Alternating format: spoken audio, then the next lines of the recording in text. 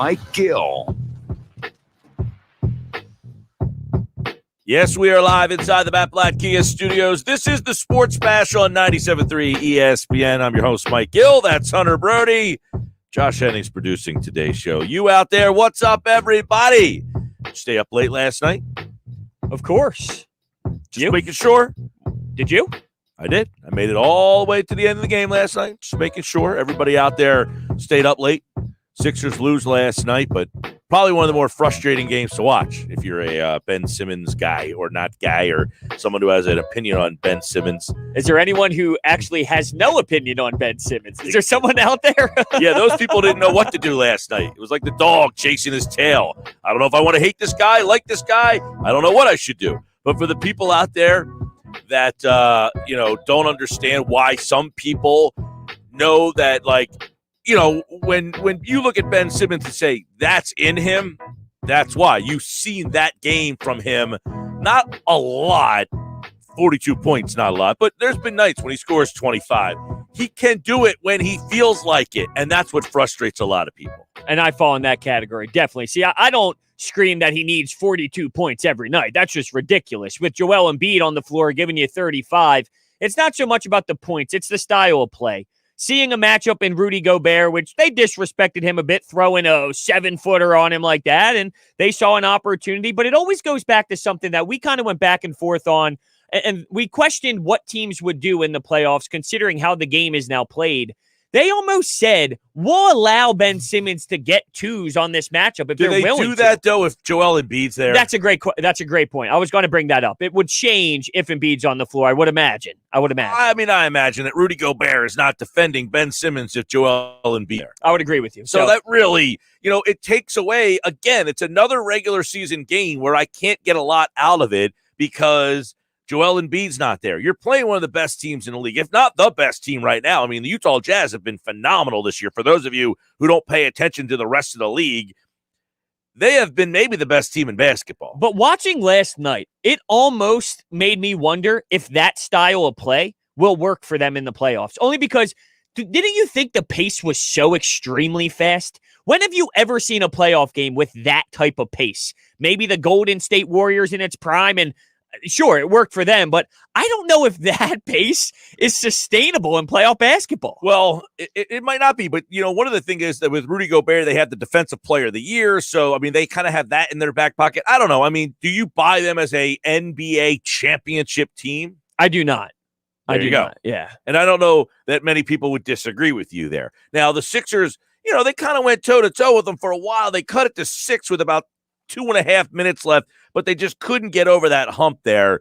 But, so it was funny. Ben Simmons scores 42 last night, but not universally embraced. It was, he scored 42, but he didn't shoot 1 3. It's like, how do you score 42 points, not to shoot 3? That whole thing. Like, so it wasn't like, oh, wow, he scored 42. Like, it still had a polarizing discussion around it. I think the polarizing discussion is more, why can't we see that more often, rather than, because there's two ways to look at it. You can look at the 42 and appreciate it for what it was, because he was stellar. I mean, you see his back to the basket and that baby hook shot, and he's putting his shoulder down and attacking the rim. I mean, he did it in so many different ways. His free throw shooting was insane last night.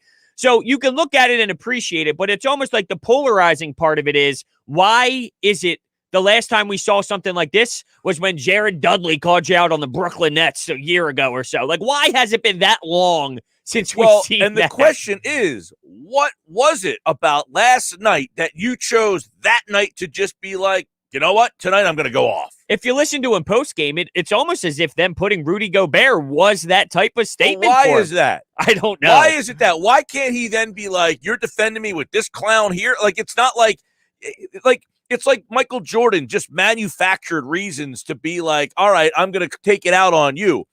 What was it that you can't just be like, Rudy Gobert, really? Oh, I'm going to show you. Like, okay, then why not say you're going to guard me with? Well, I've seen him when they played Memphis, right? I saw him actually pull up and not attack Grayson Allen maybe 5 times. And that's the perfect example. You're right. Why wouldn't you laugh at the fact that Grayson Allen is on you, but when Rudy Gobert's on you, you take that to heart? It's ridiculous. Anybody, any other team, any team that puts a guy up against you, Why not just be like, you're going to put this guy on me? Like, seriously? Like, I don't get it. What was it? That's what frustrates me the most. Like, I'm done the frustration. I'm past that now. The frustration of I want him to score 25 or 20 something and be this scorer. I've realized he's not a scorer. He doesn't want to be a scorer. He's not a scorer. I'm okay with it because the team around him. Now, there's some questions about this team around him now all of a sudden that are starting to pop into these games that we've seen on this road trip. But the fact that I'm okay, they don't need him to be the scorer, fine. But what was it about last night for him that he was like, I'm going to do this? He had 19 in the first quarter.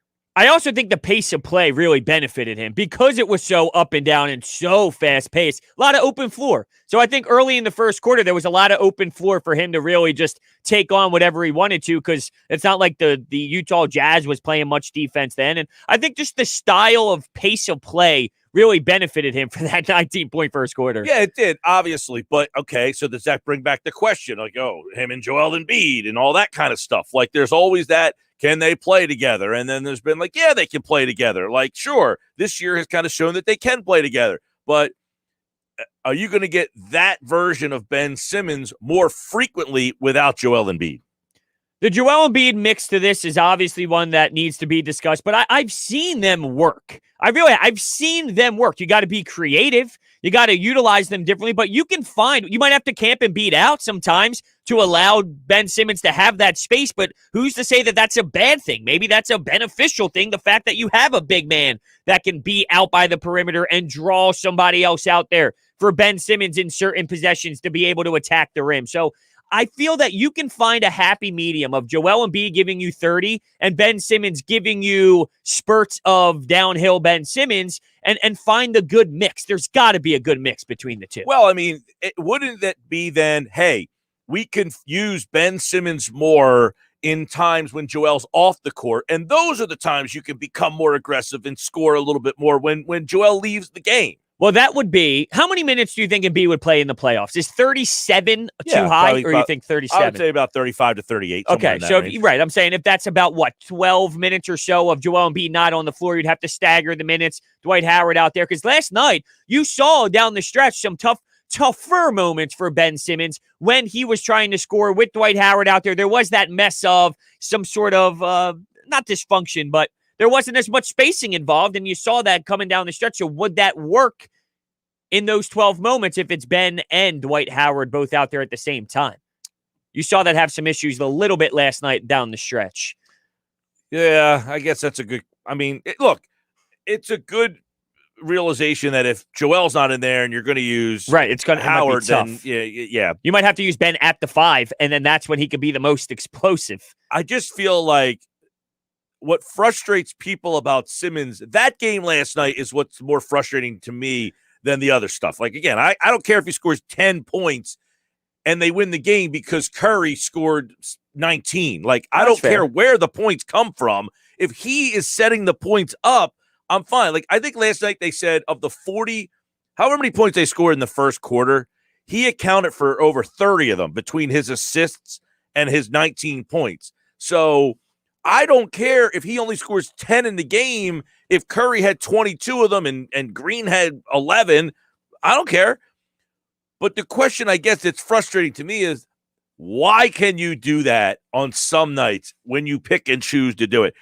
It makes people, it's like Jordan Clarkson goes for 40 last night, and it's like, Jordan Clarkson, I don't expect can go for 40 whenever he feels like it. It's like he's got to have that night in him. It puts Simmons almost on a Clarkson-esque level because he only does it once in a blue moon. Does that make sense? That's a great point. The way that you describe that is perfect. Ben Simmons can do this more often. He doesn't. And he's not Jordan Clarkson. Right. Jordan Clarkson can't do this whenever he wants to. It happened to be that night for him. It's like back in the 90s, the Sixers had this guy named Willie Burton. He stunk. I mean, he was just like a guy who, he was like a Shake Milton almost, like could score, and that's like what he did. He scored like 51 game, and he never did it again. But it was like, yeah, any NBA player for one night, if they just have it, they can do it. Dana Barros one game in the 90s. had a night when he scored 50 and he was making threes from I think all over the Furkan place. had 30 last year at one point. There was a game when Manute Bol was playing for the Sixers, and he hit like 7 threes that night. The guy was 7'7", and he was just chucking threes, and they were going in. For whatever reason, for that night, Willie Burton, Dana Barros, these guys go off. Ben Simmons could score 25 a night if he wanted to. Jordan Clarkson can't. That's the difference. So when, our buddy Glenn will call in and say, he's just a guy. No, he's not just a guy. He can do that whenever he feels like it. What makes you think he's just a guy is because he doesn't do it as often as you would like, but he can do it whenever he wants. The frustration is, why doesn't he? Yeah, no doubt. I feel the same exact way. When I look at last night, instead of appreciating it, which is what we should do first, our first initial reaction is, wow, embrace what Ben Simmons is doing, because this is fun to watch. This is insanely talented basketball that we're watching right now.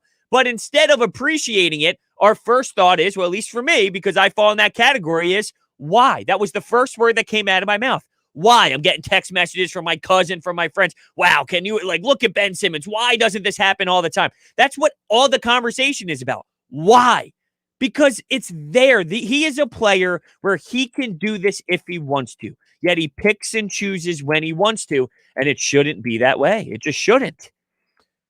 609-403-0973 if you want to hit us up on the text board. There's a text message that I want to pop up on the screen here and kind of get your thoughts on it, because there was a report over the weekend that suggested, or not suggested, that it's essentially saying the Pistons are going to shut Blake Griffin down. All right. And of course, this comes in, and I don't know what to do with it. For the second time in his career, Harris should be traded for Blake Griffin. That's the worst thing I've ever heard in my life. Is it, though? Yes. Okay, let me get your... Are you disagreeing with me? I don't think it's the worst. Blake Griffin's getting paid like $36 million a year. Tobias Harris gets paid a heck of a lot of money. And it's saying a lot that Tobias Harris is the easy answer. There was a time when this would have been a no-brainer for me that Griffin was the better player. He stinks now. Right now, he is not the same player that he was when... There was a night he came into Philly with Detroit, and the game was in Philly. I was there watching the game, and the guy's hitting threes left and right. I'm thinking, when the hell did Blake Griffin evolve his game to become a three-point shooter? Like, he was a legit triple threat scorer, but he has not been that player in like 3 seasons. Yeah, it's been a while. He is hurt constantly. Blake Griffin is hurt. Can't stay healthy, and quite frankly, the three-point shot that he had for 2 years ago when he went to Detroit, he shot 36% from three. Not great, but it was a part of his game that he never had in Los Angeles. That's league average. Right. He is down. Last year, he was 24% from three. This year, he's 31% from three. I can't swap out the three-point shooting that Harris brings me for what Blake Griffin is right now. He's a 31-year-old guy who I think is more broken down than maybe that guy wants to admit. The contract that Blake Griffin has is absurd. Well, so might be the worst contract in the league. Oh, it is. Oh, no doubt about it. It is the worst contract in the league. He's a bum at this point of his career, making $36 million a year. It's ridiculous. But we had Paul Hudrick on yesterday for our Inside the Sixers segment, and he said it's possible that Detroit buys him out. Now, if Detroit buys him out, now you might be able to snag him for that backup 4 role. Does that change your opinion at all? I don't want anything to do with him, to be honest with you. Well, yeah, and here's the problem, though. It sucks that the league has this option now where a player of that magnitude, I'm not saying Blake Griffin sucks and that he's beaten down and can't play anymore, but if I'm saying Blake Griffin, Tobias Harris, this version of Tobias Harris that I have right now is better than the version of, and look, 2 years ago, I made a total turn on Blake Griffin. When I saw him, he was like, I tell the story a lot about when I became a Jimmy Butler fan. And it was that game I was at when the Sixers were beating up on the Bulls. They were up by like 25. This was like during the process years, so they were terrible. But they were beating the Bulls by like 25. Butler brings them all the way back. They go to overtime. Butler scores 50-plus in that game, and the Bulls win. And it was that moment I said, Jimmy Butler's, he's on another, he's not LeBron, but he's also now, he's on that next level below LeBron. Blake Griffin had a night like that where I was like, dude, this guy's game has come so far from being just the dunk lob city Clippers Blake Griffin. This guy's evolved mid-range jumpers, three-pointers. Like that first full year when he was in Detroit after the trade from the Clippers, he shot 36%. He scored 18 points. He scored 25 points. He was scoring 25 points a game for the Pistons that year. He was like a bona fide all-star, like near that next level. He is not that guy anymore. No, he's not. I think you were a little bit higher than I was on Blake. I'm not really like a big fan of where he is at all right now, to the point where I wouldn't even think about sniffing Blake Griffin. But I do remember that game against the Sixers. I think he dropped 50. He dropped 50 points against the Sixers back in 2018, and it went into overtime. I actually really do remember how dominant he was in that game. But as of the most recent stretch of Blake Griffin, he wouldn't cross my mind, to be honest with you. That's how I am on Blake Griffin at this point of his career. His best year was that 18-19 season. He scored 24.5 points per game. He was grabbing 7.5 rebounds, 5.5 assists, and he shot 36% from three. If you told me I was getting that version of Blake Griffin, I would consider it and probably lean towards Blake Griffin. But right now, I think Tobias Harris is and for the contracts, the problem is you could trade Tobias Harris's contract for Blake Griffin's contract because they're both terrible contracts. I think Griffin's might be – I think Bobby Marks said over the weekend, it's the most untradeable contract in the entire league. I don't think the Sixers want to deal with bringing that on board. I know this is impossible, but I'm just saying hypothetically, let's go back 2 years and say that you could get the Blake Griffin version that he was playing at. I feel Tobias Harris fits here because of his style of play, not a ball dominant guy. If you remember that year with Blake Griffin, he was almost running the team, though. He had the ball in his hands a lot. He would have to kind of like have the ball in his hands. So in terms of fit, how would a Blake Griffin of 2 years ago fit with the Joel Embiid of today? I don't know if that fits as nicely as that stretch 4 version of Tobias that we're getting right now. No, he's not. He definitely – look, Tobias, by the way, if you watch that game last night and then decided I'm going to email to trade for Blake Griffin and trade Tobias Harris, Tobias had a tremendous game last night. And there was a play where Simmons is kind of aggressive, and he dribble drives, and then he kicks it out, and Tobias catches it on the wing. He shot that 3 on the left wing without hesitation. There was not a thought, nothing. And I was like, man, this is a completely different Tobias Harris. Are we going to get it in playoff time? I don't know. But he's shooting 42% from three-point range right now. I can't trade what he's doing. Now, I'm not saying he's an untradeable guy. If you told me, hey, I'm going to trade Tobias Harris and I'm going to get back X, Y, I just don't know that Blake Griffin is right now the player that I would be willing to swap him out for. I agree with you. And I'm not saying that Daryl Morey wouldn't be open to it, but do you even have a sense that Daryl Morey's even thinking about trading Tobias Harris right now? Because I would imagine no. No, I would think not. Now, the guy followed up and says, Blake is way better than you guys think. He's better than Ben.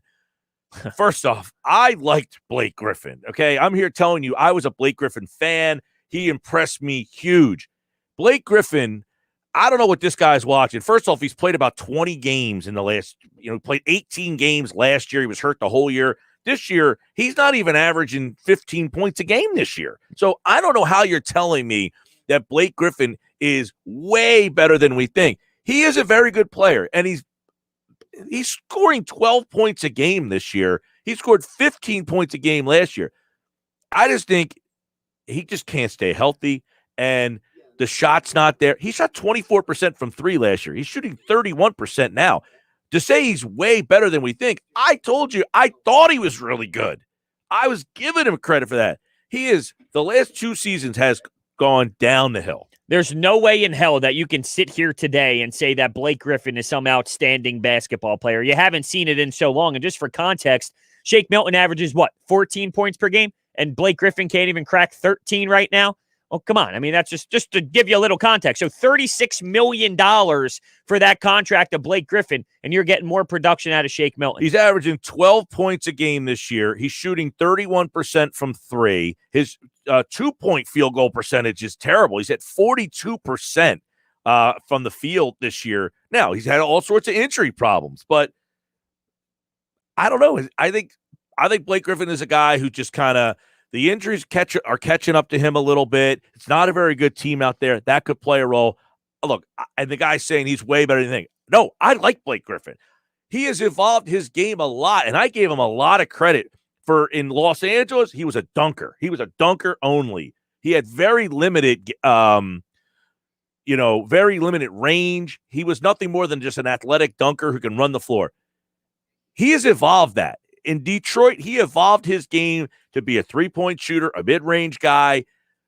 He is right now, first off, he's not way better than we think. He's very good. He's declining, though. He's a declining player. Yeah, I'll be honest. I think of him as like out of sight, out of mind. I think of him as irrelevant at this point until he proves me otherwise. You go through the last 2 years, and it's you can't defend anything. The guy hasn't played. He hasn't performed. I don't even think of him as anywhere even near like a good player anymore. He's just a guy in the league with an abysmal contract. That's the way I view him until he proves me otherwise. If he finds a way to somewhat rejuvenate a bit and becomes more of a version of himself, if he gets bought out by Detroit, then I might change my opinion. But as of right now, he's seriously out of sight, out of mind. I don't even think of him as a top tier player anymore. Like he's just there. And I hate this whole thing now, where you can just say, I don't want to play anymore, or the team doesn't want to play you, so they're not going to, they're doing this with Drummond, and I think that has really become a problem in the league. You? Yeah, but I don't know how you change it. Like, it obviously it's not one person, but it did get to this point where it is now allowed. So there was there was clearly a transformation where this wasn't as normal, and then it became normal. Somehow this was allowed for it to happen, but I don't know how you go back. You're too far gone into this territory. Dude, the buyout market has become a whole season, the buyout market. But you shouldn't have a league where bad teams can just buy their best players out and let the good teams all bid on them so they can essentially become free agents in the middle of the season and pick where they feel like going. Yeah, it is a little bit weird, but at the same time, if you're in another business and if you get paid out, like you can't, how do you stop that from happening? And then you're a free agent in the world you're in, whatever business you're in. You know what I mean? Sports has always been kind of different from the actual business realm. Definitely. I mean, this is a competition-based business. You're giving a player a free market in the middle of a season that is already underway, essentially because that team's no good. But you're paying them your money. So as long as you're doing it on your end, but I'm with you. It is a little weird if you think about it that you guys can just, hey, go ahead and go pick whatever team you want to go win a championship. Okay, here's something, though. Bobby Marks tweeted this out. Blake Griffin has a total of $53.7 million owed to him for this year and all of next year. Any contract can be moved, he says, but this is one of the most challenging in the NBA. It's a cap hit of $36.8 million and a $39 million player option. All right. The question is, though, would you be willing to take that contract on because it has less time left on it than Tobias Harris? Absolutely not. This version of Tobias Harris, I'll take my shot with Tobias Harris over anything Blake Griffin related. I think you're significantly worse moving on from this version of Tobias Harris. So no, I would not. Would you? Probably not, but that element of it, Maury might say, that's interesting. I'd be shocked. Because keep in mind, Tobias Harris is getting paid $34.5 this year, $35.9 next year, $37 million the following year, $39 million the year after that. Yeah, but I think Daryl Morey and Doc Rivers looks at Tobias Harris as a player who's going to help them win a championship. See, if you bring in Blake Griffin, you're now just saying, I'm taking this dump so then we can get a new piece for Tobias Harris, and we never thought he was going to help us win a championship anyway. It's almost like Daryl Morey just told us it's championship or bust. That's not a championship or bust move. That's a cap dump for years down the road. Well, you just said something, though, that I don't know that I personally agree with. And what's that? That they might say Tobias Harris is the piece, a piece that can help us win a championship. They might say he's a piece. We like him. But you're going to bring in Blake Griffin? Well, not as the piece, but as I can get out of that Blake Griffin contract and get myself back into cap regularity and go get a guy that I really want. That wouldn't That's be a championship. Upgrading Harris by getting rid of him to get that contract out of here faster. That's the difference. I would not support that logic. I would not. 609-403-0973. 609-403. Yeah, Griffin, 609-403-0973, by the way. Griffin is would be out of here after next year. So this year and next year. Harris has this year and then 3 more at almost $40 million per season. That would be the one difference. If you're Daryl Morey, you would say, these are players. I like Harris better, but I like Griffin's contract situation better. That would be one way I can see them possibly considering it. We'll continue the conversation. You guys are watching us live on our website, 97.3 ESPN.com. I like this guy. He says, Mike Gill's finally back. Like, as I thought was gone for a month. 2 days. It's like 2 days. Finally. 2 days? Bro, this guy says you look tired. It's probably this light that's shining in my face. He says, Brodes, you look so tired this morning during coffee time. Your eyelids look like they were going to drop to the table. Not now during coffee time. But it's coffee time now, too. That's the thing. It's nonstop coffee time. Sports Bash is brought to you by Matt Blatt Nissan. The all-new Matt Blatt Nissan is now open. Black Horse Pike in Egg Harbor Township next to Home Depot. Visit them online at mattblattnissan.com. Yeah, tell them about the new Coffee Time with Brodes. Yeah, Coffee with Brodes. It's 9 a.m. to 10 a.m. on Twitter at Brodes81. It's also on Sports Talk with Brodes' YouTube channel. And we just hang out, talk some sports, kind of recap what happened the night before. And Bachelor? Have some coffee. No, but I did see some controversial stuff going on there. There was some controversial stuff, yeah. But he's down to his Final Four. Okay, that's more important. It sure is. Sports Bash is live on 97.3 ESPN, the free mobile app, and watch the show live on our website, 97.3ESPN.com. There's never an off season for the NFL. It's football at 4, every day at 4 p.m. on the Sports Bash with Mike Gill on 97.3 ESPN and the free mobile app. Bigger, better, Boardwalk, Boardwalk Honda.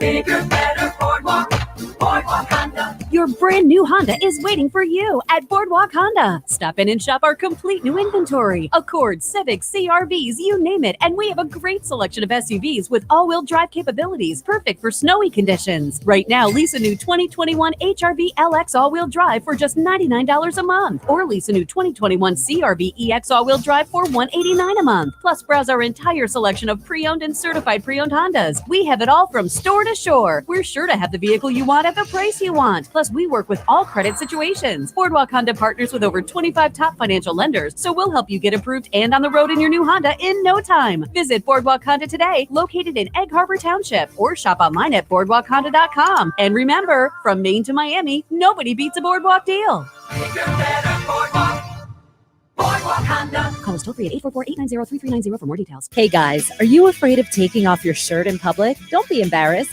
Just say, I love Lyle back instead with male breast reduction. Many men develop a fullness in their chest as boys that persists and even worsens as they get older. This condition is called gynecomastia, and with simple liposuction, most cases can be effectively treated. Call 856-MAKEOVER today to schedule your private consultation with Dr. Lyle and Back. That's 856-MAKEOVER, or visit ilovelyle.back.com.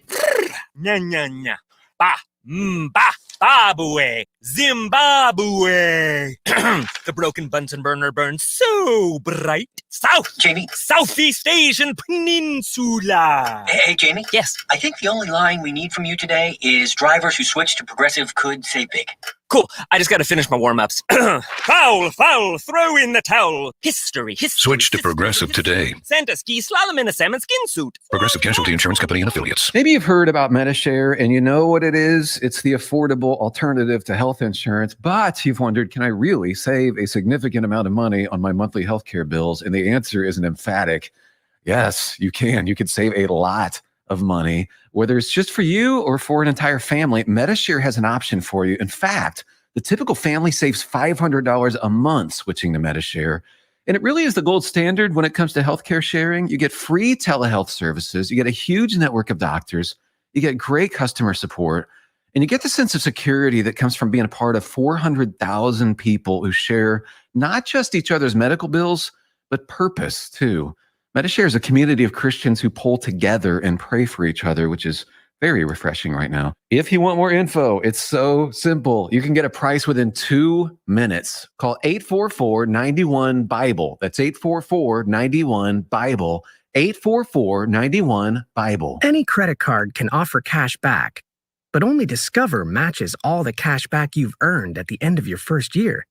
It's like getting one of those birthday cards that's shaped like cash, so you already know there's cash inside before opening it. But in this case, it's stuffed with your first year cash back match, and you don't even have to send a thank you note. Cashback match. Only by Discover Card. Learn more at discover.com/match. Discover. Something brighter. Kendall Auto Plaza offers the area's best car and truck buying experience with 60 years of customer satisfaction and community service. What's on their 100-acre lot? A huge inventory of Ford, Lincoln, Dodge, Jeep, Ram, Chrysler, and over 100 quality and certified pre-owned vehicles. Whether you use your car, truck, or SUV for work or play, discover why Kendall customers are so loyal. Kendall Auto Plaza, exit 10 of the Parkway on Stone Harbor Boulevard, or shop from home at KendallAutoplaza.com. This season's hottest collection is dropping just in time for lunch. Meat Church's new all-white meat Texas tenders, accessorized with butterfly shrimp. Snag your Texas tenders and shrimp meal for just $5. Church's bringing that down-home flavor. Offer valid at participating locations. The Sports Bash with Mike Gill and Brodes on 97.3 ESPN, the free mobile app. And now you can watch the show live on Facebook, YouTube, and Twitter at 97.3ESPN.com. Yeah, you can watch the show. Go to our website, 97.3ESPN.com. I'm Mike Gill. That's Hunter Brody. At Mike Gill Show, at Brodes81. Don't forget, coming up at Football at 4, Andrew DiCecco. We'll have some new news on Carson Wentz. New news on Carson Wentz. We'll get into it in just a little bit. Jeff Nadu, Barstool Sports, will join us at 3, as we'll take a look at some of the games tonight to bet on. And Football at 4. Inside the Sixers, Tom Moore is going to jump on today. By the way, do you see any of the stuff over the weekend? Some of the Sixers, it looks like they're interested in some point guards. Yeah, DeLon Wright, George Hill. Those were the two names I saw. Did you see any other ones pop around? Those were the two, DeLon Wright and George Hill. Now, Hill is a guy who interests me a lot. DeLon Wright is another guy. He's very good. He's better than people will probably understand. But Hill, to me, is kind of like that veteran. He can run the second unit.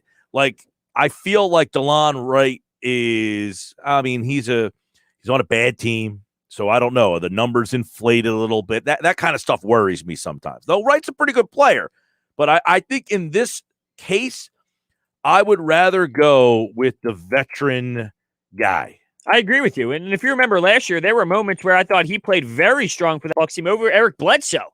Like, George Hill was a really successful piece for that team that I think can be very beneficial to the second unit. As you can tell, they have trouble setting things up and calming things down from any point of like, hey, let's just run the offense. I feel bad for Tyrese Maxey out there because it's almost as if he's trying to make all this stuff happen and everyone's standing around waiting for a pass or whatever, and he's the only one initiating some sort of drive to the rim. Yeah, he doesn't. They don't have a backup point. They just don't have a guy to run the second unit. They don't have that veteran point guard that can come in, know his role, and kind of be the guy that runs that second team. That's why I think Hill would be a better guy at just running the second unit. He can shoot the three, and he's a leader. He's just a good veteran player. Now, DeLon Wright's not like a young kid. He's been around the league for 4 or 5 years, but I don't know that that's really what role suits him best. So of those two, Hill would be my preference. I would agree with you. I would like to go with that George Hill role. I think that would be strong. And like, for example, last night, you can see just not having Shake out there, how it screws up everything. And you know where I stand with the Furkan Korkmaz thing. But at some point yesterday, you have to put him in a situation that isn't suiting him best. It's uncomfortable for him. He's trying to put the ball on the floor a lot because there's nothing else out there to really calm down everybody. You're forcing Furkan Korkmaz to play this role that isn't going to benefit him whatsoever. So naturally, there's going to be a ton of issues for him, and there's going to be some ugly play. So you need someone out there that can help calm everybody else down, and I think George Hill would do a better job of that than anybody else right now who is in the mix of the conversation. Frank is watching the show on Facebook. He says, Bradley Beal would be the move I would make. Now, that's the problem. I don't know that Bradley Beal's available. I think everybody would be willing to take on Bradley Beal. What do you have to give up to get Bradley Beal? That's a problem. So he asked, what do you guys think it would take to get Beal? I would imagine it would take Ben Simmons would be the starting point on that. You're not putting together a package for Bradley Beal where you can cobble together Tyrese Maxey, Shake Milton, Thibault. Like, you're not putting together 3-4 guys who were all just average players and getting Bradley Beal back. I would agree with you. Yeah, no doubt. And you know, when we were talking about the Harden thing, we would go back and forth about, okay, what players would we do it for? And then as we started to watch Ben, you even said this yourself that, well, maybe you changed your opinion a bit. Maybe you wouldn't have traded Ben Simmons. Maybe you would hold on to Ben Simmons. And I understand why. And I feel like there is a part of me that every time I mentioned me ever wanting to trade him, it really only fell down to two guys. It was Beal, it was Harden, and Levine was like, I'd really have to be suckered into more pieces than just Levine. That's not enough. And I still stay strong with that. But there is a little bit of me right now today. When you do hear the name Bradley Beal, I feel like I question it more now than I did a couple weeks ago. Like, would I do it? I don't know. Would I do it for Bradley Beal? I don't know if I would. But ask me a month ago or so before he turned the clock around and started playing a little bit better offensively, it was a no-brainer I'd be doing it for Bradley Beal. Yeah, Ben Simmons, if you get this Ben Simmons that's averaging, 14, 15, 16, I guess he's been even better than that. Yeah. About the last month or so. Here's the problem, though. You did see last night down the stretch the spacing problems between him and Dwight, which, once again, there's no Joel Embiid, so it changes things. But that last play against Portland, it was on full display how when he's the inbounder and not one soul is giving him the time of day of respect, it results in a turnover. There's a correlation there. Because if you're Damian Lillard inbounding the ball at the last play, what's everyone saying? Watch for the inbounder because he's going to get the basketball back. When you're not a threat, it costed them that turnover at the end of the Portland game. Now, you don't have to run that play. You could run other plays. It's not that that's the only one. But that was a moment that definitely costed them due to the lack of offensive game out of Ben. Yeah, I was going to say two things there. One, if that's the case, then you don't make Ben the inbounder. Right, exactly. You could change the play, no doubt. Right, exactly. And two, this is where, you could have Ben be the inbounder there. Let him throw the pass in and get him the ball right back with a full head of steam. This is where he needs to be aggressively want that pass right back with a focus to get to the basket. And then, of course, the next step is he's got to want to get to the line. Well, yesterday I was shocked. Call me stunned after that free throw performance. He went to the free throw line double digits and knocked down 10 of them. He's 75% right now from the line in the month of February. So that part of his game is getting better. He was 65 in January. He's 64.3 right now. He's averaging 21 points a game in the month of February. So 6 games, 21 points. Free throw percentage is 74.3. I mean, those numbers are starting to all kind of tick up a little bit here. So that's the thing is you could use him as the inbounder there. But there's ways like either get the ball into somebody and then give it right back to him immediately with a full head of steam. Soon as you pass it to, say, Curry, give it right back to him, Ben, as you're on the run and take your momentum to the basket.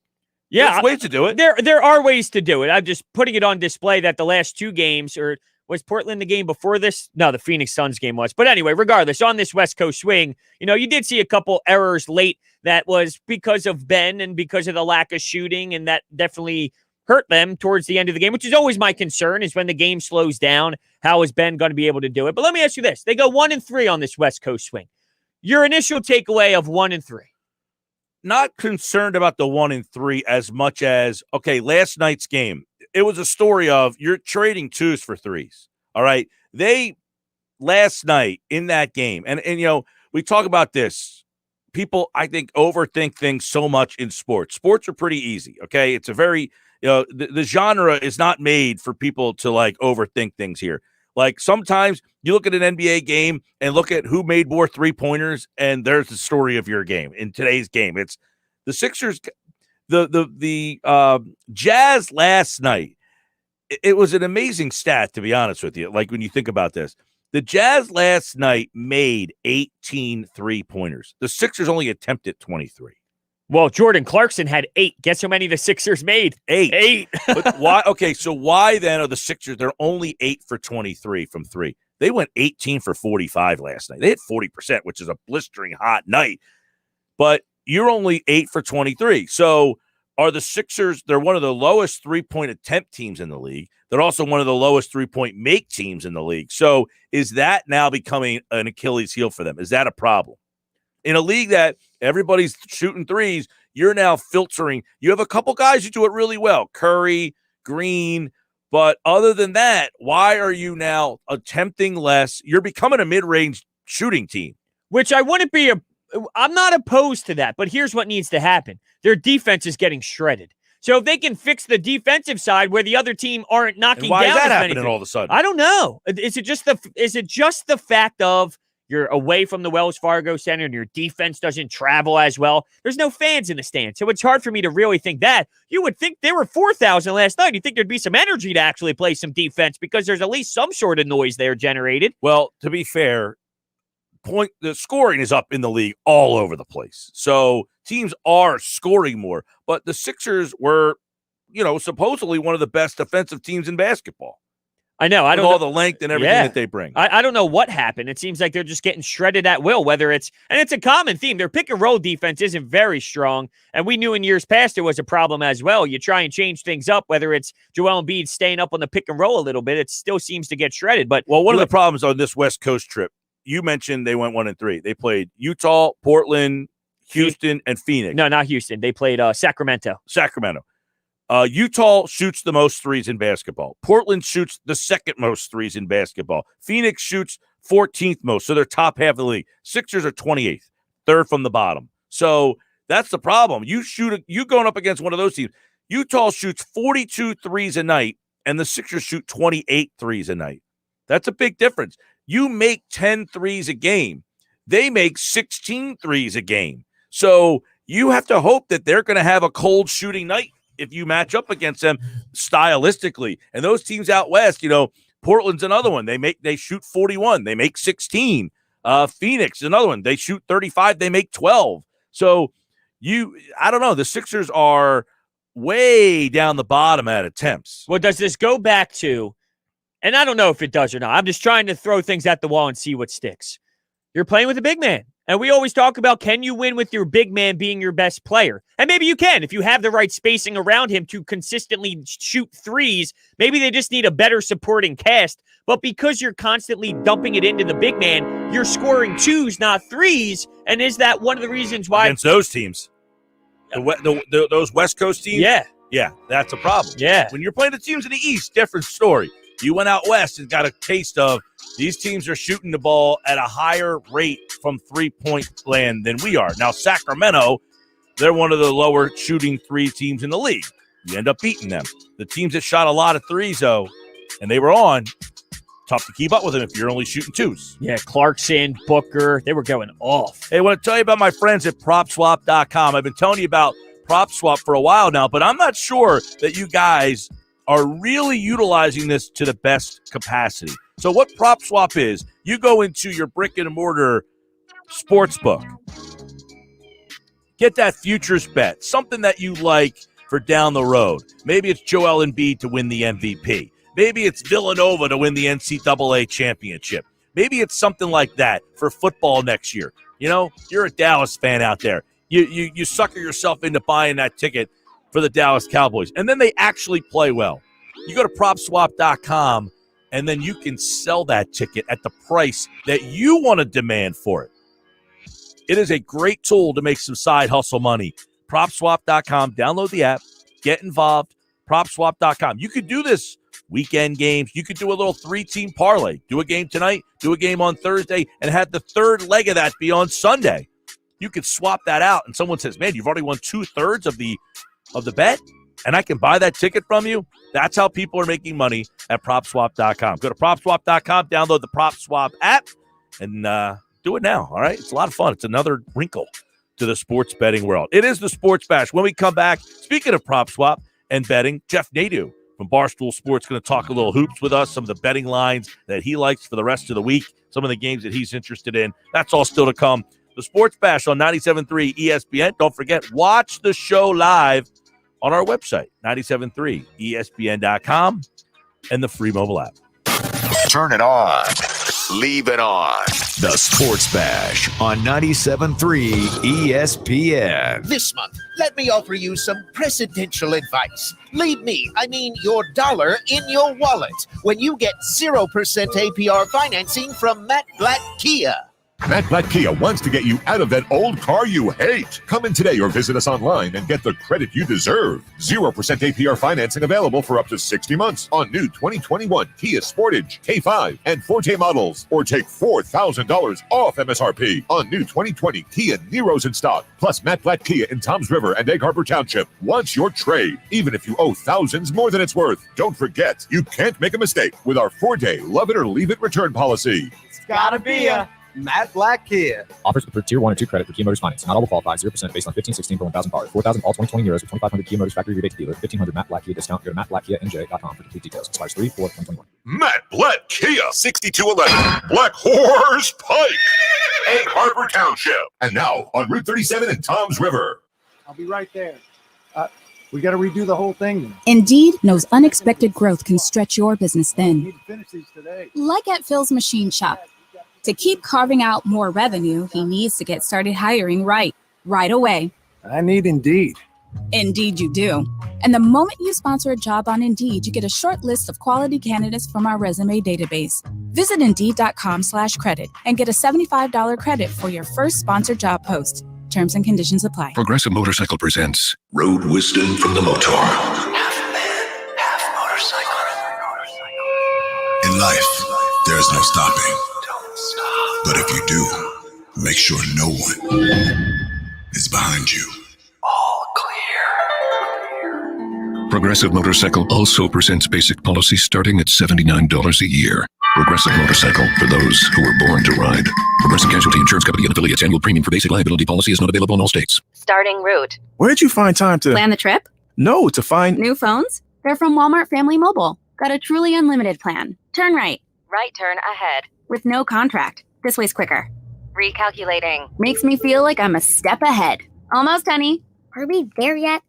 Get a truly unlimited plan with 30GB hotspot for just $49.88 a month. Powered by T-Mobile. Walmart Family Mobile. Stay a step ahead. HD video streaming up to 720p. See terms and conditions at myfamilymobile.com. Available at Walmart. I struggled with symptoms like frequent gas and stomach pain for years. I was bloated all the time with daily diarrhea. At first, I thought it was what I was eating.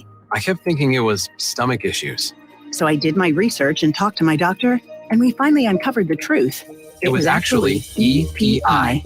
Exocrine pancreatic insufficiency, or EPI, is a condition where your pancreas is unable to help break down your food.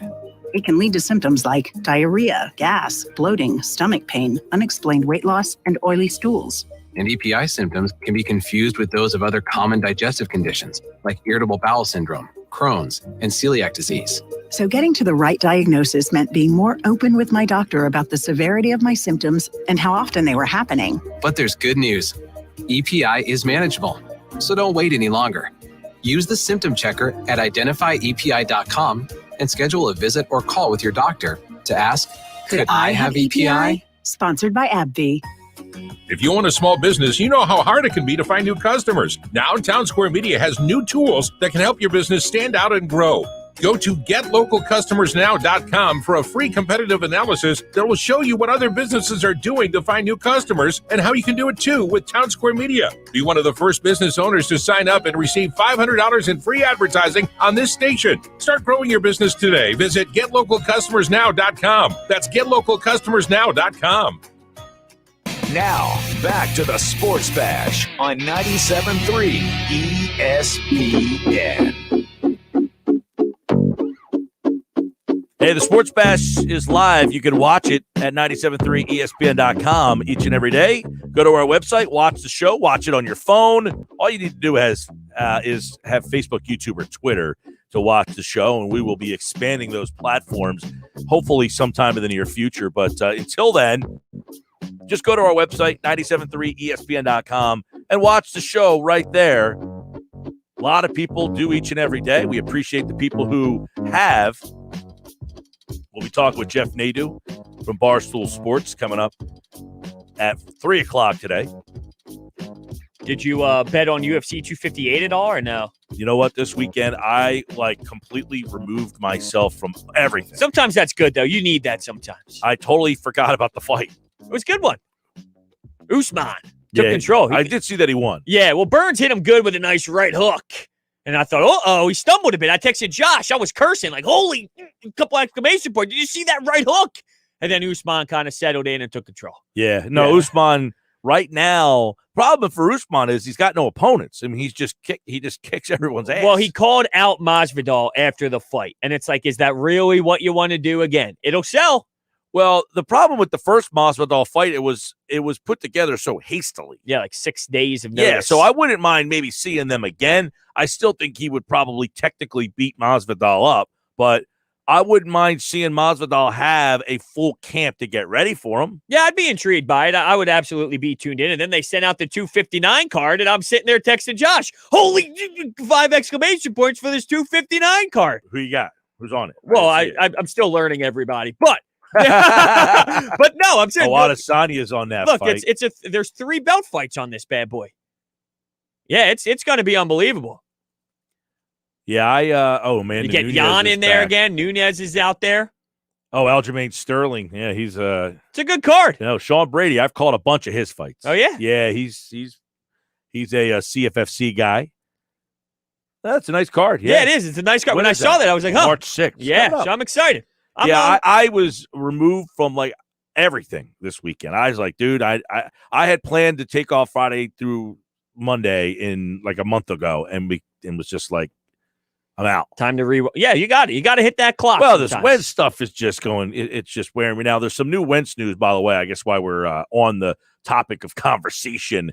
The latest on Carson Wentz. This is from Albert Breer at Sports Illustrated. He believes the Bears are the front runner for Carson Wentz. Now, apparently, within this report, bro, this is where it gets kind of interesting. I think it's at this point where the Bears, they want to make the deal, but they just want to find out if Wentz is willing to go there. Will he have a problem going there? We might have an answer soon here.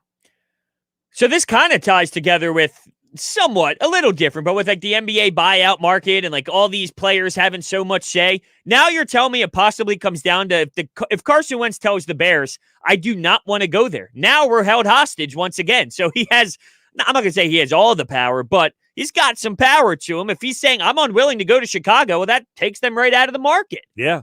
Well, if you're the Bears and you say, we're going to give you whatever to get him, and then he says, I'm not really thrilled about playing for you. But the difference is it's not like an expiring contract where you have to worry about re-signing him and all, but there is a layer to it. If he, if he goes out there and says, I am not going to play here, well, then you have an issue. Here's the thing. People have gone back and forth. Are they losing leverage? Do they have leverage? Is Roseman playing this the right way? Yada, yada. I think Roseman is doing a good job here, and here's why. Okay, there's so many quarterbacks on the market. I don't know, 20 different quarterbacks that could be moved this offseason. They're talking about 18 to 20 different guys. First off, Roseman doesn't want to set the market, right? He wants to wait until one of these other quarterbacks of equal or somewhere in the same range as Wentz moved. I love that you brought that up. Okay. 2, the teams that he's dealing with, he has power over them. He has the player. And ultimately, he could say, guys, you, Chicago, you, Indianapolis, you're going to get fired if you have another crappy season. So if you want to go into your crappy season with Jacoby Brissett or Jacob Easton, if you're Frank Reich, good luck. If you want to go into your season with Nick Foles and Mitchell Trubisky, Good luck. And if you want to reconsider that, you can call me because I got two guys. You don't like Carson Wentz? I'll give you my other guy. You want Carson Wentz?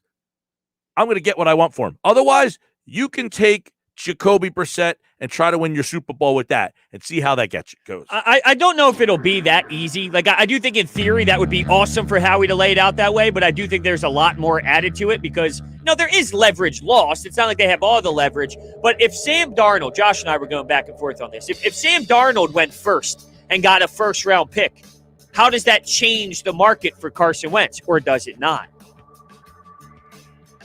Well, it depends. If Sam Darnold gets a first-round pick, if I'm Howie Roseman, I'm saying you got to give me better than what he got. And I think that's one of the things he's waiting on. He wants to see what quarterbacks in the and NFL.com. I have this up on the website, 973ESPN.com. Go check out the list. They ranked all 59 starters. There was 59 different starting quarterbacks who took a snap this year. They ranked them. Check out where Hurts and Wentz were on that list. And then check out the rest of the NFC East. It was pretty comical. But we'll get into that list coming up later on in the show. But Jeff Nadu from Barstool Sports is going to talk with us next.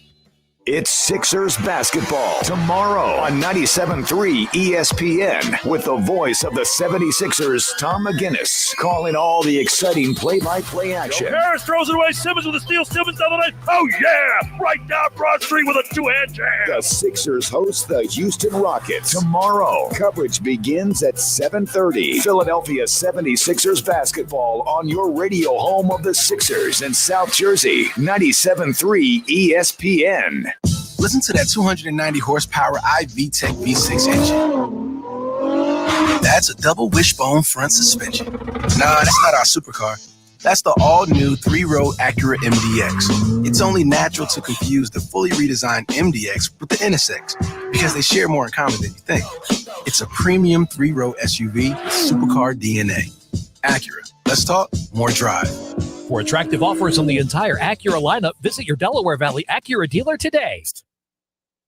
Body Armor Light isn't just a sports drink. It's more than a sports drink.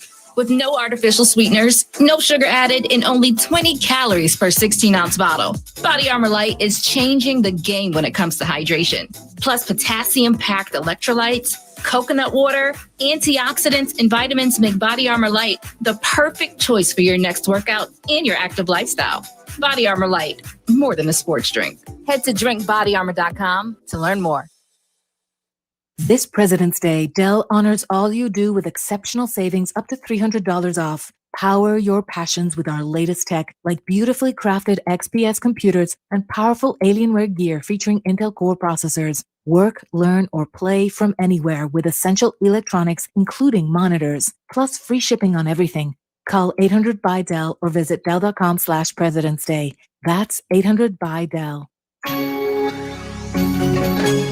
A message from your neighbors and friends at First Bank. We've been serving residents and businesses of Sea Isle City and the surrounding communities for more than 130 years. Today's challenges, while unique, are another opportunity to show our strength and resilience. Our commitment to you remains strong. Whether it's using our drive-through services, bank by phone, the First Bank mobile app, or online banking, we're staying strong with you. Be safe and be secure. First Bank, here for you. Member FDIC, Equal Housing Lender. Get in the zone, AutoZone. Welcome to AutoZone. What are you working on today? Sure, we can help you knock that oil change right off your list. Right now, you can get 5 quarts of Castrol Edge full synthetic motor oil and an STP extended life oil filter for just $29.99, plus a $10 bonus reward if you're an AutoZone Rewards member. Not a member? We can sign you up fast, right here in store or on AutoZone.com. Getting the job done just got easier. Terms at AutoZone.com/rewards. Restrictions apply. Get in the zone, AutoZone. With no fees or minimums on checking and savings accounts, banking with Capital One is like the easiest decision in the history of decisions. Kind of like Taylor Swift choosing what to wear. It's looking kind of chilly out today. I think I'll go with a cardigan. Yep, even easier than that. And with our top-rated app, you can bank anytime, anywhere, making Capital One an even easier decision. That's banking reimagined. What's in your wallet? New consumer accounts only. Approval required. Terms apply. Capital One NA, member FDIC. Hey guys, are you afraid of taking off your shirt in public? Don't be embarrassed. Just say, I love Lyle back instead with male breast reduction. Many men develop a fullness in their chest as boys that persists and even worsens as they get older. This condition is called gynecomastia, and with simple liposuction, most cases can be effectively treated. Call 856-MAKEOVER today to schedule your private consultation with Dr. Lyle and Back. That's 856-MAKEOVER, or visit iloveLyleBack.com. Sports is using technology to take the fan experience to the next level. When it comes to hiring, there's one solution that's been advancing its technology for years, ZipRecruiter. And right now you can try it for free at ZipRecruiter.com/max. ZipRecruiter's technology identifies people with the right experience and invites them to apply to your job. No wonder 4 out of 5 employers who post on ZipRecruiter get a quality candidate within the first day. And right now you can try ZipRecruiter for free at ZipRecruiter.com/max. That's ZipRecruiter.com/max. Here's the good news. Even with high unemployment, there's still a need for hundreds of thousands of cybersecurity professionals in the U.S. right now. And My Computer Career is training people to help meet the demand. No IT experience? No problem. Take the free career evaluation today at mycomputercareer.edu. Start your new life as an IT pro in as little as 4 months. Grants covering up to 53% of the cost are available to those who qualify. It's mycomputercareer.edu. This is South Jersey's radio home for the Eagles, Sixers, and Flyers. WENJ, WENJ HD, Millville, Atlantic City. 97.3 ESPN, South Jersey's sports leader. This is the Sports Bash with Mike Gill on 97.3 ESPN. Now, live inside the Matt Black Kia Studios, here's Mike Gill. All right, as we take you on a journey for a Tuesday edition of the Sports Bash, it is time to take a look at some of the lines tonight, some of the basketball games that might have some interest in making some money. Time to talk to Jeff Nadu. He's the host of the Big Man on Basketball podcast at Barstool Sports, and he is brought to you by PropSwap, America's sports betting marketplace. Sell your sports bet and take your profit. Find out how at PropSwap.com or by downloading the PropSwap app today. Let's bring him in. The Big Man on campus, Barstool Sports, host of Big Man on Basketball. It drops tomorrow at 9. Mondays, Wednesdays, Fridays is when you can get the pod. And he joins us now on the Boardwalk Honda hotline as we got a lot of great action to get into. What's going on, man? How are you? There we go. You got to unmute yourself. Sorry, I always forget that. How are you guys? Good to talk to you. Yeah, man. All is well. All is well. You're looking good over there. We got the old Miss on, the old powder blue. Yeah, I always like that blue. It really pops with my eyes. You can't see that right now, but yeah, I like this. I like the color, so I try to rock it whenever I can. All right, we got a lot going on. Of course, we're getting into March Madness now. We're starting to get into. What do you think the March Madness tournament is going? Like, how do you think this is all going to look and play out? It's going to be way different than normal. I mean, usually you have the travel fixed in, but that's not going to be the case this year, Mike. So you're going to have all the teams in one place, which is definitely different. It's a little bit different of a schedule as well. Games are now on Mondays, so it's a little different there. But I think ultimately it's going to be pretty cool. All in one place. We saw the bubble worked out for the NBA, worked pretty swimmingly. So I'm looking forward to it. I've also heard, every month is different, but you're basically a month from now the tournament will start. Hopefully maybe they can get some fans in there or something, make it a little bit better, but we didn't have it last year. So I think at this point, if it's in Tajikistan, it doesn't really matter. We're going to watch it, Who's the coach of Tajikistan? Coach of Tajik. I don't think they have a team, Mike, to be honest. In that part of the world, I don't think they even have a national team. So I don't know offhand. Well, I figure if anybody would know if they had a coach, you would know who that guy was. However, but how do you think, some teams didn't play? There's been, Michigan's been off for a while. I would think Michigan, man, if you were to put odds for national championship, they got to be in the top 4 or 5 right now, right?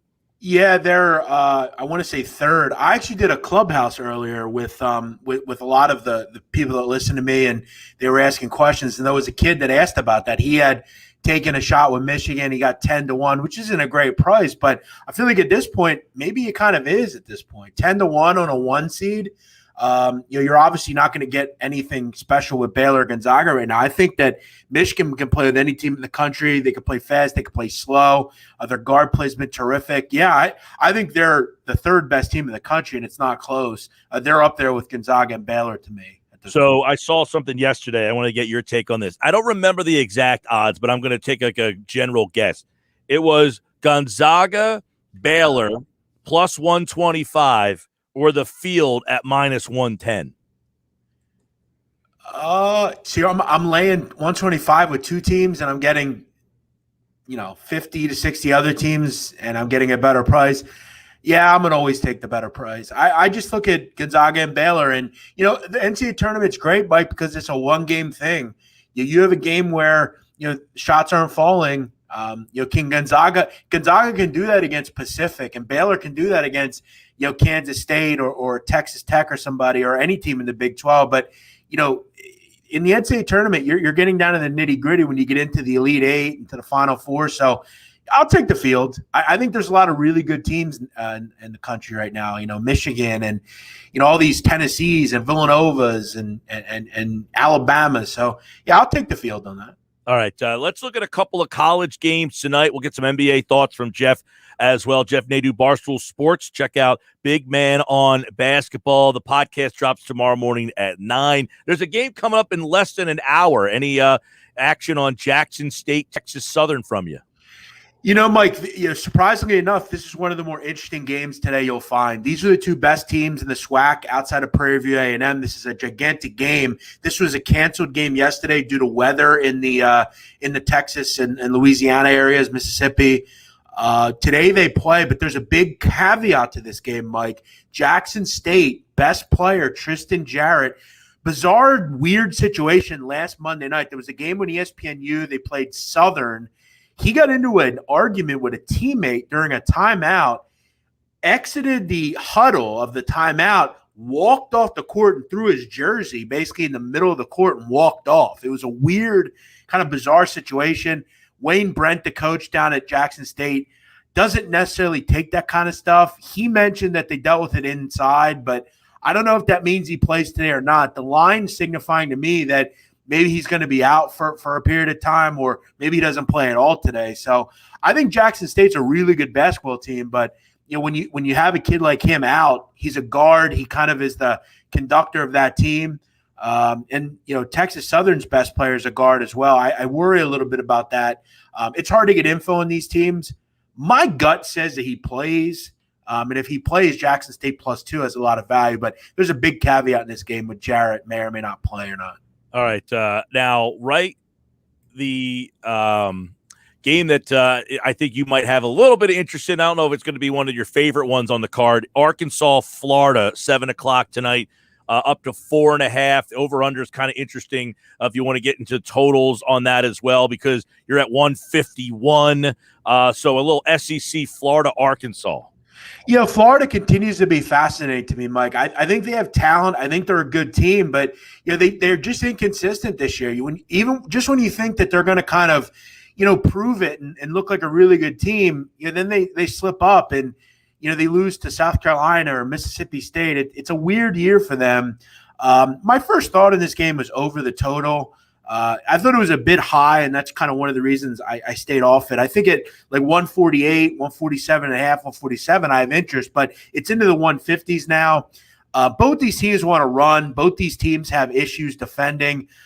They both are very guard-oriented and want to kind of get downhill and score that way.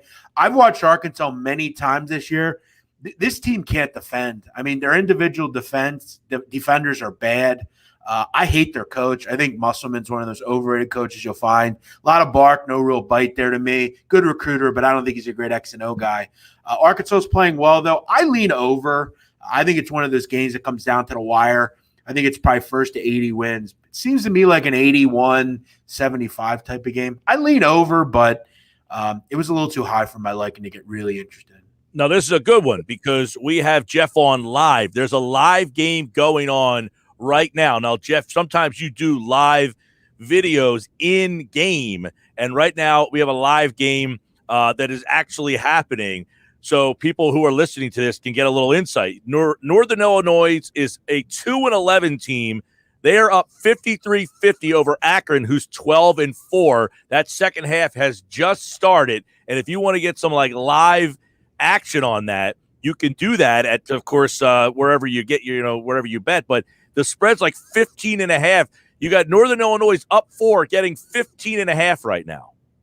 Yeah, I mean, live line's 4.5 for Akron. This has been a continued issue for Akron. They actually lost to Northern Illinois earlier this year. One of the wins that Northern Illinois has was actually against Akron. But, yeah, I mean, like you said, the second half just started, basically. You still have about 15 minutes to go. So, I mean, I think Akron at 4.5 looks valuable. I mean, Northern Illinois played well so far, but usually in the last 10 minutes they kind of will fade and dissipate. But nice game so far for Northern Illinois. Not something that I would really expect out of this game. But Mike, this is the problem you have with a team like Akron. And when you get towards the end of the season in college basketball, you need to locate teams and understand: are they do they have a shot at an at-large bid? Akron does not have a shot at an at-large bid. So at this point, Akron really has no real basis to care that much about this game at this point. Seeding is important, but this is a game where if they win by 10, who cares?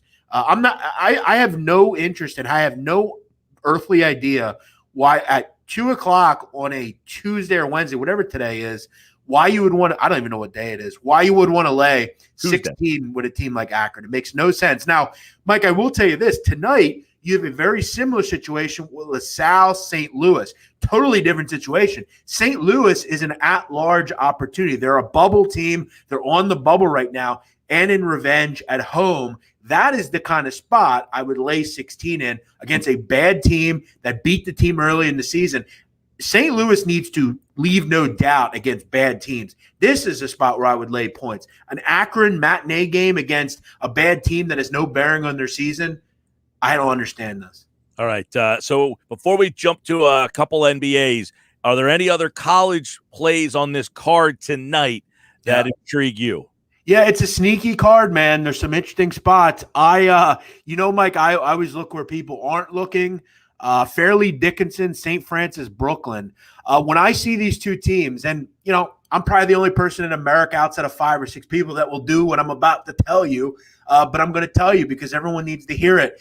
I don't know where the stops come from in this game. These are two teams, Brooklyn, North Jersey, up and down, New York basketball. A lot of offense, not a lot of defense.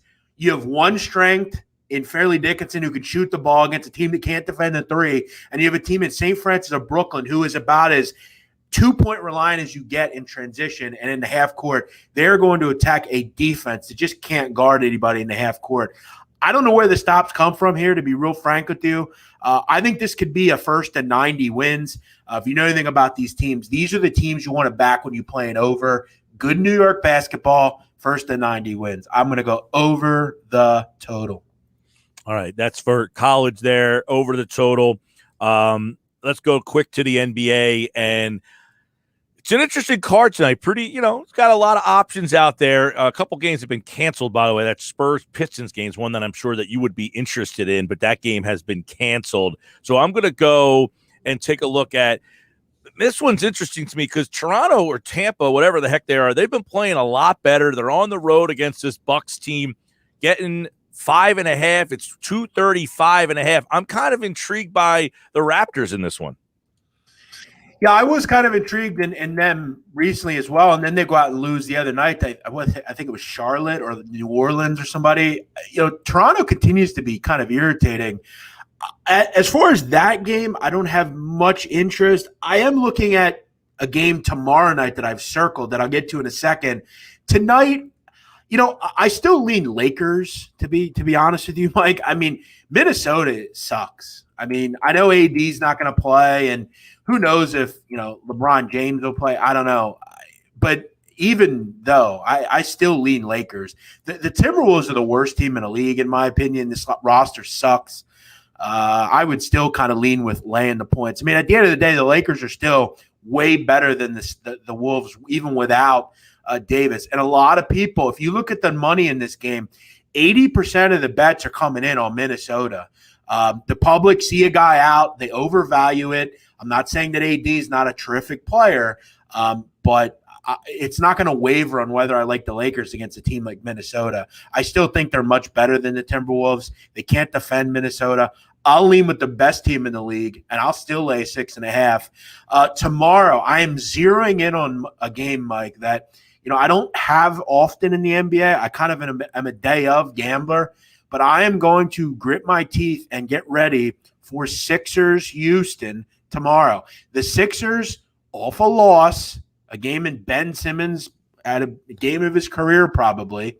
And shout out to a colleague of mine who had the absolute gall and nerve. Look, I don't like Ben Simmons, but to call Ben Simmons out that he didn't play well last night, I don't know what the hell she was looking at.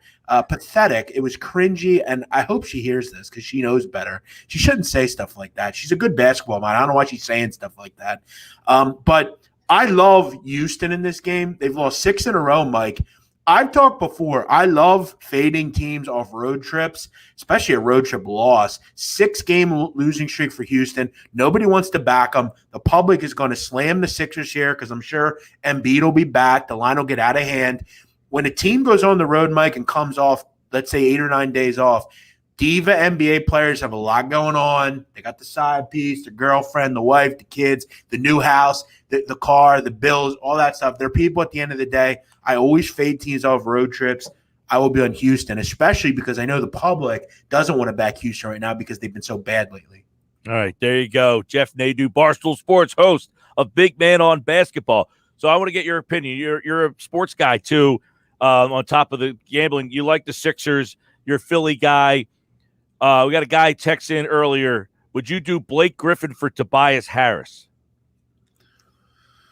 No. No, okay, I would not. We're in agreement there. No, I would not. Frankly, I'm not really sure why I would want Blake Griffin at this point in his career. Tobias Harris actually played well. No. On what planet would anyone do that? I don't know about you guys, but I'm not really sure. Look, 2 years ago, Griffin shot 36% from 3, and I was impressed at how he evolved his game from Lob City to being able to stretch out. Yeah. He has not been near that player the last 2 years. Right, and we have to remember, Mike, contractual. Right, and he's been on a bad team. He hasn't played a full season in a long time. I mean, this guy misses a lot of games. You look at the last 3 seasons, Mike. He has played in 2 seasons. He played about 40 games combined. He did have the 175-game season. But, yeah, no, absolutely not. No. And look, at the end of the day, the only person I want to move, and again, Mike, it has nothing to do with Ben Simmons. He's a nice kid. He plays hard. But again, if last night is not a definition of what they are, they can't win with both of Joel Embiid and Ben Simmons on the court. What more do you need to see? Last night was a prime example, Mike. Embiid doesn't play. Simmons has a huge game. When Simmons isn't there, Embiid has a huge game. It's never one, right? How long are we going to very infrequently they both have big nights on the same night? Let me ask you guys, can you remember a night where that happened?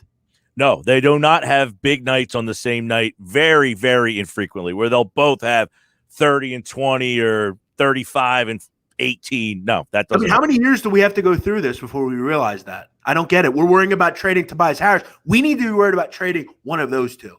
And I said at the beginning of the season, and I'll say it now, they will never win anything that matters with those two on the same team. And I've been right this whole time. And we can use Brett Brown as a scapegoat. He was kind of the scapegoat. But this is the issue. Nothing else. It's not that I don't like either player. They're both very good players. They're not good together. He's back on Saturday morning with me. Good card on Saturday. We'll look it over. We'll talk more about the NBA, the college hoops, and everything else that is coming up. He's Jeff Nadu at Jeff Nadu, Barstool Sports. He's the host of Big Man on Basketball. Check it out tomorrow morning at 9. All right, man. You look good. Thank you, guys. Appreciate you. All right. He, like all guests, appeared via the Boardwalk Honda hotline. He was fired up there. Get that Sixers conversation going, and people get fired up, man. Yeah, he does not like the combination of both. But let me ask you this, just to play a little devil's advocate. How many times do you see one guy go for 40 and another teammate go for 40 as well? I've heard people bring that up, that they don't have big nights on the same nights. But they don't need, it doesn't need, if Embiid gives you 35, if Ben gives you 20 scoring, that's, you know what I mean, though? Like, Do we need Ben to score 30 and Embiid to score 30? I think that's not something that you should ever really. Yeah, once we have a good longer opportunity to kind of battle that out, I'll battle it out with him. Okay. I want to hear that. Jeff Nadu on the Sports Bash is brought to you by PropSwap, America's sports betting marketplace. Sell your sports bet and take your profit. Find out how at PropSwap.com or download the PropSwap app today. All right, Inside the Sixers is next. Tom Moore, longtime Sixers beat writer, will join us for Inside the Sixers coming up. We never stop talking Eagles and NFL. It's Football at 4, every day at 4 p.m. on the Sports Bash with Mike Gill on 97.3 ESPN and the free mobile app. Kendall Auto Plaza offers the area's best car and truck buying experience with 60 years of customer satisfaction and community service. What's on their 100-acre lot? A huge inventory of Ford, Lincoln, Dodge, Jeep, Ram, Chrysler, and over 100 quality and certified pre-owned vehicles. Whether you use your car, truck, or SUV for work or play, discover why Kendall customers are so loyal. Kendall Auto Plaza, exit 10 of the Parkway on Stone Harbor Boulevard, or shop from home at KendallAutoplaza.com. Feeling stressed in your skin? Not with Olay Body Wash infused with retinol. Olay Body with retinol improves skin 3 times better versus the leading body wash to transform skin from dull and stressed to renewed and visibly healthy. Because when I feel my best in my skin, I don't fear stepping into a new dream or taking risks like starting my own business. Olay Body, fearless in my skin. Mike, room 4 is ready to go. Like now. Indeed knows unexpected growth can stretch your business thin. Kelly, room 2 needs to be like at Dr. Moore's dermatology practice. To keep pace with new patients, he needs to get started hiring right away. I need Indeed. Indeed you do. And the moment you sponsor a job on Indeed, you get a short list of quality candidates from our resume database. Visit Indeed.com/credit and get a $75 credit for your first sponsored job post. Terms and conditions apply. Right now, Allstate has almost as many ways to save as there are types of music. Save for being a new customer. Save for driving safely. Save for driving less with pay-per-mile insurance. Visit Allstate.com or contact your local agent to get a quote. Find out how much you can save today. Allstate. Now that should be music to your ears. Not available in every state. Savings based on early signing discount drive-bys and mile-wise. Savings vary based on how you buy. Subject to terms and conditions. Allstate Fire and Casualty Insurance Company and affiliates, Northbrook, Illinois. So you think you have unlimited data? Recalculating. Think again. If you have unlimited data on a network you can't trust, your data is limited, and so are you. Set your smartphone free with the unlimited plans from Total Wireless. Get 4 lines with unlimited data on the nation's best network now with 5G, with 100 gigabytes at high speed, then 2G for just $25 a month per line. You have arrived at your destination. Get unlimited and save. Total Wireless. Do amazing. Available at Target. See terms and conditions at TotalWireless.com. The COVID-19 vaccine distribution has started, which is why I'm hopeful that a stronger, healthier future is in sight. But we're not there yet. We have to stop the virus from spreading. Take it from me, Dr. Kemi Ali from Henry J. Austin Health Center. Even though it's 2021, my fellow doctors, nurses, EMTs, and all healthcare workers around New Jersey are still fighting this virus on the front lines day and night. And we need you to keep fighting with us. Even though some people have been vaccinated, we all need to keep wearing face masks. Stay safe by staying socially distanced, and go get tested even if you don't have symptoms. Because we all have a role to play in stopping the spread of this virus. So let's do it for each other, New Jersey. Let's do it for us all. Please visit covid19.nj.gov for more information.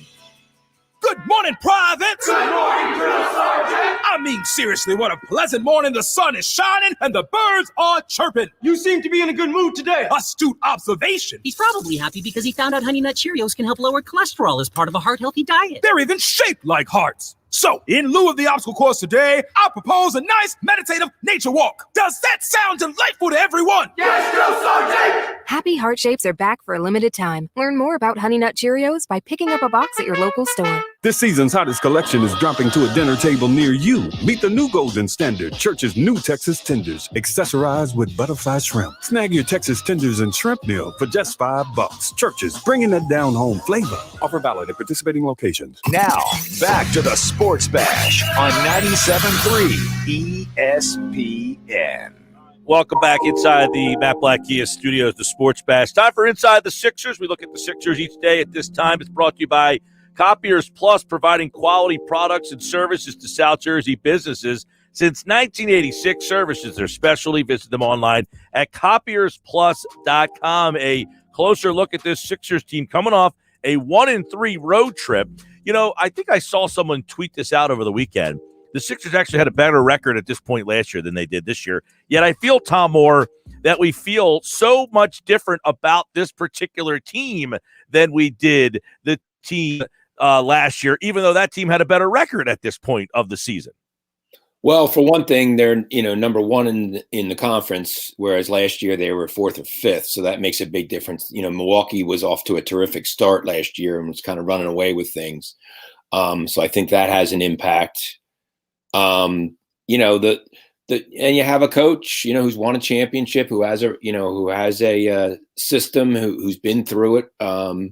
And I think that helps, seems to be better utilizing his players. It's interesting because they've only played 5 teams with winning records and they're 1-4 against them. They've had, going into the trip, they had the easiest schedule in the NBA, but still you got to beat the bad teams. And they were doing a good job of that. Last year, they didn't always do that. They lost games they should have won, both at home, mostly on the road, but occasionally at home. But yeah, I think there's reasons to be encouraged. I think they still need a piece or two that Daryl Morey will get them by the March 25th trade deadline, especially maybe a stretch 4 off the bench and maybe a backup guard, something like that. But yeah, I think I think this team certainly has the capability of getting to the conference finals. Tom, as they've played some of these Western Conference teams that shoot the three a little bit more, they make the three a little bit more. Has that painted a better picture for you of getting a little better indication of who this Sixers team is? Because obviously last night it was a mathematical problem. They were trading 2s for 3s a lot last night.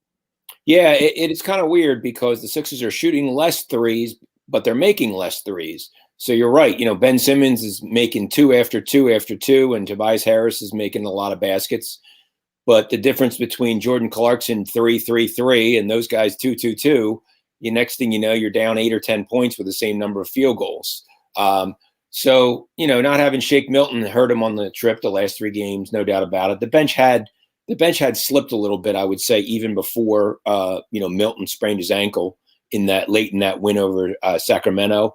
But the fear is that if the bench keeps struggling, then Rivers has to play the starters more minutes and they wear down later in the season. So that's why it's important to be able to put 4 bench guys and Simmons or 4 bench guys and Tobias Harris out there and be able to hold the fort and not watch a 10-point lead turn into a 5-point loss so you can get the starters back in there. Is there any concern with the defense as of late? This is supposed to be a shutdown team, and then you watch Booker go off, you watch Jordan Clarkson go off. So is there any fear from that angle? Yeah, I think the Sixers for years have struggled, Hunter, against quick guards who can create their own shot, shoot from the perimeter and get to the rim and create for their teammates. And I think you saw that really clearly on this trip. Matisse Thybulle is a good defender, but he couldn't stop.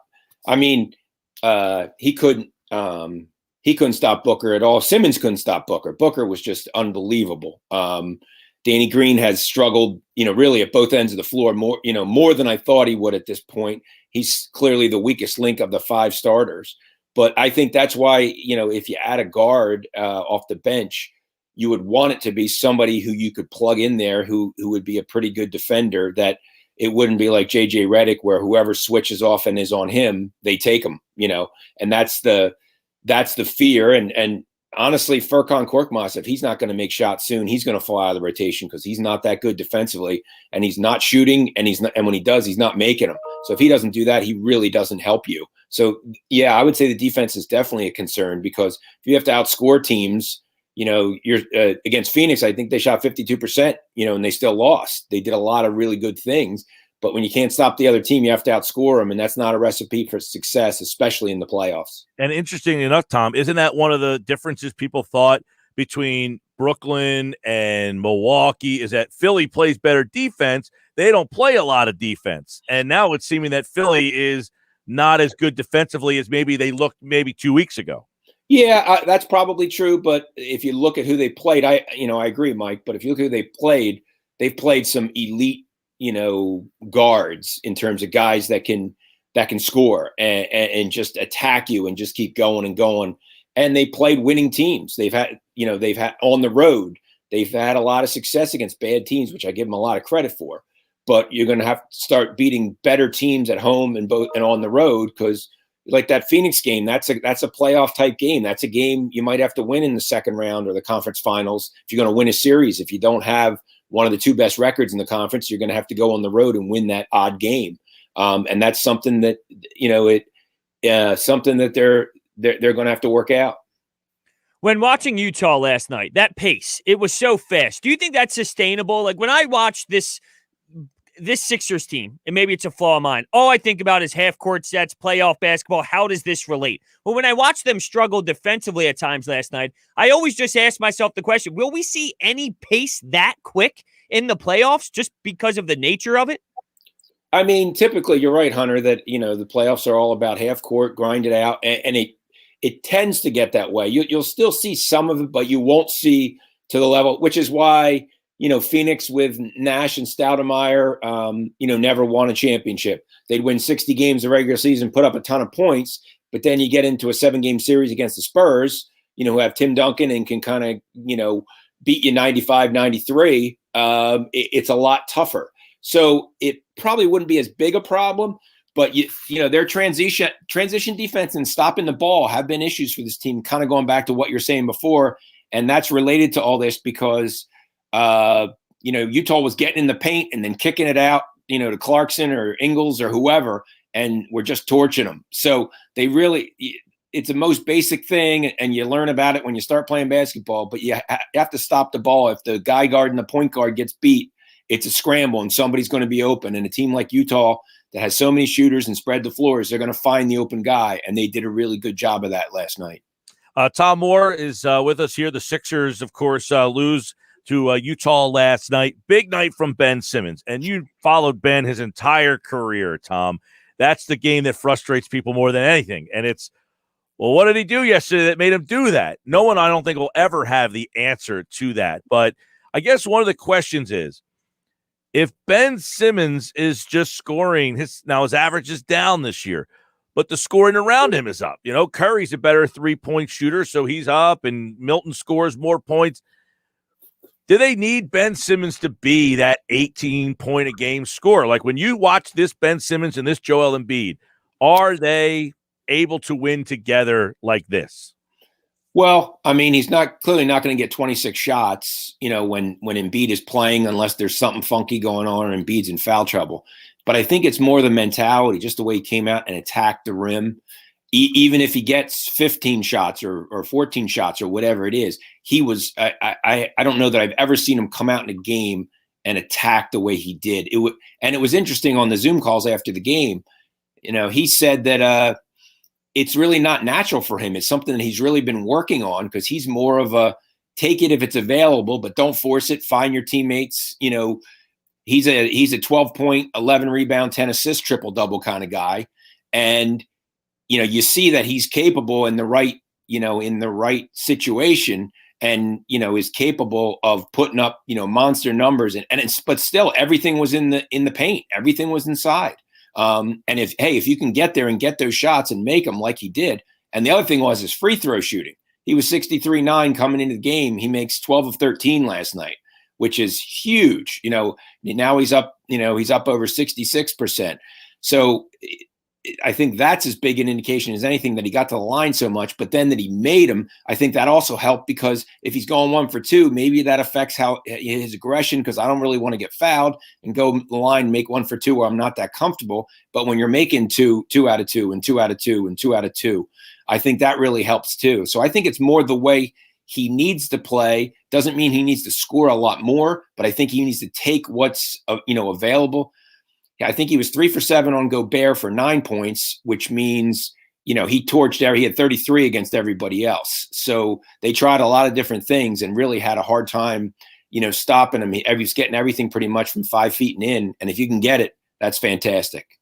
Yeah, I guess the problem with me when it comes to Ben is I feel like there's mismatches that he doesn't take advantage of where it's laughable. He'll take it to heart when, LeBron's out there, which makes sense. Obviously, you get the rise of playing against LeBron. But I remember when they played Memphis, here's Grayson Allen one-on-one with Ben Simmons. And instead of just taking him to the rack, he would stop, pick up his dribble, look around the perimeter. How do you attack some of these other great players? And then when you have a matchup you should destroy, that's when you look to kick it out. It just blows my mind. Yeah, he does do a lot of that. And earlier this season, you're right. He has had 6'3" guards on him, and he doesn't even look to post up. Or he used to be in that habit where he would penetrate, get in the lane, and he's always looking to kick it out. And defenses were scrambling to guard the 3-point shooters because they knew what he was going to do. But you see last night, if he can do more of that, again, doesn't have to take it to the basket every time, but if he can get those shots and maintain that mentality, I think it can really help this offense, and it's going to prevent teams. It's going to make it harder for teams to double team Embiid. It's going to benefit everybody. Again, not that he has to score 20 a night, but just that he has to take advantage of those opportunities. And when Grayson Allen or, fill in the blank, whoever it is, 6'3" guards are on him, he has to take advantage because he can. He's quick. He's too quick for the big guys, but he's too big for the smaller guys. And it seems like he likes out quicking the big guys, but doesn't go over the little guys as much as he should. I would agree, Hunter. Sports columnist Tom Moore from the Courier Times. You have a column up at the Bucks County Courier Times that looks at a couple trade pieces. What are some things that Daryl Morey, if he's not going to get a James Harden or a Bradley Beal, which, all the fans would go crazy for, what are some of the minor deals that they could make that could mean, major things for this team? Well, I still think the biggest need is a stretch 4 off the bench, whether it's Jalika from the Sacramento Kings, who's fallen out of the rotation. You could absorb his contract in that trade exception and just send a second-round pick along. Then you'd have to cut somebody, maybe Poirier, to make room for him on the roster. But that's the kind of guy that I think you could get. Ilyasova's out there. I just don't know how much he has left in the tank. JJ Redick, the same thing. He has not shot as well. He's coming off the bench this year. He wants out in New Orleans. I don't know that and he's making $13 million. George Hill is a guy that they have interest in, who led the league in 3-point shooting last year, who's a very good point guard, that would probably be with a second unit, could play 20 minutes or whatever. He and Shake could be co-initiators, so on. Those are guys. PJ Tucker might be available from Houston. Houston saying it wants a first-round pick, but the same thing, they could absorb his contract in that $8.2 million trade exception. So I think Daryl Morey will do something. I guess what my column said is the idea is not to overreact. Milton comes back, and don't make a deal now and find out you could have gotten somebody better later at the same position, that there's not a huge sense of urgency right now.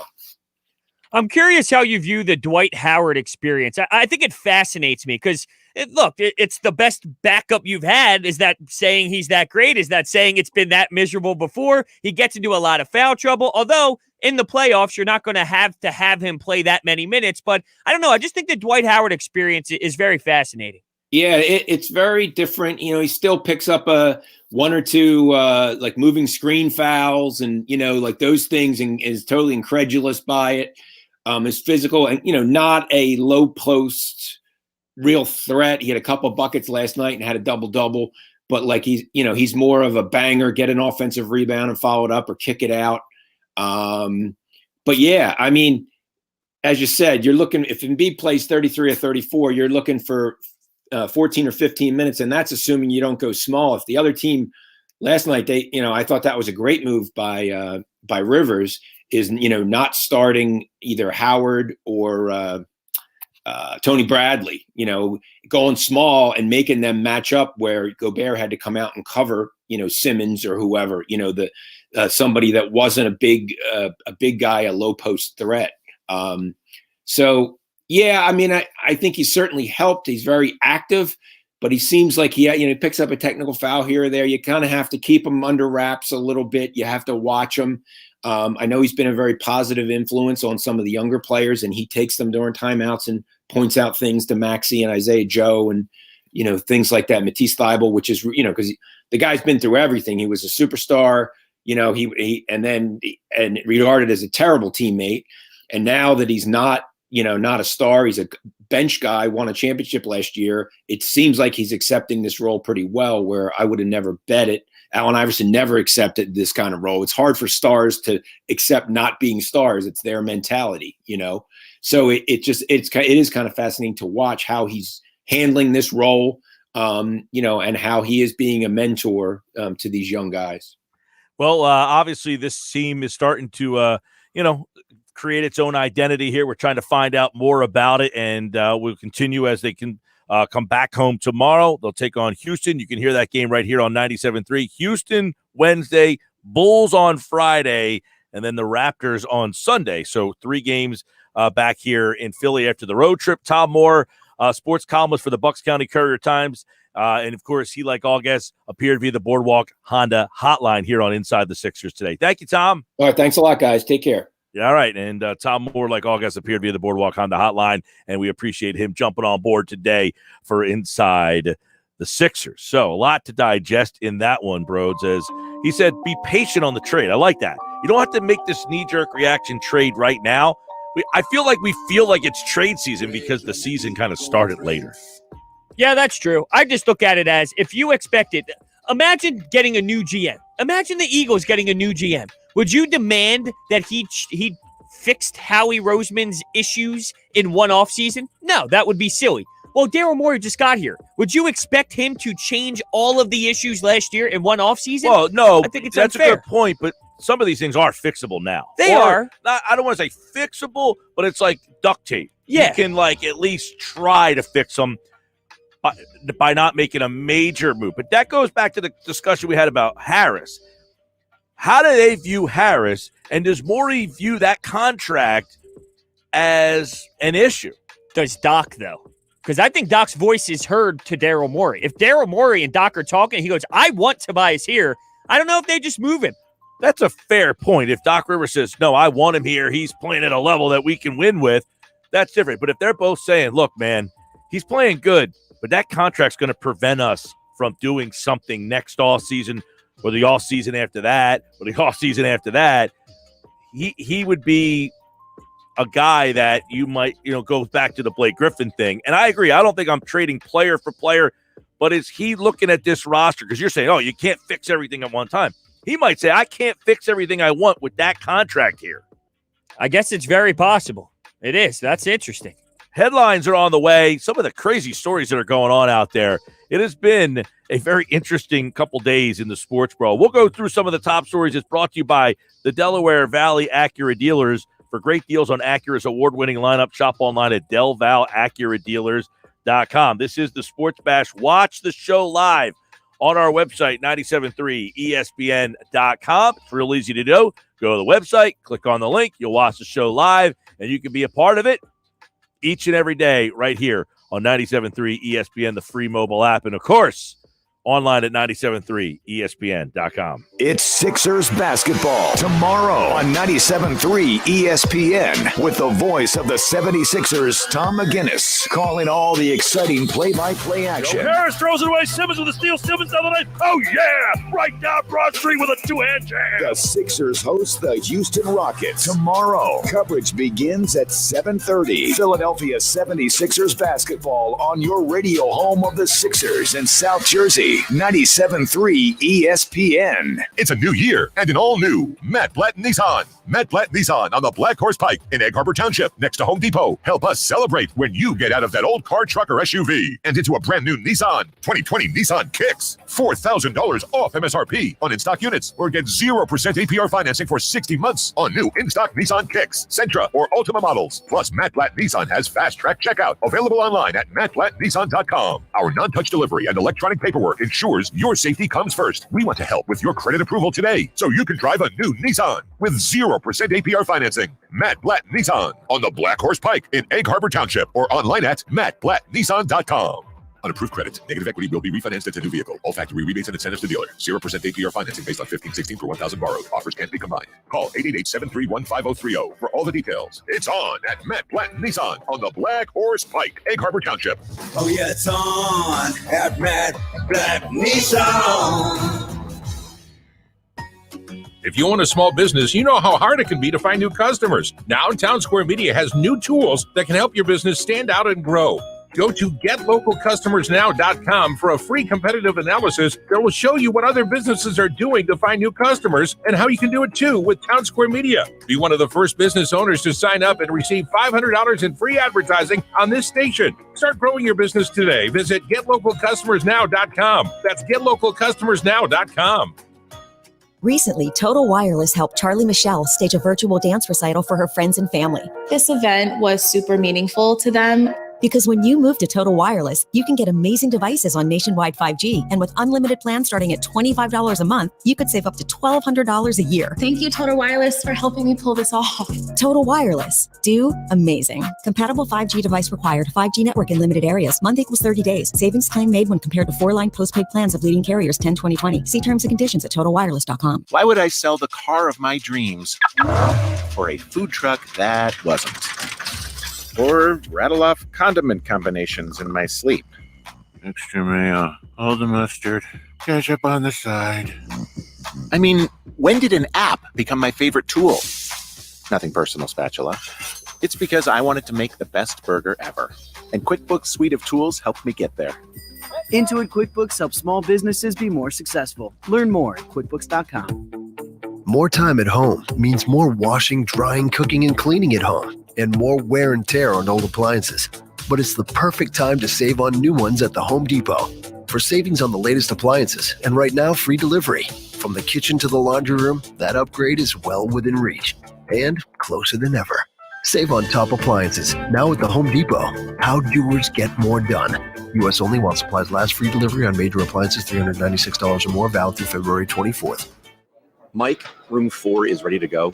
Like now. Indeed knows unexpected growth can stretch your business thin. Kelly, room 2 needs to be like at Dr. Moore's dermatology practice. To keep pace with new patients, he needs to get started hiring right away. I need Indeed. Indeed you do. And the moment you sponsor a job on Indeed, you get a short list of quality candidates from our resume database. Visit Indeed.com/credit and get a $75 credit for your first sponsored job post. Terms and conditions apply. The Sports Bash with Mike Gill and Brodes on 97.3 ESPN, the free mobile app. And now you can watch the show live on Facebook, YouTube, and Twitter at 97.3ESPN.com.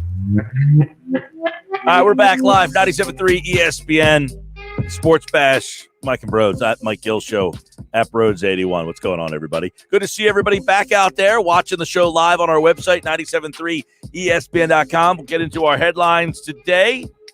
So many crazy stories happen. So the Flyers have just rescheduled the whole schedule. That's what it seems like. They've got a bunch of games moving all over the place. So just stay tuned. Yeah. Leave it to the NHL to have a game on one day, reschedule a game on the same day, and then move the one that was originally planned. Yeah, the Flyers had like 6 games or something rescheduled from games that just got missed because of COVID. They've moved them games all over the place. One of the games they rescheduled is now March the 7th. And I said, well, they already have a game on March the 7th. They're now rescheduling that game. So the game got moved to March the 7th. There was a game against the Capitals got moved to March 7th.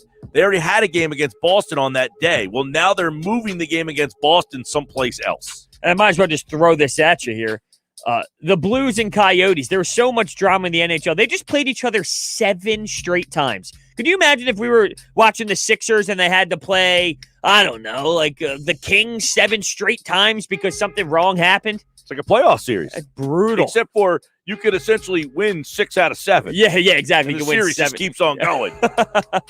How'd that series go? That's a good question. I'm going to actually pull that up. I figure you would have watched every one of them. No, not the – come on, Coyotes, Blues, not when this Canadian division's out there. This Canadian division, I want this to be full-time. I really do. But sitting there watching Edmonton play Winnipeg. Oh, it's the best. I mean, it's the best. Now, what is different about an Edmonton-Winnipeg game with no fans next to a Columbus-St. Louis game? No, the Calgary-Edmonton right now. That's the Battle of Alberta. The level of intensity is Eagles-Cowboys. It's better than Penguins-Flyers. But there's nobody there. But no, they still hate each other. You can tell. You can feel the vibe. So anyway, the Coyotes looks like they won 1, 2, 3, 4 of the 7. So it was 4-3. How about that? It kind of worked out. Playoff series. Yeah, exactly. That's pretty interesting. But I'll throw this your way. We'll move on from hockey. Hockey's a pain in the you-know-what. The Boston Celtics right now, I thought this was pretty. They're 13-13, and Danny Ainge is coming out, pretty vocal. We might have to start making some moves. When you look at this roster, how would you toy with this if you're Danny Ainge? 13-13, you have Tatum and Brown, the Kemba Walker experience. What's that all about? I just find this fascinating. Okay, I don't know that this has been brought up a whole heck of a lot recently because Boston has gotten the better of Philly in the playoffs. But you remember there was a time when people were like, Boston, they didn't have to go through this process, and then they got Tatum, and you had Fultz, and they've beaten you twice in the playoffs. But the other side of it was, well, they've never made it to a finals. They've just been the team that's like good, but not good enough. Didn't they lose the 7 to LeBron that one year? They did. Yeah. They've been right there. Yeah. But you always felt like, well, they just don't have that star. And they're just not there. And now you have a team that is fading into 500sville. And it's like, hey, this Sixer team, they did what they did, and they did all the stuff, and Boston's gotten them, but Boston hasn't won anything over that time. Not that Philly has, but now Boston's going to the point where they're falling into 500sville, and they got to start thinking about maybe breaking this bunch up. And here's Philly, the 1 seed in the East. Yeah, I do think that is the difference. On top of the big man, who, when you think of matchup-wise with the Celtics, I'm not afraid to match up with the Celtics anymore. Not that Joel wasn't ready in the past, though. Now, well, the first Joel time they played Boston, Al Horford. The Sixers were a young team. I think they kind of overlooked Boston after they had won, and I think they were just immature, not ready to win that playoff series. And remember, that Boston team, they were missing Kyrie that year, so people were looking at them as like, oh, this is the perfect time to get them. And it was just a good, solid veteran team, and they were just the Sixers weren't ready at that point. Last year, no Ben Simmons and that whole thing. I think the whole double down on the fact that they had Tatum, and you ended up with Fultz, and Tatum's turned into be this terrific player. I'm not saying he's not. But he's not the best player on the team that wins a championship. Not yet. You said Tatum, correct? Yeah. Not yet, but can he become that guy? I don't think so. You don't? I think he is the high-level number 2. If he's your best player, you're not good enough to win the championship. And the problem is, I think with Tatum being the best player on that team, that they have ceilinged out. Not that this is who they are. They're not but I don't know that Tatum will ever be the best player on the team that wins the title. And I don't know how they're going to get a player good enough to pair. They've turned into the team that now has this really good player who's not good enough by himself, and they don't have a good enough second guy for him. Does that make sense? It does. Like Jaylen Brown is he's the 4th guy. Or you know what? He's like the 3rd guy or the 4th guy. Tatum can't be the best. He needs another guy, and now they're too good with him. This is the thing that NBA teams fall into. They get that player, and if he's not LeBron or Durant or that level, then they can't get the other guy because Tatum is so good that he's too good for the team to be bad to get the player to pair with him. That's like the whole cycle of getting stuck in this mediocrity, and they're better than mediocre. The problem is they're not good enough to be the best team, but they're good enough not to be bad enough to get a player to play with Tatum. The only way to get the player to play with Tatum now is either somebody in free agency decides they want to go there, which has not historically happened in Boston, and 2, they make a trade. Well, with my philosophy of 27 starts your, hey, I'm ready to go dominate and bring a city a championship, this kind of blew me away. Yeah, blew me away. Away. Okay. Away. He's 22. Tatum. 22. He's very good. 22 years old. Believe me, this isn't a knock on Tatum. I'm not like, haha, you got Tatum. Right. And you thought he was this great player. He is a great player. But I don't know that he's LeBron James. He's not on that level. No, he's not. But I'm saying in 5 years, could Tatum be the best player on your team that helps you win a championship? I think to see how quickly Joel Embiid went from last year where he's very good to holy hell, he's dominant. To say that type of transition can't happen with Jason Tatum, I think is unfair because who knows? What if he switches that flip? That's fair. That's fair. Yeah. I don't view him as like the position that he plays, the style of his game. You know, he's a wing slashing type of player, and I don't know that the wing slashing type of player, like what makes him. He's not LeBron James. I think it's the I think it's the mentality that he plays with is what is so intriguing to people, right? Like he grew up with Kobe. He wanted to be that Kobe. Everything you watch him do, the fadeaway, like all of it, it kind of resembles that Kobe mindset, if you will. So I think that's the intrigue with it. It's he wants that Kobe mindset, and he's willing to say, "I want that Kobe mentality." I think that's why people look at him the way that he does. Now he's having a lot of COVID problems too. He has come out and said that he's still feeling the effects from this COVID. Yeah. So he has not been the same player this year. But you bringing up the age is a good point. I did not realize he was that young. I thought he was more 24. But like a lot of those slashing type of players, like you need to be Michael Jordan, historically great. LeBron James, physically just on a different planet. Kevin Durant is like physically 6'10", who can dribble and shoot threes. And like Tatum feels like he's just a notch below, and maybe because he's 22. Maybe at 25, I'll be singing a different tune. But right now, I don't know that he could be the best player on the team that wins a championship. When we come back, we'll go inside the Birds. Football at 4. Andrew DiCecco. Is Wentz on the way to the Bears? Find out next. 97.3 ESPN presents high school basketball. 97.3 ESPN's high school basketball coverage continues Thursday with the rodeo rematch. This is Tom Williams. Mike Gill and Mike Frankel will be at St. Augustine Prep when undefeated St. Joseph Academy comes to visit. First place in the Cape Atlantic League's West Conference will be on the line. It's a Calvi Electric Game of the Week, produced by Prime Events. St. Joseph at St. Augustine with Mike and Mike, Thursday at 6 on 97.3 ESPN. Health Update with Robin Stoloff. Learn more, live better.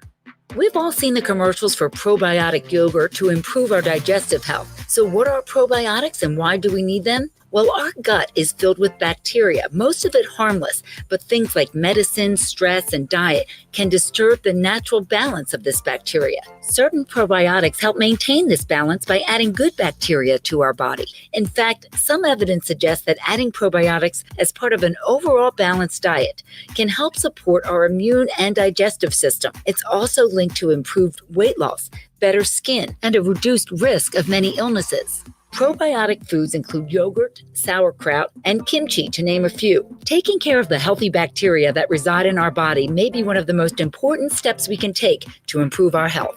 I'm Robin Stoloff for Health Update. Health Update with Robin Stoloff, empowering you to live a healthier life.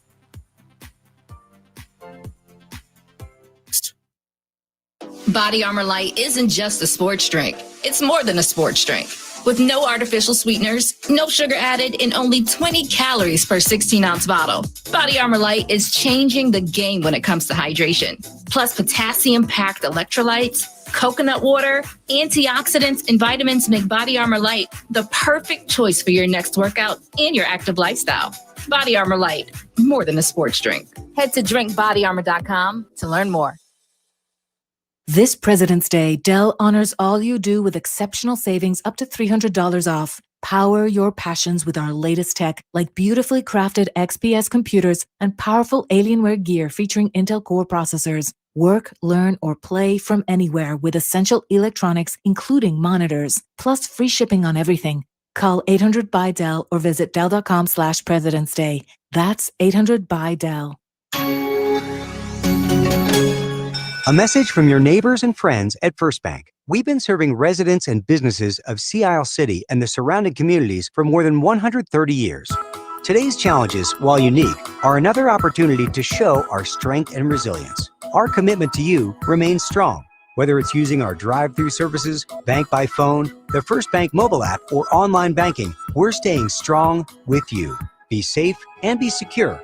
First Bank, here for you. Member FDIC, Equal Housing Lender. Hi, friend. It's your home speaking, and I need some favors. Could you turn on some of the lights in the basement? I'm scared of the dark. Also, this one is easy. Could you bundle your home and car insurance with Geico so we could save money? Last thing, just a suggestion. Could you steam clean the carpets? I need a spa day. Geico. For bundling made easy, go to geico.com today. The NBA and Keyshawn J. Will and Zubin. The great Magic Johnson joins us. Charles Barkley, the Hall of Famer, joins us this morning. Good morning, brother. Get inside the biggest stories. This trio being formed will make people actually root for LeBron James. Plus, the insiders come here to tell you what to expect next. They could move him again before the trade deadline. The NBA is on. Keyshawn J. Will and Zubin. Weekday mornings at 6 Eastern. On ESPN Radio and on ESPN News. With no fees or minimums on checking and savings accounts, banking with Capital One is like the easiest decision in the history of decisions. Kind of like choosing Charles Barkley in a pickup game. We'll take Barkley. Ha! First pick. Sorry, kids. Yep, even easier than that. And with our top-rated app, you can bank anytime, anywhere, making Capital One an even easier decision. Okay, here's the plan. Pass me the ball every time. This is banking reimagined. What's in your wallet? New consumer accounts only. Approval required. Terms apply. Capital One N.A. member FDIC. Here's the good news. Even with high unemployment, there's still a need for hundreds of thousands of cybersecurity professionals in the U.S. right now. And My Computer Career is training people to help meet the demand. No IT experience? No problem. Take the free career evaluation today at mycomputercareer.edu. Start your new life as an IT pro in as little as 4 months. Grants covering up to 53% of the cost are available to those who qualify. It's not rocket science. It's mycomputercareer.edu. The radio home of the 76ers. Oh, man, get excited. 97.3 ESPN, WENJ, WENJ-HD, Millville, Atlantic City. 97.3 ESPN presents The Sports Bash with Mike Gill. It's time for Football at 4 with 97.3 ESPN.com's Andrew DiCecco. My first allegiance is what will be best for the Philadelphia Eagles and our fans for the next 3, 4, 5 years. Powered by the Inside the Birds podcast. Now, live from inside the Matt Black Kia Studios. It's Football at 4. All right, Football at 4, powered by the Inside the Birds podcast and brought to you locally by Dr. Lyle M. Back from Cosmetic Surgery, Skincare. Go to ilovelylback.com or call 856-MAKEOVER for Dr. Lyle M. Back, proud sponsor of Football at 4. Andrew DiCecco is in the house. We got a lot of interesting Eagles off-season draft stuff. I want to definitely talk some draft, too, with Andrew, because obviously Andrew is now getting ready to focus on the draft and what's going on there.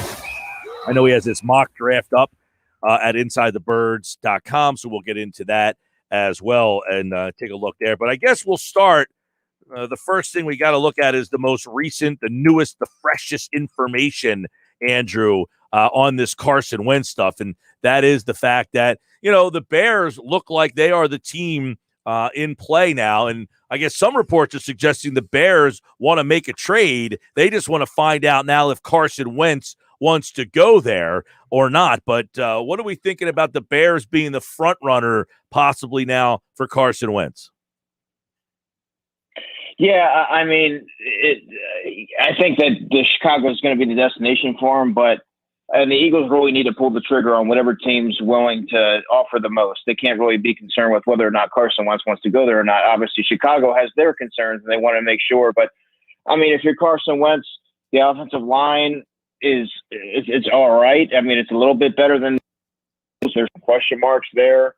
I mean, David Montgomery's there. The receiving core isn't as proficient as you'd like. I mean, Alvin Robinson's probably going to leave via free agency. You have Anthony Miller and Darnell Mooney there. But, I mean, offensively, they have just as many question marks as the Eagles, if not more. So, I mean, I would think that he would want a fresh start. It's got to be, you know, tiring for him to – I know he hasn't said anything, but you're constantly hearing your name in the media. and just not knowing where you're going to be, the unsettling aspect of it. I think you should just want to move on and just go with Chicago if that's what the team that's offering the most, and just move forward.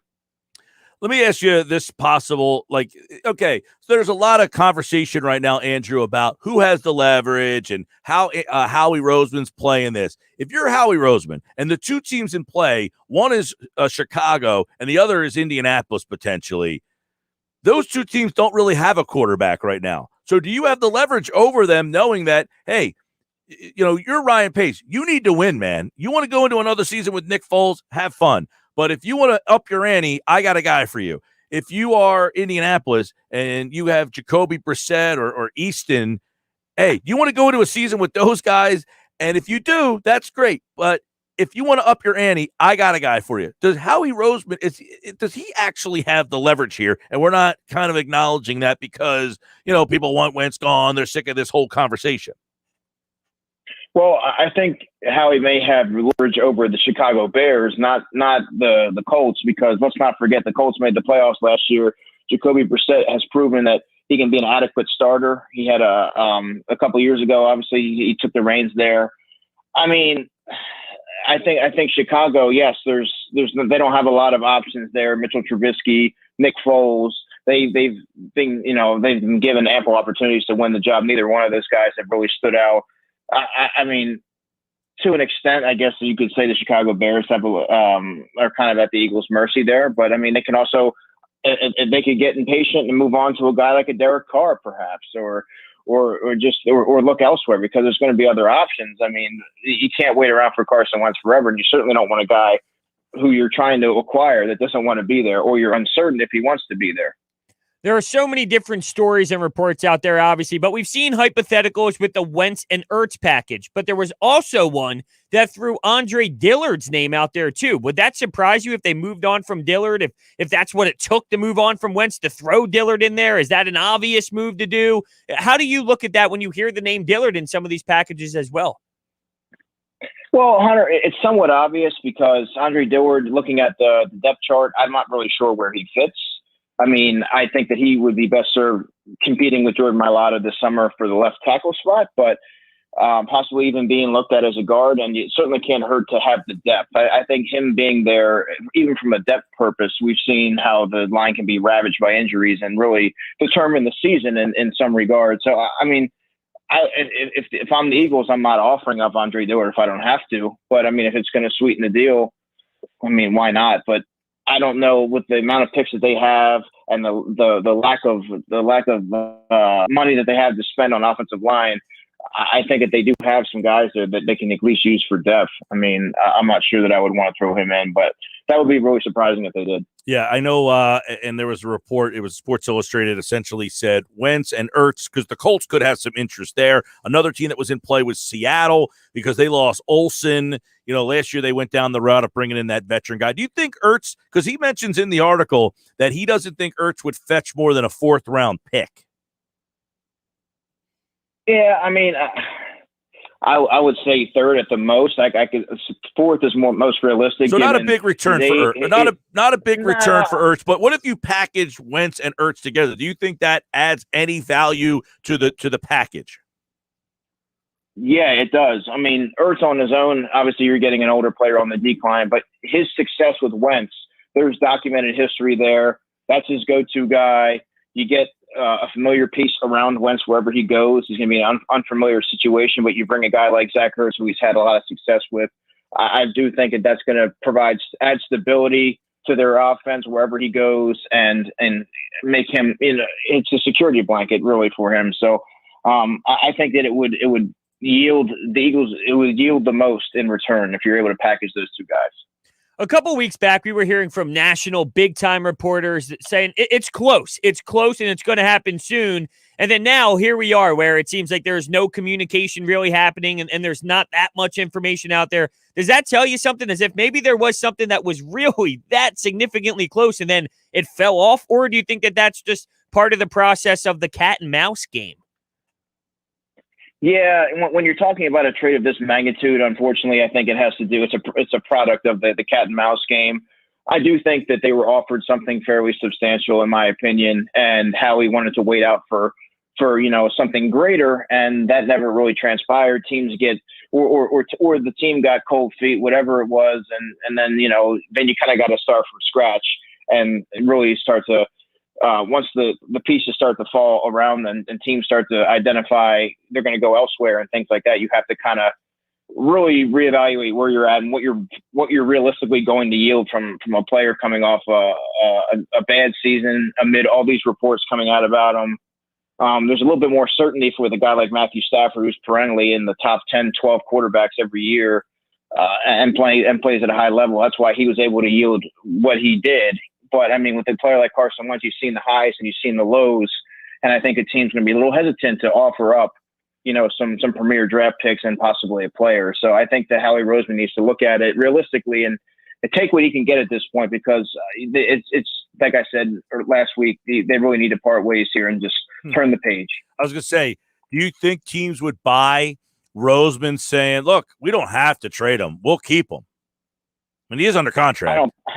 Yeah, he's under contract, but I don't buy it, given everything that's kind of manifested over the past, ever since he got benched. I mean, all these reports that come out. You haven't heard from Carson. The receivers are going to be working out with Jalen Hurts now. I mean, it just seems like you've reached a point of no return, and I don't know how he would even enter the locker room given everything that's kind of happened. I think teams know that. I think they're well aware of that. If your quarterback and your general manager aren't on speaking terms, I'm sorry, that's dysfunctional, and that can't continue. Teams, like I said, teams know all this, and I think that they know that it's sooner or later he's going to shake free. It's just a matter of when and where are they willing to give up. Yeah, a lot of what ifs right now. But let's say if Sam Darnold went for a first-round pick, we talk about Indianapolis or Chicago with that 21st overall pick or so. If Sam Darnold goes for that price tag, does that hurt Wentz? Does that help Wentz, or does it kind of stay the same? I mean, I guess it would be right around this. Who would you rather have? Who would you rather have? Right now, I mean, I would like to see what Sam Darnold could do in another situation, to be honest with you. I mean, I've seen Sam Darnold. I've seen him play. His play has been sporadic. Both players, don't get me wrong, they have question marks. You've seen Wentz play at a high level, but you know what you're getting in Sam Darnold. You're not getting any baggage, any potential baggage. He wants to be coached. He's going to accept the coaching. He's moldable is basically the selling point with him. He's young and he's moldable. And I think if you get him in a different system, you might be able to play to his strengths and see what he's really all about. Surround him with weapons, get him with a functional coaching staff, unlike the Adam Gase debacle there with the Jets. And I think that there's something there with Darnold. I don't know if he'll ever be what was billed at a few years ago, but I mean, I think that there's a little bit more stability with a player like that, who is willing to welcome any kind of coaching and just continue to learn without any pushback. It's Football at 4, powered by the Inside the Birds podcast. Over at Inside the Birds right now, Andrew has his Eagles mock draft 1.0 up, and at number 6, you're going Jamar Chase. Now, Chase has been in some other people. We talked over different mock drafts, but Chase would be, I guess, your top wide receiver on the board. Yeah, and to me, it just makes the most sense to go with a player who is a little bit more versatile. He can line up at all the receiver positions. He's physical after the catch. You heard Nick Sirianni's press conference. He likes to get guys the ball within 5 to 10 yards of the line of scrimmage and let them kind of do some damage. That's really right in Jamar Chase's wheelhouse. And I think if you're gonna turn the page from the Carson Wentz era and turn the reins over to Jalen Hurts, you gotta do it right and build the foundation, and don't make the same mistakes that you made with the previous quarterback. Start giving him weapons that he can use to be successful. And if it doesn't work out, then you can point to the quarterback, but don't let it be because of lack of resources. Let me ask you a couple things then in that vein. You write in this piece, if Sewell was at 6, let's say he was on the board, you would go with the tackle over Chase? Yeah, I mean, if Sewell is there, you're going with the tackle. That's a blue chip player. He shouldn't fall that far. and you could stick him there, and he's going to be your franchise tackle for the next 12 years and have some all-pros in his future. And I'd make that pick and don't even question it, because it's so hard to find a franchise left tackle, a blindside protector. He's a freakish athlete, just an immense talent. And, like I said, the game's won on the offensive line, the defensive line. So if you can fortify that and add some stability there, I think you do that. Okay. I don't think twice. Now, there was a recent mock draft out there that had the Eagles trading up to the 3rd pick to go with Justin Fields. Would you be anti that? Yeah, because there's many other pressing needs on the roster, and you really don't know what you have with Jalen Hurts without giving him a full off season with the new coaching staff. Let him build that, camaraderie with the group of offensive skill players that he has, and then be able to let him play a full season before you make you make any assumptions or determinations on what he is as a player. I think that would be really premature to, turn the page on him and move on. So I think that given all the other, the holes that are permeating the roster, I think you have to look elsewhere besides quarterback. To grab the left tackle, going back to the possibility of doing that at 6, he'd have to slip past Cincinnati, and they obviously want to help out Joe Burrow as much as possible. But could you see a scenario where maybe going out and getting that wide receiver to help Joe Burrow a chase, as you mentioned, maybe the Eagles snagging? Could you see that being a possibility, or do you really believe that the left tackle is the obvious for Cincinnati? Yeah, you would think that left tackle would be the obvious for Cincinnati. And I actually wrote this here. I said, if he manages to slip past the Bengals, Sewell, that is, then I think that he makes it to 6. But I have so there's something that made me think that the Bengals are going to have a hard time passing up a skill player to pair with T. Higgins and Tyler Boyd and get those young pieces around Joe Burrow. But I mean, I do think that there's a small chance that Sewell makes it past there, and the Bengals, kind of make a surprising pick and go the wide receiver there. All right. Football at 4 powered by the Inside the Birds podcast. Off-season mode, draft, free agency. Carson Wentz watch continues. Andrew DiCecco, of course, at DiCecco NFL. You can check him out on Twitter. And, of course, as the off-season continues, we will have more on this draft. His mock draft is up at InsideTheBirds.com. It's an all-Eagles mock draft, so check out who he has in round 2 through 7. And check that out at InsideTheBirds.com. Football at 4, powered by the Inside the Birds podcast, which now drops Mondays and Thursdays at 6 a.m. in the off-season. And tomorrow, Football at 4, Jeff Mosher's back. Andrew's here on Thursday. Adam Kaplan on Friday. Andrew, thank you, my friend. You got it, guys. Take care. And he, like all guests, appeared via the Boardwalk Honda hotline as the offseason continues. And one of the things, now I saw his mock draft as Eagles, and he went with Jamar Chase, and I was a little surprised. I would disagree with him there. Now, he knows the draft a heck of a lot deeper than I do. I'm not saying Sewell is not a great player. I just say I have Dillard, I have Mailata. I got so many other holes. I'm not going to try to fix a hole that I might be able to fix in-house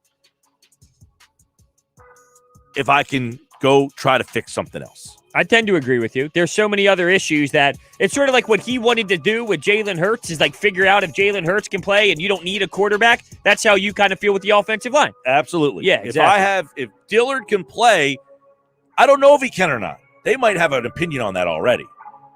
Maybe Mailata can play. I think Mailata is going to be your starting left tackle. I really do. If that's the case, I don't need to draft a guy at number 6 when I got 10 other holes. Right? Yeah, the Justin Fields thing, though, I saw that. I would be okay with that. I want to get into that. Yeah. I want to get more into that coming up on the other side. What do you guys think about that? Would you trade up to draft a quarterback? You're not just drafting a quarterback. You're trading up to get one. Football at 4 brought to you by Dr. Lyle M. Back. From everything from skincare to cosmetic surgery, go to ilovelyle.com or call 856-MAKEOVER for Dr. Lyle M. Back, proud sponsor of Football at 4. In this hour of the show, it's brought to you by PropSwap, America's sports betting marketplace. Sell your sports bet and take your profit. Find out how at PropSwap.com or download the PropSwap app today. All right. There was CBS Sports ranked all 59 starting quarterbacks. Every quarterback who made a start this year, they ranked them all. Who do you think ranked higher on that list? Wentz or Hurts? We'll tell you coming up next, or go to our website, 97.3ESPN.com right now to find out. It's Sixers basketball tomorrow on 97.3 ESPN with the voice of the 76ers, Tom McGinnis, calling all the exciting play-by-play action. Harris throws it away. Simmons with a steal. Simmons down the lane. Oh, yeah. Right down Broad Street with a two-hand jam. The Sixers host the Houston Rockets tomorrow. Coverage begins at 7:30. Philadelphia 76ers basketball on your radio home of the Sixers in South Jersey. 97.3 ESPN. Kendall Auto Plaza offers the area's best car and truck buying experience with 60 years of customer satisfaction and community service. What's on their 100-acre lot? A huge inventory of Ford, Lincoln, Dodge, Jeep, Ram, Chrysler, and over 100 quality and certified pre-owned vehicles. Whether you use your car, truck, or SUV for work or play, discover why Kendall customers are so loyal. Kendall Auto Plaza, exit 10 of the Parkway on Stone Harbor Boulevard, or shop from home at KendallAutoplaza.com. Any credit card can offer cash back, but only Discover matches all the cash back you've earned at the end of your first year. It's like getting one of those birthday cards that's shaped like cash, so you already know there's cash inside before opening it. But in this case, it's stuffed with your first year cash back match, and you don't even have to send a thank you note. Cashback match. Only by Discover Card. Learn more at discover.com/match. Discover. Something brighter. Finding great candidates to hire can be like, well, trying to find a needle in a haystack, but not with ZipRecruiter. Its powerful technology actively finds and invites qualified candidates to apply to your job. So while other companies might deliver a lot of hay, ZipRecruiter finds you the needle in the haystack. See why 4 out of 5 employers who post a job on ZipRecruiter get a quality candidate within the first day. Try ZipRecruiter for free at ZipRecruiter.com/free. That's ZipRecruiter.com/free. Good morning, privates! Good morning, Drill Sergeant! I mean, seriously, what a pleasant morning. The sun is shining and the birds are chirping. You seem to be in a good mood today. Astute observation. He's probably happy because he found out Honey Nut Cheerios can help lower cholesterol as part of a heart-healthy diet. They're even shaped like hearts. So, in lieu of the obstacle course today, I propose a nice meditative nature walk. Does that sound delightful to everyone? Yes, Drill Sergeant! Happy Heart Shapes are back for a limited time. Learn more about Honey Nut Cheerios by picking up a box at your local store. In honor of President's Day, Dell delivers savings to help America's small businesses get... Gary is refinancing his home, so he shopped around for the lowest rate and found it at Amerisave.com, setting him up for a lifetime of savings. It's one decision he'll never regret, unlike taking that gig in the testing lab at the deodorant company. Raise your arm, please. Oh, man, I hate this job. Pretty regrettable, Gary. Unlike finding that low mortgage rate at Amerisave.com that's got you on your way to a lifetime of savings. Amerisave's rates won't be this low forever, so go to Amerisave.com now. Lower mortgage rates mean higher savings. Call 866-514-SAVE or visit Amerisave.com/licensing for cost information, terms, and conditions. Equal housing lender. Licensed in all states except New York. NMLS number 1168. What's in store this week at Staples? A big deal on ink. That's kind of a big deal. Prepare your business for a big year with everything you need to be organized and productive. Like storage solutions, the latest tech, and office essentials like paper, ink, and toner, all at amazing prices. And now at Staples, you'll earn 40% back in rewards when you spend $85 on ink or $200 on toner. Set your business up for success and save at Staples. Ends 2/2021. In-store only. Visit staples.com/40 and rewards for details. Ooh, a fondue set. Now I need to find a coupon code. Not anymore, Susan. Capital One Shopping instantly searches for available coupon codes and automatically applies them at checkout. Wait, instantly? It's called shopping smart, not hard. Download Capital One Shopping to your computer for free and let it do the work for you. Don't mind if I fondue. Haha, that's kind of cheesy. Capital One Shopping. It's kind of genius. What's in your wallet? Savings and available coupons vary. You can watch the Sports Bash live now on Facebook, YouTube, and Twitter. Search 97.3 ESPN or visit our website, 973ESPN.com. Yeah, you can watch the show live, as many of you have started to do. We appreciate all the people who have begun to watch the show on our website, 973ESPN.com. We're going to get into a little baseball now. Pitchers and catchers reported today there, Brodes. Did you know? Oh, I knew. There he is, Bob Wankel, crossing broad, covers the Phillies, and he is going to join us right now. Talk a little Phils.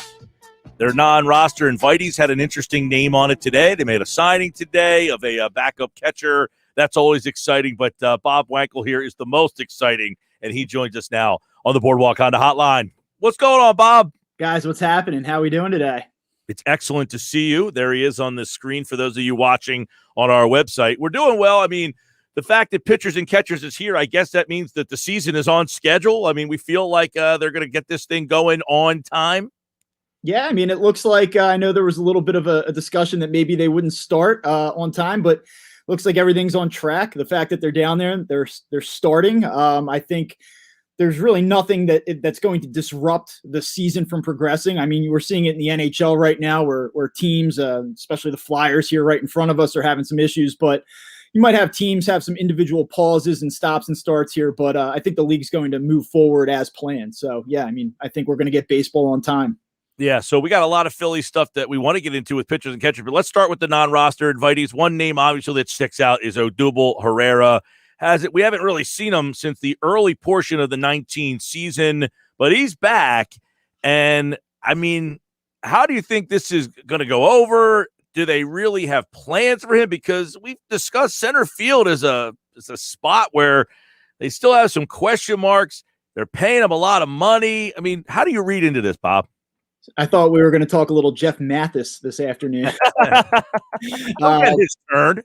You know, you forget about the morality of it. I don't really know what or who Odubel Herrera, the baseball player, is right now. You know, he was a guy that really struggled for basically a calendar year before he ran into his legal issues. And so he was a guy who was losing playing time, who looked like he was sort of fading from the Phillies picture to begin with. So I don't know what he is at this point. You know, center field is the one position on this team where there is certainly some uncertainty and, you know, an opening where there's going to be competition, whether that be Scott Kingery, whether it be Adam Hazley. We'll see how things play out. You know, my read on this is that the Phillies would not have brought him down there and, so, you know, made themselves susceptible to very intense criticism. And I think if you saw Twitter this afternoon, people are very, very upset about the fact that he was included here in this mini camp invitee list. My guess is, though, he would have to play so far out of his mind to make this roster that it's probably not going to be an issue moving forward. I don't think he's going to make the team, but I also think that the Phillies are going to give him a legitimate look. I know there's this idea out there that they, you know, might be trying to showcase him for a potential trade. That's not happening. The Phillies aren't going to be able to trade Odubel Herrera. I think that if he goes out and plays out of his mind, maybe he makes the team, but otherwise, you know, I don't think that that's happening. Real quick on this, Bob, if he's not getting paid what he's getting paid, is he even here? I doubt it. No, I think the contract very much plays a role in this. I mean, you're talking about a guy that was given $30 million guaranteed. And, you know, it's a shame, you know, if you go back 3 or 4 years ago and you look at what he was as a player, he was one of the lone bright spots in this roster or on this roster. And really, you know, the Phillies have been so guilty of overpaying for talent throughout the course of the last 5-6 years that he was the one guy that represented some true value. He gave you production and he was relatively cheap. But yeah, I mean, I think that the contract is a big reason why he's still in the mix. And I also think that the change in front office might lend a little bit of a reason why he's there as well. I really think that the previous front office, Matt Klentak, and the way things were assembled was totally out on Odubel Herrera. And I think Dave Dombrowski came in and said, like, hey, you know what? Let's at least just take a look and see what we have. And that totally excludes the morality of it. You know, we're just talking about baseball right now. I just don't think that the player is good enough to make this team, frankly. No, I agree with you, but I wanted to get into, like, you have Dave Dombrowski here, and this is obviously a controversial situation right now, and maybe I'm wrong by looking at it this way, but look, I'm fully aware of what he allegedly did, and everyone knows that is so wrong, but I just wonder if he was very, very, very open with following protocol and learning and changing and understanding what he did and changing as a person with having that front office change, is that a reason why maybe he's there? Like that mix of him saying, I am fully aware of the mistakes I made. I will go to counseling. I will do this. If that happens with Dave Dombrowski now being hired, should it then be more accepted? You know, it's a situation where it's really easy to jump on social media and condemn somebody and make yourself look righteous. So like I can send out a tweet that says like, he should never play again. And then that makes me look like a really good person. Right. But it's a situation where is there genuine remorse? Is he doing the things to make himself a better person? Did he learn his lesson? And there's no way for you or me or anyone to really truly know that. And I don't know. I mean, I think all I can really say is however you feel about him and his ability moving forward to try to get his career back on track, you're entitled to feel that way. I get that there are people that say this has to be zero tolerance. He should be gone forever. They'll never root for him. They're disgusted with the Phillies for bringing him back. And I totally understand that. But if you're on the other side of the fence that says, listen, if he's doing everything like you suggest, perhaps maybe he really is rehabbing himself, then he deserves a second chance. If you feel that way, then you're entitled to feel that way as well. It's not for me to tell people how they should feel, but I mean, when you look around the world of sports, by and large, when someone has talent, they are afforded second opportunities, whether or not that's right or wrong. And that's why I come back to his performance will likely dictate whether or not he's on this roster come opening day. He's really going to have to make it worth their while. And I know that that's a little bit uncomfortable to say that, and that shouldn't be necessarily the only factor in play, but I think it's a big part of it. Bob, obviously, this team has a lot of questions going in here that they've tried in the last, they feverishly have added some under the radar veteran guys here late, Matt Moore and Nova, and they've just tried to add some competition maybe. So these guys that they've kind of added who were like these veteran guys who were just trying to make the team or whatever, do you see them factoring in? If Moore and who's the guy I'm forgetting from? Anderson. If they both get spots in the rotation, does that mean you're going to see a guy like Howard and Velasquez go to the bullpen? I mean, they've tried to add. They've added some more bullpen arms in the last week or so here. So how do you kind of read what's going to happen here as the pitchers and catchers are set to report? James Paxton goes out to Seattle and re-signs with the Mariners. He goes back to the Mariners after being in New York. And I know a lot of people targeted a guy with a little bit more of a resume, with a little bit more of an upside. But I don't hate what the Phillies have done here from a strategic standpoint. You're talking about going from a 60-game season to 162 games again. And I think that you're really going to need, and I know that this is almost stating the obvious, but you need pitching depth. And I think that this season and extending these guys out again the way that they were prior to 2020, I think depth is more important than ever before. So for the Phillies to bring in 3 or 4 guys to compete for those final rotation spots, I think you're going to need 6 or 7 guys anyway. The interesting case for me is Spencer Howard, because I think that Matt Moore and I think that Chase Anderson are going to be in the starting rotation. I don't think you give $3 million, $4 million to these guys if they don't heavily factor into your plans. So where does that leave Spencer Howard? And I kind of think that the Phillies are going to revert back to their plan from a year ago and be really careful with him. I would be truly surprised if Spencer Howard, and I know that this is going to come as a shock to some people, I'd be a little bit surprised if Spencer Howard breaks camp in the Phillies rotation. I think that he's a guy that they're going to build up and try to kind of take some time with before they put him back in the rotation. I think that the Phillies had some concerns with what they saw from him and his readiness last year, both at the major league level and just from a physical standpoint. So I think that gives the team a little bit of pause, and I don't think it's a foregone conclusion he's in the rotation. As for Vince Velasquez, which I feel like we can't do a spot without talking about this guy, and I know how you both feel about Vince Velasquez, and I'm right there with no. I actually think that there's a possibility that he could be traded. I really do. I think where the Phillies are at in terms of their financials, the signings that they've made, I just don't see where Vince Velasquez fits into their plans. I don't believe that he's a true reliever. And I think that he's sort of moved. I think the Phillies have moved beyond Vince Velasquez. I know they brought him back, but again, that was also pre-Dave Dombrowski. I think that the team is going to look to go a different direction from Vince Velasquez. I mean, maybe he sticks around as a long man, but I think that Moore and Anderson go into spring training ahead of him. All right, so they brought Kinsler in last week, Bradley, Coonrod. They've got a couple of guys now. I mean, Neris, I guess, is going to be in the mix.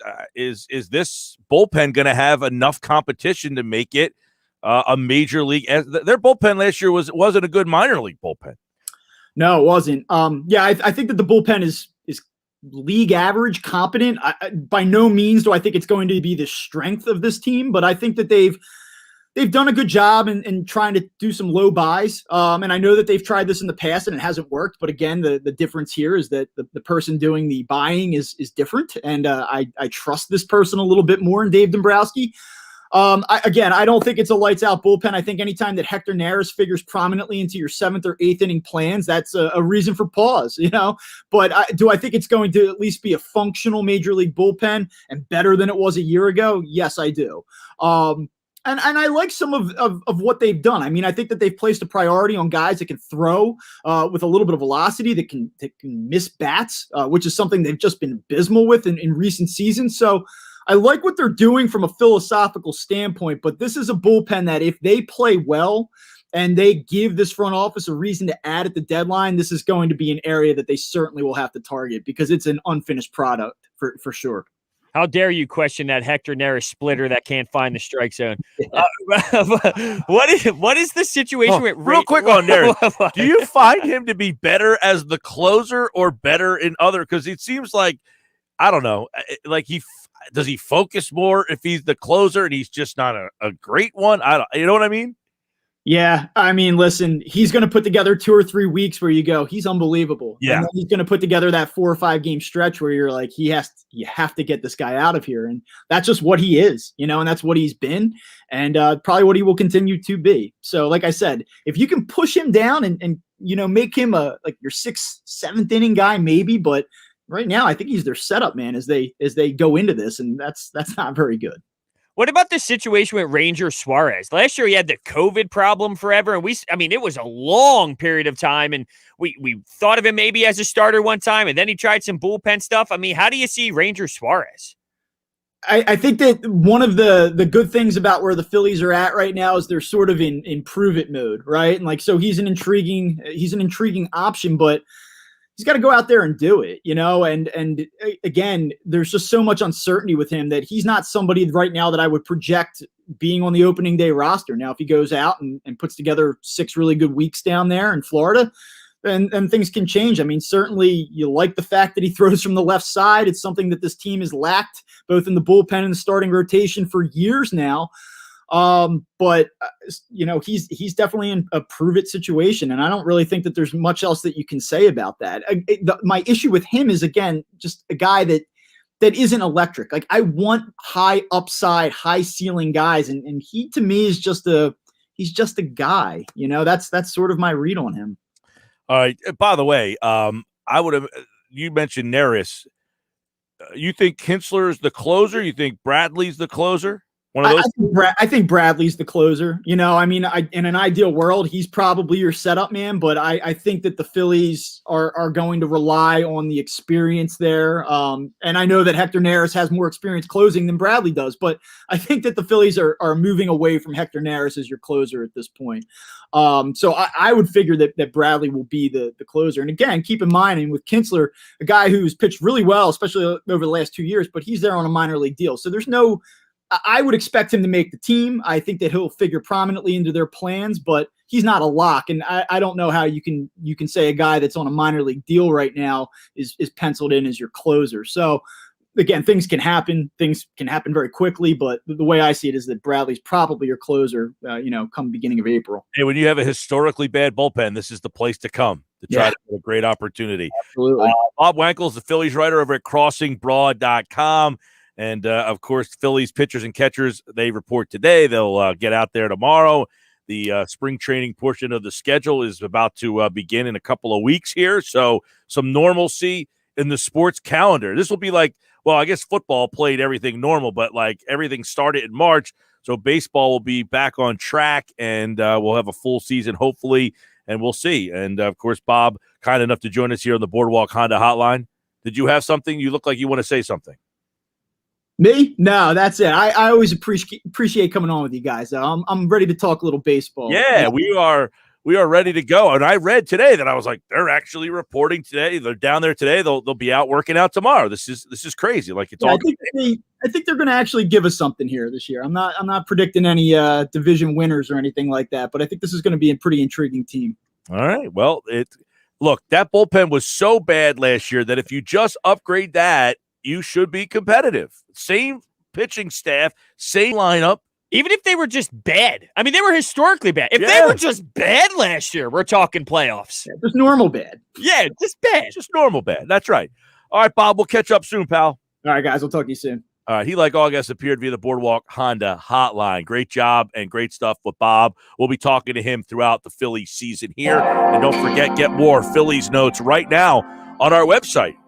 From 97.3 ESPN.com's Frank Close, who has the whole list of non-roster invitees and more Phillies notes as they are set to get out there tomorrow. Yeah, how about Jake Arrieta, by the way, going back to Chicago? He had a couple workouts, getting people watching. I hope they use him as a closer. They're not going to use him as a closer. I know, but somebody should. That's the way he should be used at this stage of his career. What was he saying? What was the one quote he had about throwing a ball at someone's skull? That was the highlight of his career here in Philly. He was really good for a while, man. Oh, yeah. I mean, when he was in Chicago, he was dynamite. I think that scared the Phillies away from spending money on pitchers like that. He was never really good here. No, not he had some good starts, but I mean, just collectively. Yeah. So we'll keep our eye on the Phillies as they are underway. But I want to get back into this. All right, so NFL.com ranked all 59 starters. By the way, spoiler alert, Ben DiNucci was 59th. He was the worst. Of all the quarterbacks in the league last year who started a game, Ben DiNucci was ranked last. Impressive. So who was ranked higher, Hurts or Wentz? And who was the highest ranked in the division last year? Think about that. We'll come back with that list on the other side. Turn it on. Leave it on. The Sports Bash on 97.3 ESPN. Bigger, better, Boardwalk. Boardwalk Honda. Bigger, better, Boardwalk.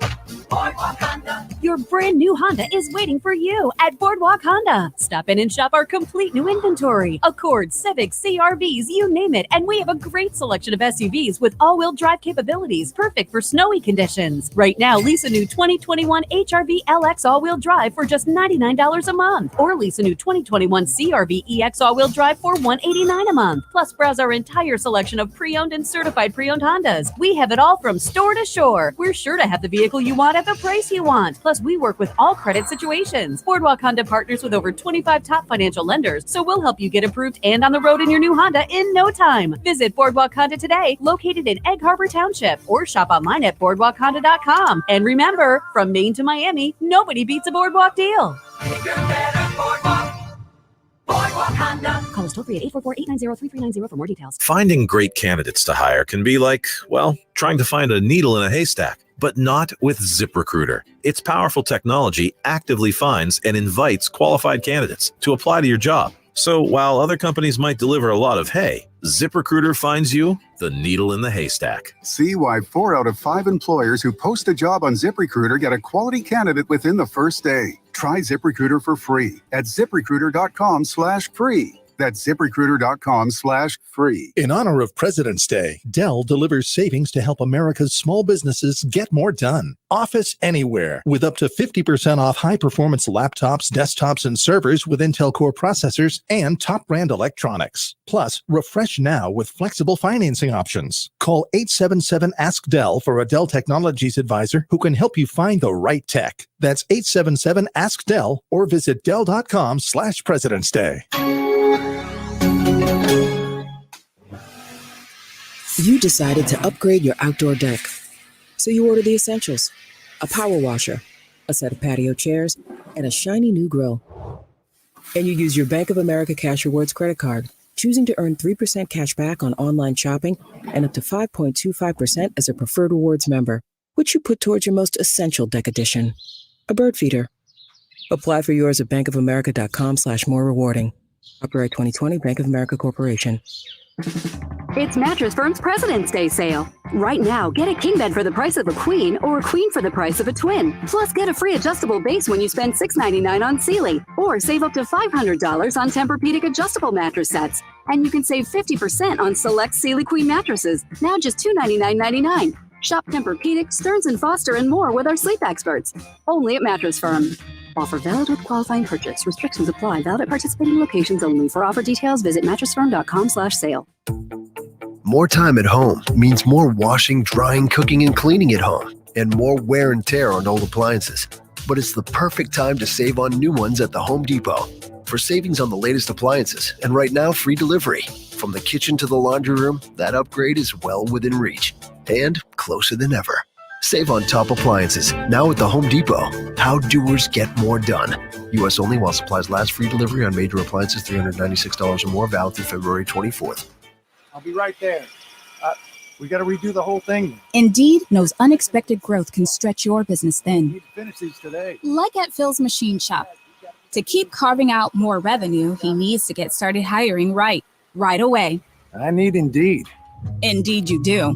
And the moment you sponsor a job on Indeed, you get a short list of quality candidates from our resume database. Visit Indeed.com/credit and get a $75 credit for your first sponsored job post. Terms and conditions apply. Now, back to the Sports Bash on 97.3 ESPN.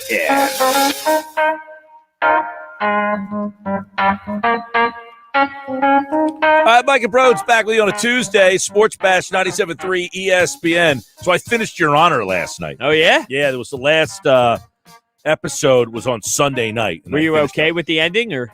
You know what? It was good, but it makes you like wonder. Is there another season coming out? No, apparently this is it. Okay, that's it then. Huh. It kind of like left you like, huh. Did they mean, like, did the kid mean to do that? I don't want to give it away. So you can interpret it in so many different ways. Like after it was like Sopranos, like, wait a second. What happened? Did you and your girlfriend think of different endings, or did you guys think of the same one? Well, no, because, man, I don't want to like give it away. Yeah, but fair. So there's a kid, and there's something going on, and the kid kind of comes in, and he does something. And what he does, you don't know if he meant to do it to that person or the different person, or who would have brought that guy in, or yeah, so many questions. It was really left you up in the air as to like, wait a second. Well, maybe they do good, plan it on was doing good something. though. Yeah, I would say it's 10 episodes. Go watch it. Right through it. How long are the episodes? 1 hour? An hour. Okay. Yeah. Huh. Really good. Bryan Cranston, from Breaking Bad, he was the producer. So it's got a kind of Breaking Bad feel to it, where like he's the judge. Like in Breaking Bad, he was doing he was like a teacher, and then he got into doing all the meth stuff, and to like basically like save his family and his life, he started to do all these things to like, because he just like went into like survival mode. Yeah. Similar here to where he's a judge, but like to save like what's going on, he does all these things to try to like protect his son. Right. Which forces him to do things that are against the law. Exactly. And like, that is interesting. Yeah. I'll But check it out. It was good. Yeah. See, I wasn't watching Calgary. No. And Winnipeg. You missed a doozy last night. You had the Montreal, or no, it was the Toronto Maple Leafs up 5-1 entering the third period. The Ottawa Senators came back and rallied.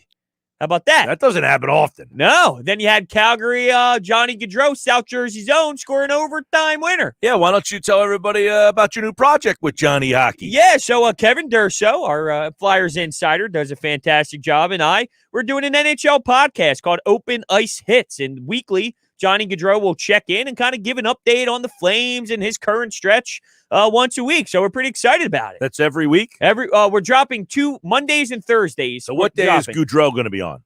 He was on, we're probably going to do Mondays. It's just because if they play Sunday nights, maybe it gets a little wonky. But for the most part, we're going to try and snag him for that Monday drop every week. So Durso and you. Yep. And Gaudreau's going to be a weekly guest. Correct. So you guys are just going to throw down hockey. Yeah, just talk some puck. Like what we did on episode 1 was just discuss the Northern Division. We went through every team: Vancouver, Ottawa, Winnipeg, Toronto, Montreal. Is Montreal legit? That's a great question. Montreal's in that division. We dove deep into it. course they are. Man, that's a far trip to go from Montreal to Vancouver. Yeah. Calgary, Edmonton. Woo! To do it all the time, though? Yeah. That's what I'm saying. Like, that's Oh, no, it's not normal. It's just because of the new. I know. I'm saying, okay, this year that they got to make that trip pretty frequently. Yeah. The Canada division is pretty crazy because they got to get accepted when they go from place to place. It's pretty wild because they're like shut down-ish, way more than we are. They're like more in shutdown mode. So there's a lot of traveling issues that they got to figure out over there when it comes to these teams traveling. No, they having any COVID problems up there? I think there was hockey teams? one player on Edmonton as of late. That's the only thing. Everything else is happening here in the U.S. So you can check out this new podcast. Yes. It's called Open Ice Hits. Yeah. With Brodes and Durso. And where can they find this? Apple Podcasts, Spotify. It's all the visuals on the YouTube channel, Sports Talk with Brodes. And but for the most part, if you're looking for the audio, it's on Spotify, Apple Now, Podcasts. do you get Goudreau on camera? So we're working on some things. He's got to have the money to be able to get on camera. Well, the problem is sometimes you're on the road, this and that, and all. Got a phone? He does have a phone. We're working on some things. The first call was an audio call, though. But still great to hear from him and check out what's happening with Calgary. So, from my understanding, the debut episode with Goudreau dropped, and that night or the next game? So it dropped Monday, and then what was last night? Yeah, last night. Last night he scored. So it was the same day of the drop. So would you record it Sunday night? Yep, and we dropped it Monday morning. And then Monday night he goes out and scores the game winner. Overtime winner. Wow. Yeah, not ironic, my friends. It's pretty. You succeed when you speak to Brodes. I think that's the moral of the story here. No, it's Durso. Yeah, exactly. It's funny. My one buddy said, the legend of something like the legend of Philly sports, ... Kevin Durso. And I was like, that's great. You're right. I wouldn't be where I am today with this pod if it wasn't for Durso. Durso's the man. I love the fact, though, that he is expanding. Like, he still does our Flyer stuff, and you'll hear all his Flyer stuff, but he knows the league really well. And he's going to get a chance to kind of show that on this platform, to kind of get a chance to expand out from Flyers talk to NHL talk. Yeah, absolutely. Yeah, it's the best. I love hearing him talk about what's going on around the league, and he gives a good insight. It's good being yin and yang because he's very professional with covering the team, talking about the game. And here I am screaming about the fourth line in the Montreal game. What type of tape they got on their stick. Exactly. But it's a good balance, a good yin and yang. So I'm super stoked for it. All right, here's a question. All right, so 59 different starting quarterbacks during the 2020 regular season. Who was ranked higher, Wentz or Ertz? Well, Wentz was so bad last year. There was 59. Yeah. Right? All right, I will tell you this. One of them came in at number 23. Whoa. The other one came in at number 35. Wow, 23 is a little surprising that either of them would fall that high. And obviously, with how bad Wentz played, I would have to imagine that would be Ertz at the 23. But that's still, is that correct? Ertz was 23. Wentz was 35. Now, 23, if you think about it, every starter that started a game. So with how many teams are in the league, I don't know. Does that sit right to you that Ertz was at that level, 23? Well, keep in mind, he only played 5 games. Correct. So now, conversely, Dak Prescott also only played 5 games. He came in at number 16. Now, if he played what his numbers were over a full season, he might have been number 1. Yeah, no doubt about it. So his 5 games got him 16, whereas Hertz's 5 games got him 23. Not so bad. Wentz at 35. The guys, so you take Dak out of the mix. He only played 5 games. Ertz was the highest ranked quarterback in the entire division. So it made me think this. If essentially you have the best quarterback in the division, shouldn't you have the highest hopes? That's pretty funny how that worked out, huh? I'm like, wait a second. Because I wrote the article and I'm like, going inside the division. I said, Ertz is the highest guy on the list. Next up was Daniel Jones. He was 24. If they rank all the quarterbacks and said, you have the best, your quarterback is better than everyone else in the divisions, I would say, well, then I probably have the best team. Yeah, that just, I think that defines what year we're living in. Yeah, the fact that here we are. And of course, you said take out Dak, but even if Dak was still in play, the fact that Hurts is the second guy involved here, you would still feel good about your team. And here we are thinking that this is just an abysmal stretch that we're about to go on. These were the quarterbacks in the division. It was Hurts 23, Jones 24, Dalton 25, Alex Smith 27, Wentz 35, Heineke 37, Allen 39, Colt McCoy 48, Dwayne Haskins was 50, Garrett Gilbert was 51, and Ben DiNucci came in last. He was the 59th guy that was on the list. Who was right above Wentz? One above and one below. Right above him was Gardner Minshew, 34. Drew Lock was 33. Newton was 32. Trubisky was 31. Garoppolo was 30. And Bridgewater was 29. So my question was, if I was trying to trade, they had Trubisky ranked ahead of Wentz. Why would I try to replace Trubisky with a guy who essentially was worse? Well, because, the next one behind him? Yeah, who was it? You're gonna like this. Who is it? Sam Darnold. Oh, geez. 36 was Sam Darnold. Wow. What was you guys, Josh did a great job sitting in for me the other day. You guys were talking about, this very topic, which was who has more value. Now, I asked DiCecco. He said he'd rather have Darnold, I think. Yeah, same with Josh. So Josh pretty much, he put a list together of quarterbacks that he would want instead of Wentz. And I kind of went back with him and said, I agree with you. I disagree with you on some of these quarterbacks. And we disagreed with Sam Darnold. I think Wentz's value, because of the ceiling and that you've seen the ceiling actually come out, that I think Wentz has more value than Sam Darnold. I wasn't that high on Darnold coming out of college, so I don't love him in this question. Like, I would rather, if you said, you could have one of the guys at no charge. But he thought contract-wise because. He said at no charge. Yeah, at the money side of things. Contractually, Wentz's contract isn't bad. It's the dead money and the cap hit that's the bad part. What you're actually paying him is fair. And what Sam Darnold... If he performed. Right. And what would Sam Darnold's contract be once you have to re-up him after this one season? You might be having to pay Sam Darnold a lot of money. By the way, Nick Foles came in at number 40 on that list. Just for those people. There's a lot of those people. That's right. Sports Bash live. Watch the show on our website. 97.3 ESPN. Durso chimed in on the live video stream. He's got Johnny Hockey in fantasy. You ever have a guy that was on your fantasy team on the show before? I got to think about that. All right, we're back with Pete Thompson for Tuesday with Thompson coming up next. It's Philadelphia Flyers hockey Thursday night on 97.3 ESPN and the free mobile app with Tim Saunders and Steve Coates calling all the play-by-play action. He scores! The Flyers host the New York Rangers Thursday night. Coverage begins at 7 p.m. It's Philadelphia Flyers hockey on the radio home of the Flyers in South Jersey. 97.3 ESPN and listen live on the free mobile app. Making Moves is brought to you by LinkedIn Jobs.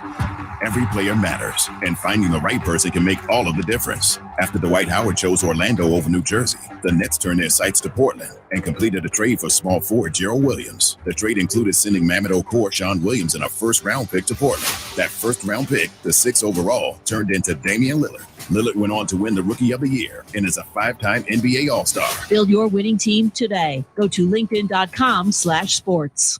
As the basketball season rolls along, teams are already identifying the missing pieces they need to make a championship run. If your business needs some fresh new talent, LinkedIn Jobs can help.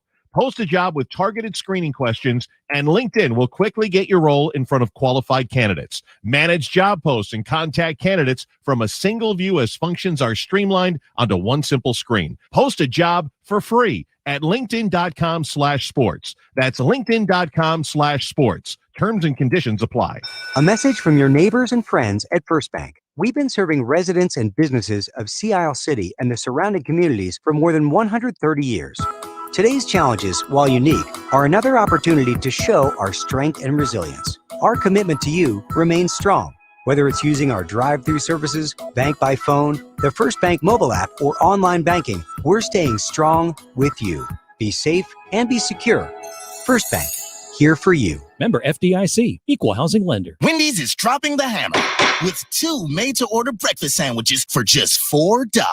So if you've been wronged by pre-made breakfast and their frozen folded eggs and rubbery microwaved bacon, get to Wendy's and get the breakfast you deserve. Like the honey butter chicken biscuit, classic bacon, egg, and cheese, and the classic sausage, egg, and cheese. Choose any 2 of them for just $4. Justice is served. Only at Wendy's. We got you. Offer valid for a limited time only. Price and participation may vary at U.S. Wendy's. Single item at regular price. It's time for some straight talk. Your tax return could look different this year, but you're still going to hear a lot of noise about how to spend it. So when the big carriers tell you to splurge on the latest nonsense, just tune it out. With Straight Talk, you can get a Samsung Galaxy A51 for just $199. Plus, get the $45 unlimited talk, text, and data plan with no contract on America's best networks for up to 50% less. Tune out the nonsense and tune in to Straight Talk. Straight Talk Wireless. No contract, no compromise. This President's Day, Dell honors all you do with exceptional savings up to $300 off. Power your passions with our latest tech, like beautifully crafted XPS computers and powerful Alienware gear featuring Intel Core processors. Work, learn, or play from anywhere with essential electronics, including monitors, plus free shipping on everything. Call 800-BUY-DELL or visit Dell.com/President's Day. That's 800-BUY-DELL. Wendy's is dropping the hammer with 2 made-to-order breakfast sandwiches for just $4. So if you've been wronged by pre-made breakfast and their frozen folded eggs and rubbery microwaved bacon, get to Wendy's and get the breakfast you deserve. Like the honey butter chicken biscuit, classic bacon, egg, and cheese, and the classic sausage, egg, and cheese. Choose any 2 of them for just $4.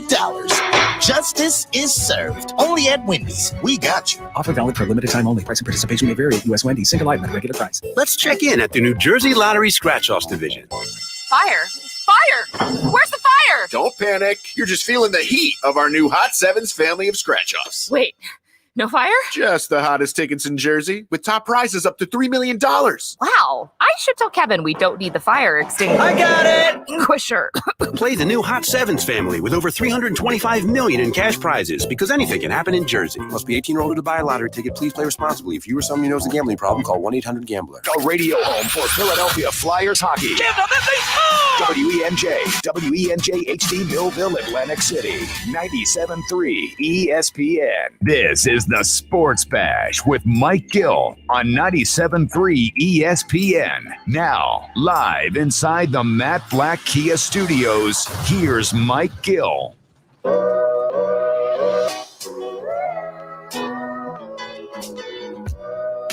All right, welcome back. Sports Bash Live, 97.3 ESPN. Mike and Brodes on a Tuesday edition. Don't forget, coming up tomorrow, right here on 97.3 ESPN, Sixers are back. They take on the Houston Rockets. Right now it's Tuesday with Thompson. The PT's in the house. There he is. You're watching the show live at 973ESPN.com. You'll see the PT on the screen, and he, like all guests, appears via the Boardwalk Honda hotline. I feel like I haven't seen you in a while there, Pete Thompson. But yeah, I feel like forever. But I'm glad we're connected. 1 second here, Peter. Sorry. Pete Thompson is brought to you today by Matt Blatt Nissan.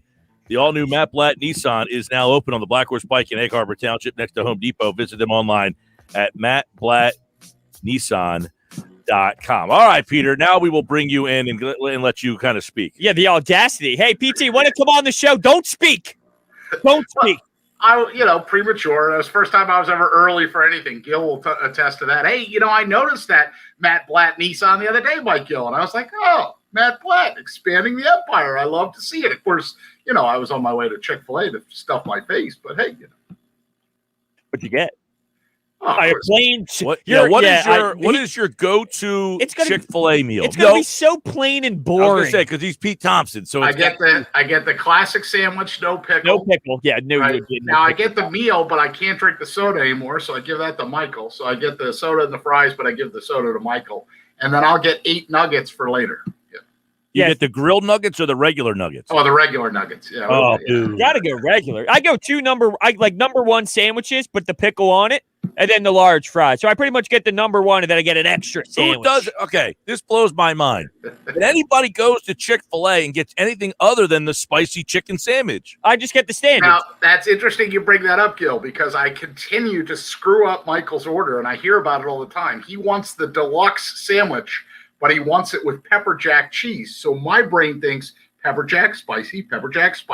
So I'll say the number one with the spicy cheese, and inevitably I'll get the spicy chicken sandwich and the pepper jack, or I completely forget the pepper jack angle and I get the sandwich and it's got the plain old cheddar. And either way, he's not pleased because I'm. You ready for this? We actually ordered off Amazon a whole humongous jug of Chick-fil-A sauce. So now we just use it on everything. Really? It's amazing. Yeah. No, you gotta be in the building whenever they deliver Chick-fil-A here. There's like certain days where there's like a lot of stuff going on, and like they'll have like a whole Chick-fil-A thing, and then all the sauces are left over. Yeah, you can do that. Yeah, of course. I think I actually snagged one the other day. So I want to know from people out there listening, I want you to text in 609-403-0973, or if you're watching on the stream.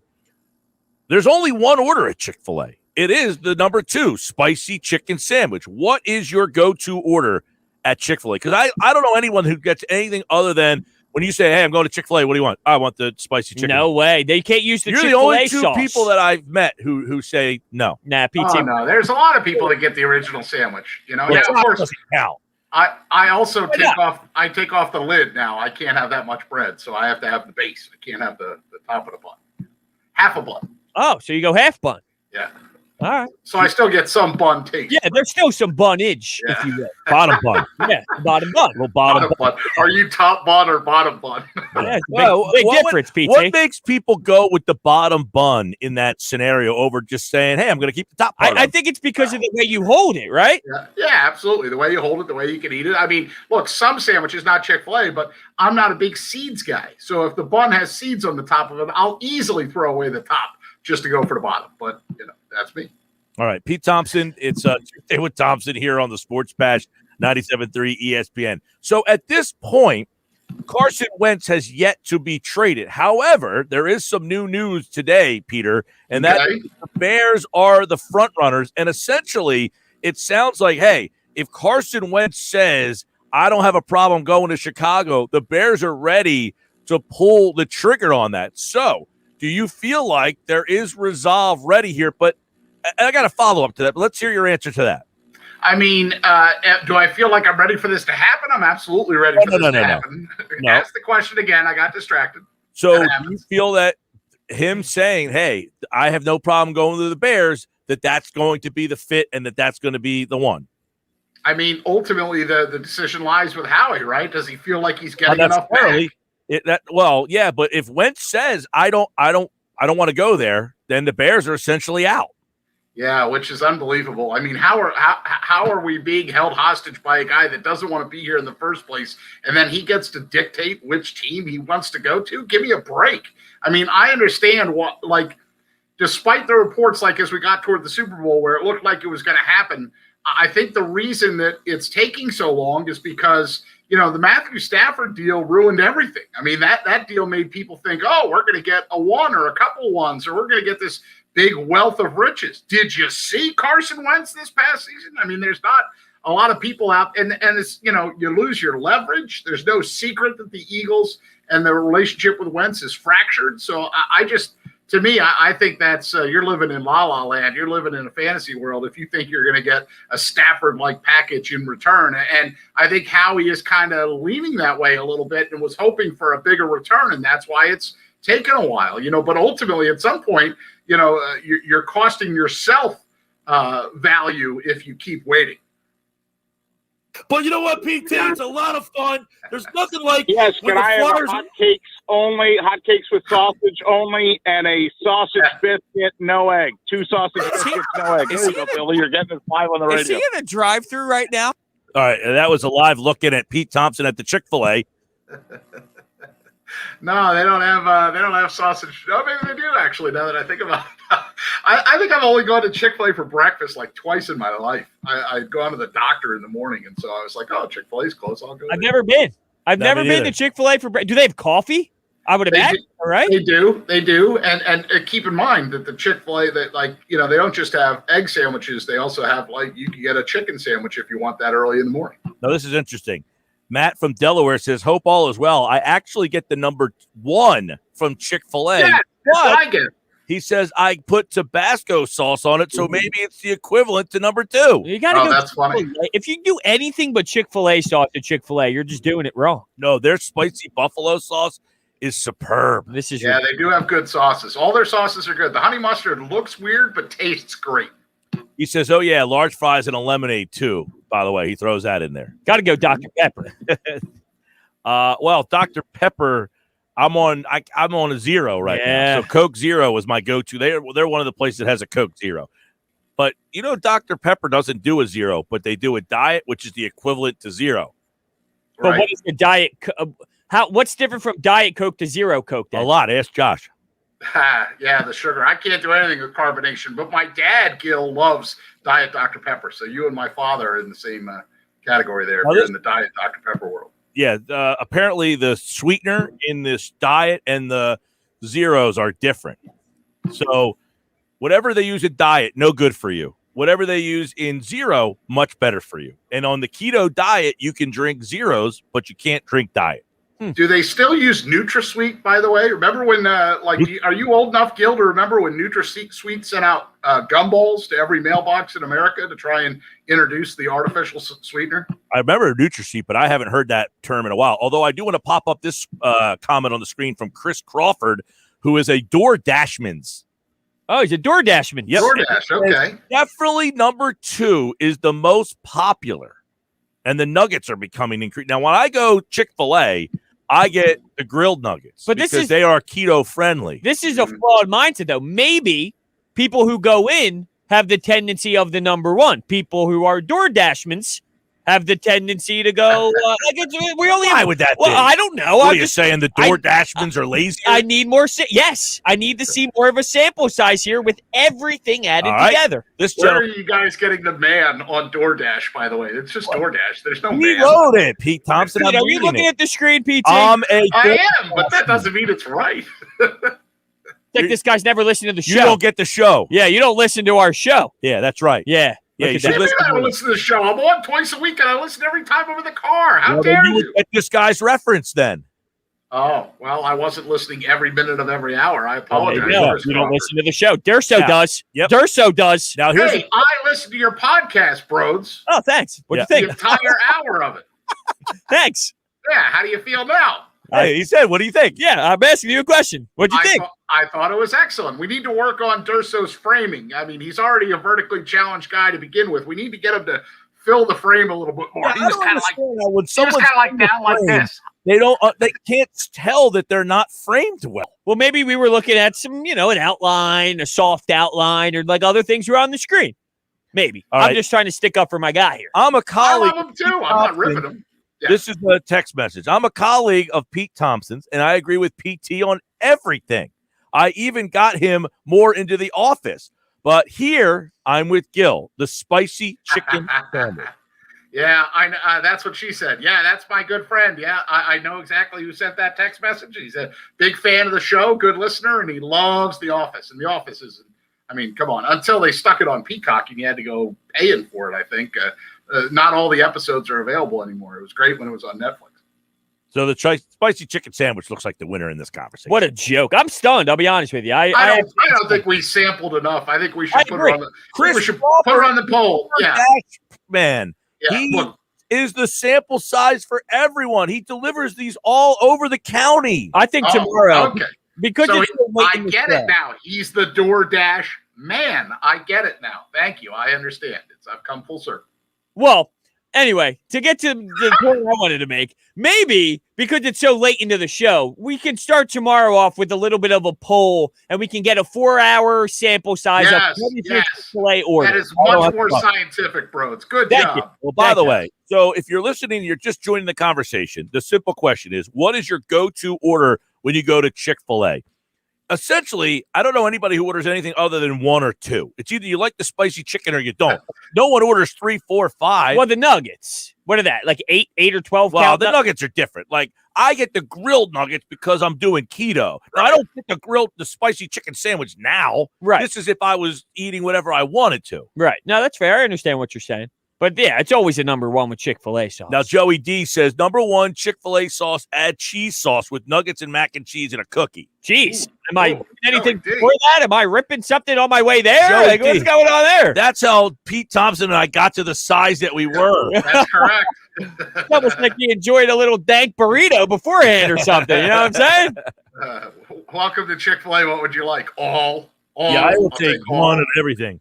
All right, Peter. So here's a conversation about Carson Wentz that I want to get back into and get your take on. Yes. So is Howie Roseman actually playing this the right way? In other words, he's talking to the Bears. The Bears quarterback is currently Nick Foles, who stinks. Mm-hmm. Right?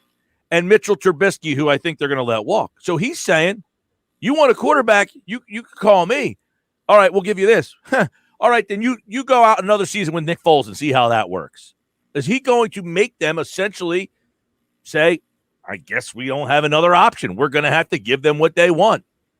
Well, I think something has to happen. And I've seen these reports too. Like March 19th, and we're only about a month away from that. That's when they owe Wentz a $10 million bonus.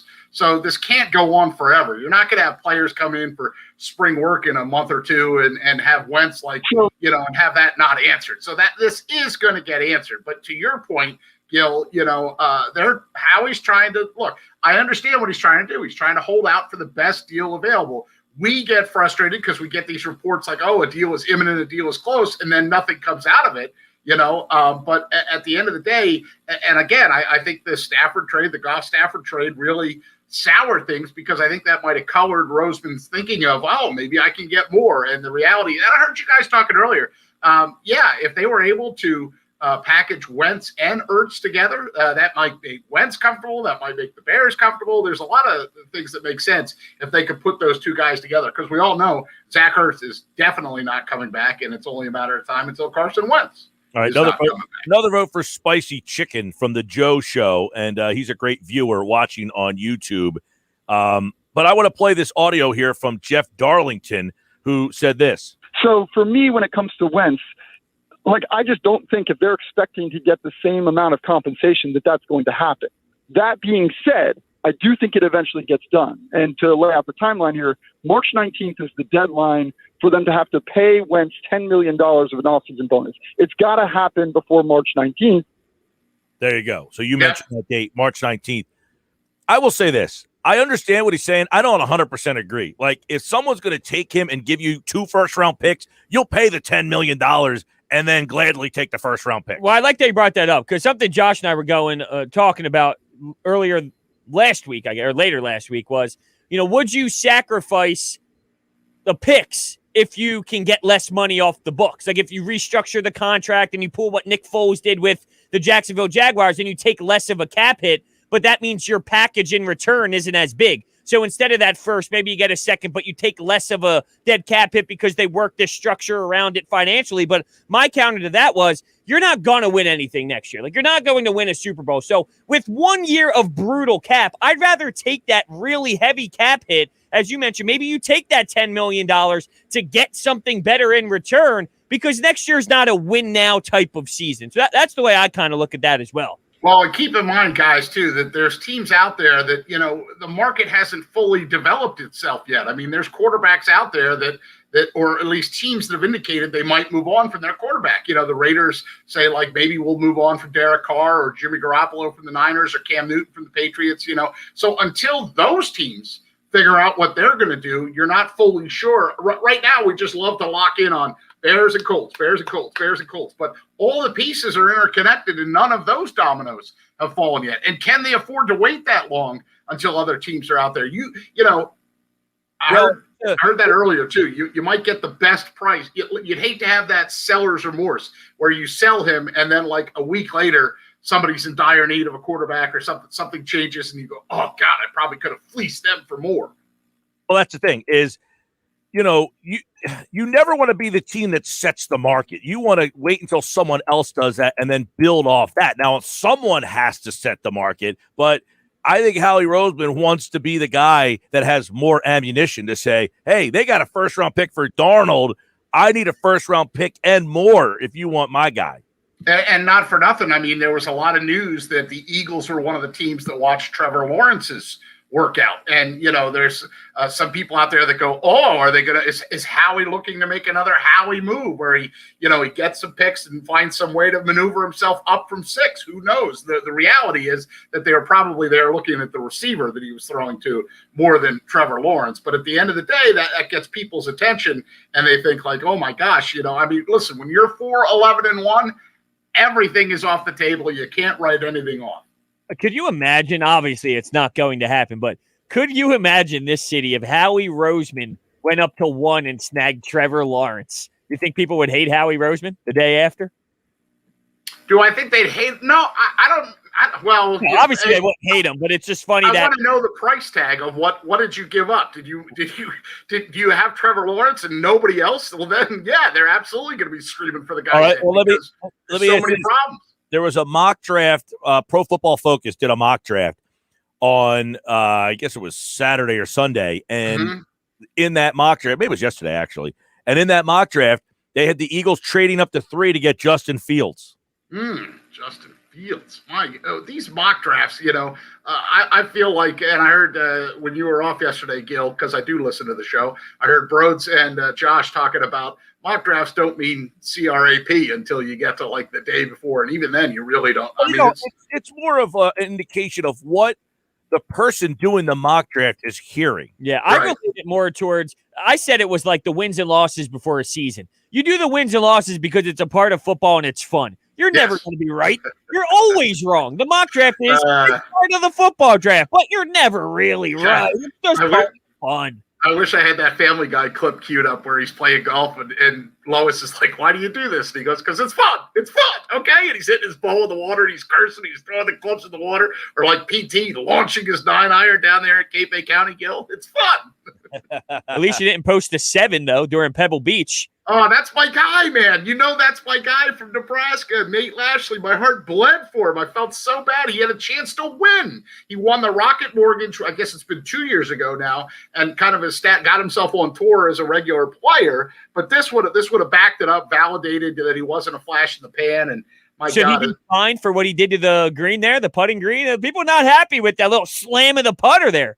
Oh, I didn't catch it. I mean, I don't think he damaged it. Listen, Tiger's done worse. I mean, it's just the fact that now the camera sees all. I mean, at the end of the day, look, for you, me, Gil, if somebody handed any of us over $300,000, we'd be happier than a pig in you know what. But for him, he had a chance to win the tournament, and he just gave it away. So it was really it was a nice putt by Daniel Berger, though. 2 eagles in the final round. I was watching.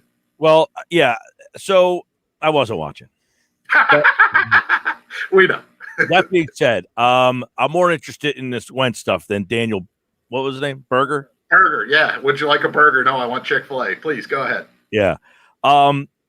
If you packaged Wentz and Ertz together, would you expect to get back some more return? No. Or are you saying that Wentz is now a throw-in? No, I think Ertz would be the throw-in, but I still think that Ertz is throw-in. I still think that those guys together are more attractive than those guys apart. Like if you're able to bundle them together, I think that makes them more attractive for several reasons. It gives Carson Wentz a security blanket. This is a guy that I've thrown to. I don't have to develop a rapport with the guy. I already know him. It gives the team that's getting Wentz and Ertz not one weapon but two to sell to their fan base. Look, we added instant offense. You talked about it too. Like the only guy I thought last year receiving wise that was worth a darn on the Bears was that Allen Robinson. And apparently he's leaving, right? So I mean they need somebody. Which is why Wentz might say, you know what? I went through a lousy offensive line and no weapons last year. I don't need to go back to that. I bet, by the way, if he had his choice, Wentz would want to go to the Colts, right? If he could pick, but that's not how the game works. He doesn't get to choose. But he's already engineering his exit. He doesn't get to pick the team. But here's the interesting part is that the Colts need a quarterback. Like they have a Super Bowl roster essentially, but they lack the most important part of that Super Bowl roster. So does Roseman also say, look, I know that you need a quarter. You're not going to go into this team with that roster and Jacoby Brissett or Jacob Eason. Here's the difference. Their GM. I think with Chris Ballard, you're going up against a guy who, I feel like has a little bit more knowledge of what's going on than, say, what's happening in Chicago. Fair. Yeah, I would agree with that too, Brodes. I'm okay with that point. And I think that, Ballard's – that's the beauty of negotiations. Howie Roseman thinks, look, Colts, you really want Carson Wentz. I know you want him. You want him. Make a good enough deal and you can get him. And the Colts are like, we know you're over, you're between a rock and a hard place. We know that you don't have a lot of leverage. So we're just going to wait you out until your price comes down to what we're willing to pay. And that's negotiations right there. And that's why it's taking a while. Fine. Doesn't make me happy. I want some sort of a deal. I want something. He's Pete Thompson. This is Tuesday with Thompson. He'll be back on Friday for Happy Hour Friday with the PT. And, of course, he, like all guests, appeared via the Boardwalk Honda hotline. We should do this more often, Peter. Yeah, absolutely. Anytime you want to give me a ring, ringy dingy, I'll be there. Yeah, well, we got another one that says, I usually go for the grilled chicken club. Not sure what number it is, but not 1 or 2. But that's super tasty. That's from Erin in Little Egg Harbor. So she goes with the grilled chicken. And, I hear they make a nice – I don't know that I've ever had the grilled chicken there. That's out of the box. That's an out-of-the-box I think purchase. That's a new one. Yeah. I think they just added that recently. Yeah, grilled chicken. That's much healthier. I agree. I hear you. Go with that, Peter. All Yeah, right. the grilled nuggets at Chick-fil-A are good. They are solid. It looks like PT's doing a little research here. Is he looking up the actual grilled chicken as we speak? Yeah, how'd you know that? You can see my screen. 5, 6, 7, 8, and 9 are all the grilled meal side. 1, 2, 3, 4. He went menu. Now, I would have just Googled the actual Chick-fil-A and typed in the grilled chicken. No, I like that he brought up the menu because, like I menu. said before, I only know what 1 and 2 are. Anything else, no one ever orders. I agree. 1, regular. 2, spicy deluxe. 3, nuggets. 4, chicken strips. Haven't you had those before? And then all the grilled stuff is 5, 6, 7, 8. Now, what would make someone go strips over nuggets? I don't know. I would never do that. I'm going nuggets every time over a strip. Yeah, I mean, and like Gil said, when there's a catered event or when there's like a party and they have like that big tray of nuggets, like the old me used to like put those in like M&Ms, like. Boom. You know that. All right, Peter. Have a good day. All right, guys. See you on Friday. All right, that's Pete Thompson. We had to get him out of here because he's going to keep talking about food. And he, like all guests, appeared via the Boardwalk Honda hotline. Great stuff from the PT, as always. Don't forget, he's back on Friday for Happy Hour Friday. We really have fun on Fridays version. We have fun every day, Gil. We sure do.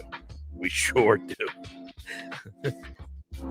I know they don't pay us a lot to do this, but, it's fun. It's also brought to you by AmeriSave Mortgage. You would think with the amount of reads I have today, look at this list. All right? Look at the list I got today. How many reads are on this list? Too many? You would think I'd be getting paid significantly more. I got to read every 10 minutes. Like, I'm losing track. My red pen's out of ink. I'm crossing off so many reads today. Where am I even at on this? AmeriSave Mortgage. Lower mortgage rates means more savings. Find out more at AmeriSave.com.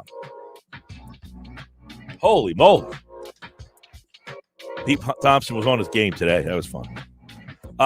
Tomorrow's show, Inside the Sixers, Paul Hudrick will get us ready for Sixers and Rockets. Is that a national game tomorrow? They moved it to 7:30. Yeah, I think it's ESPN, yeah. And they play the Bulls on Friday. Is that also a national game? Because I think that's a 7:30 game. I'll check that one. Does that have enough power to be an ESPN game? Well, it is. Yeah, well, it's the Sixers. True. First team in the East. Yeah, it's true. 11-15 Chicago. All right, Sports Bash Live, 97.3 ESPN. We'll be back with more. By the way, some Flyers news. Go to our website, 97.3 ESPN. You get those people who are like, you never talk about the Flyers. Well, I'm not going to. But you know what? Durso just wrote about them, and the story's up on our website. So go there now, 97.3 ESPN. ESPN.com. 97.3 ESPN presents high school basketball. 97.3 ESPN's high school basketball coverage continues Thursday with the rodeo rematch. This is Tom Williams. Mike Gill and Mike Frankel will be at St. Augustine Prep when undefeated St. Joseph Academy comes to visit. First place in the Cape Atlantic League's West Conference will be on the line. It's a Calvi Electric Game of the Week, produced by Prime Events. St. Joseph at St. Augustine with Mike and Mike, Thursday at 6 on 97.3 ESPN. This month, let me offer you some presidential advice. Leave me, I mean your dollar, in your wallet when you get 0% APR financing from Matt Blatt Kia. Matt Blatt Kia wants to get you out of that old car you hate. Come in today or visit us online and get the credit you deserve. 0% APR financing available for up to 60 months on new 2021 Kia Sportage, K5, and Forte models. Or take $4,000 off MSRP on new 2020 Kia Niros in stock. Plus Matt Blatt Kia in Toms River and Egg Harbor Township wants your trade, even if you owe thousands more than it's worth. Don't forget, you can't make a mistake with our 4-day love it or leave it return policy. It's gotta be a Matt Blatt Kia. Offers approved Tier 1 or 2 credit for Kia Motors Finance. Not all will qualify. 0% based on 1516 per 1,000 cars. 4,000 all 2020 euros with 2,500 Kia Motors factory rebate to dealer. 1,500 Matt Blatt Kia discount. Go to mattblattkianj.com for complete details. Expires 3/4/2021. Matt Blatt Kia, 6211 Black Horse Pike, Egg Harbor Township. And now on Route 37 in Toms River. Ooh, a fondue set. Now I need to find a coupon code. Not anymore, Susan. Capital One Shopping instantly searches for available coupon codes and automatically applies them at checkout. Wait, instantly? It's called shopping smart, not hard. Download Capital One Shopping to your computer for free and let it do the work for you. Don't mind if I fondue. Haha, that's kind of cheesy. Capital One Shopping. It's kind of genius. What's in your wallet?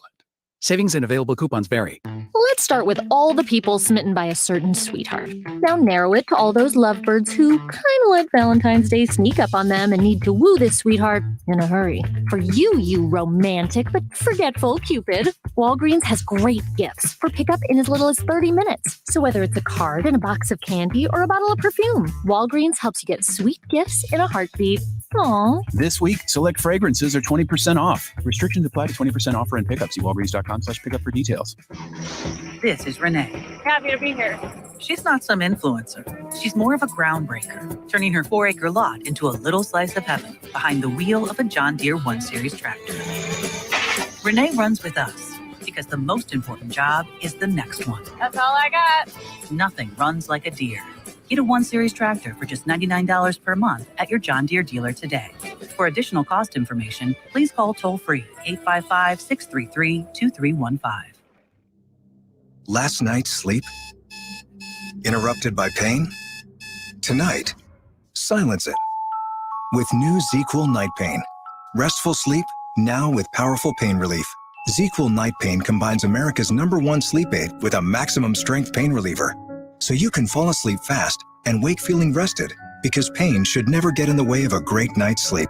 New ZQL Night Pain. Silence pain. Sleep soundly. Available at retailers near you. Hi there, Jackson Hewitt Tax Service here. Want to save some money filing your taxes?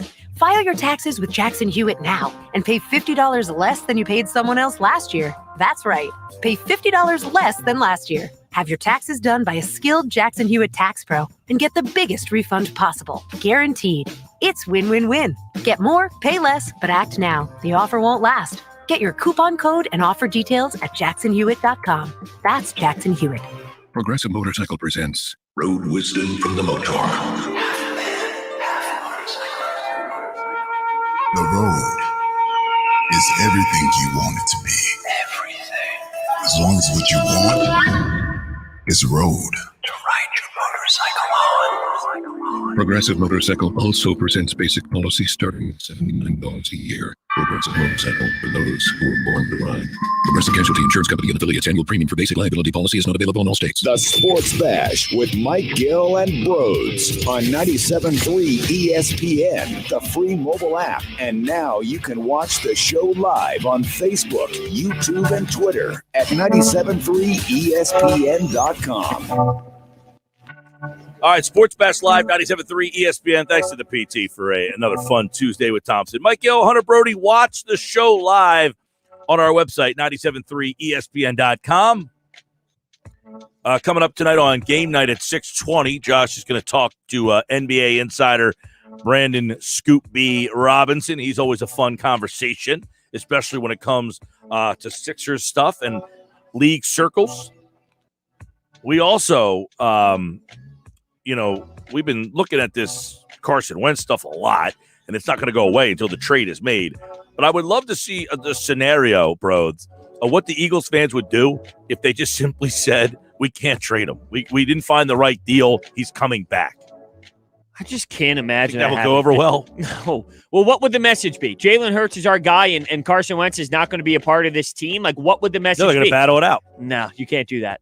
If you are going to do that, Wentz isn't a part of the team. He's just there because you can't find the package. I know we disagreed on them drafting Hurts. Mm-hmm. I'm telling you, I think you're going to see more and more teams do this. We'll see. I mean, it's a copycat league. A lot of teams see something and they do it. The most valuable position in football and maybe sports is having a quarterback. And teams are dying to get them. And if you have two of them, you're going to get calls. It's a recipe for upgrading your team. Like if I take a player at number 53, which is where Hurts was, that guy at 53 might not be as impactful at that moment than the pick I could get for that player. Yeah, but then because he's a quarterback. You're set, but you would do it to flip. You're not doing it. You're like, it seems like your mentality would be like, I want to flip my pick. Or yes, but also as this scenario is, hey, my guy didn't play well, or your guy didn't play well, so now I have two, so you're going to start calling me. Yeah, but then you're almost like devaluing holes on your roster. I think it would be very situational. I'm not disagreeing that teams might look into doing this, but I do think it's very, very situational based off of each team. I don't think it's like, oh, well, let's just do this. Like, I don't know, because I feel that you're now passing up on an opportunity to fill a hole. And it depends on how those teams value that. I think, like, okay, for instance, when J.J. Watt got hurt a couple of years ago, the point spread for a game did not change barely at all. It only moves for one position. Correct. Yeah. So you might say, well, you have other holes. And the answer to that would be, and you have a lot of other ways to fill those holes. You don't have very many ways to fill the most important hole. So everybody is always calling and always willing. There's always a team seemingly that will go above and beyond to fix that position. And you might be able to then fix multiple holes if you're just more patient. Yeah, but teams I don't think teams' mentality is like the spread. You know what I mean? Like, I don't know if they value that. No, not the spread. I know but you're it's not the saying impact. Right. It's kind of displaying that, hey, I need a defensive end really bad.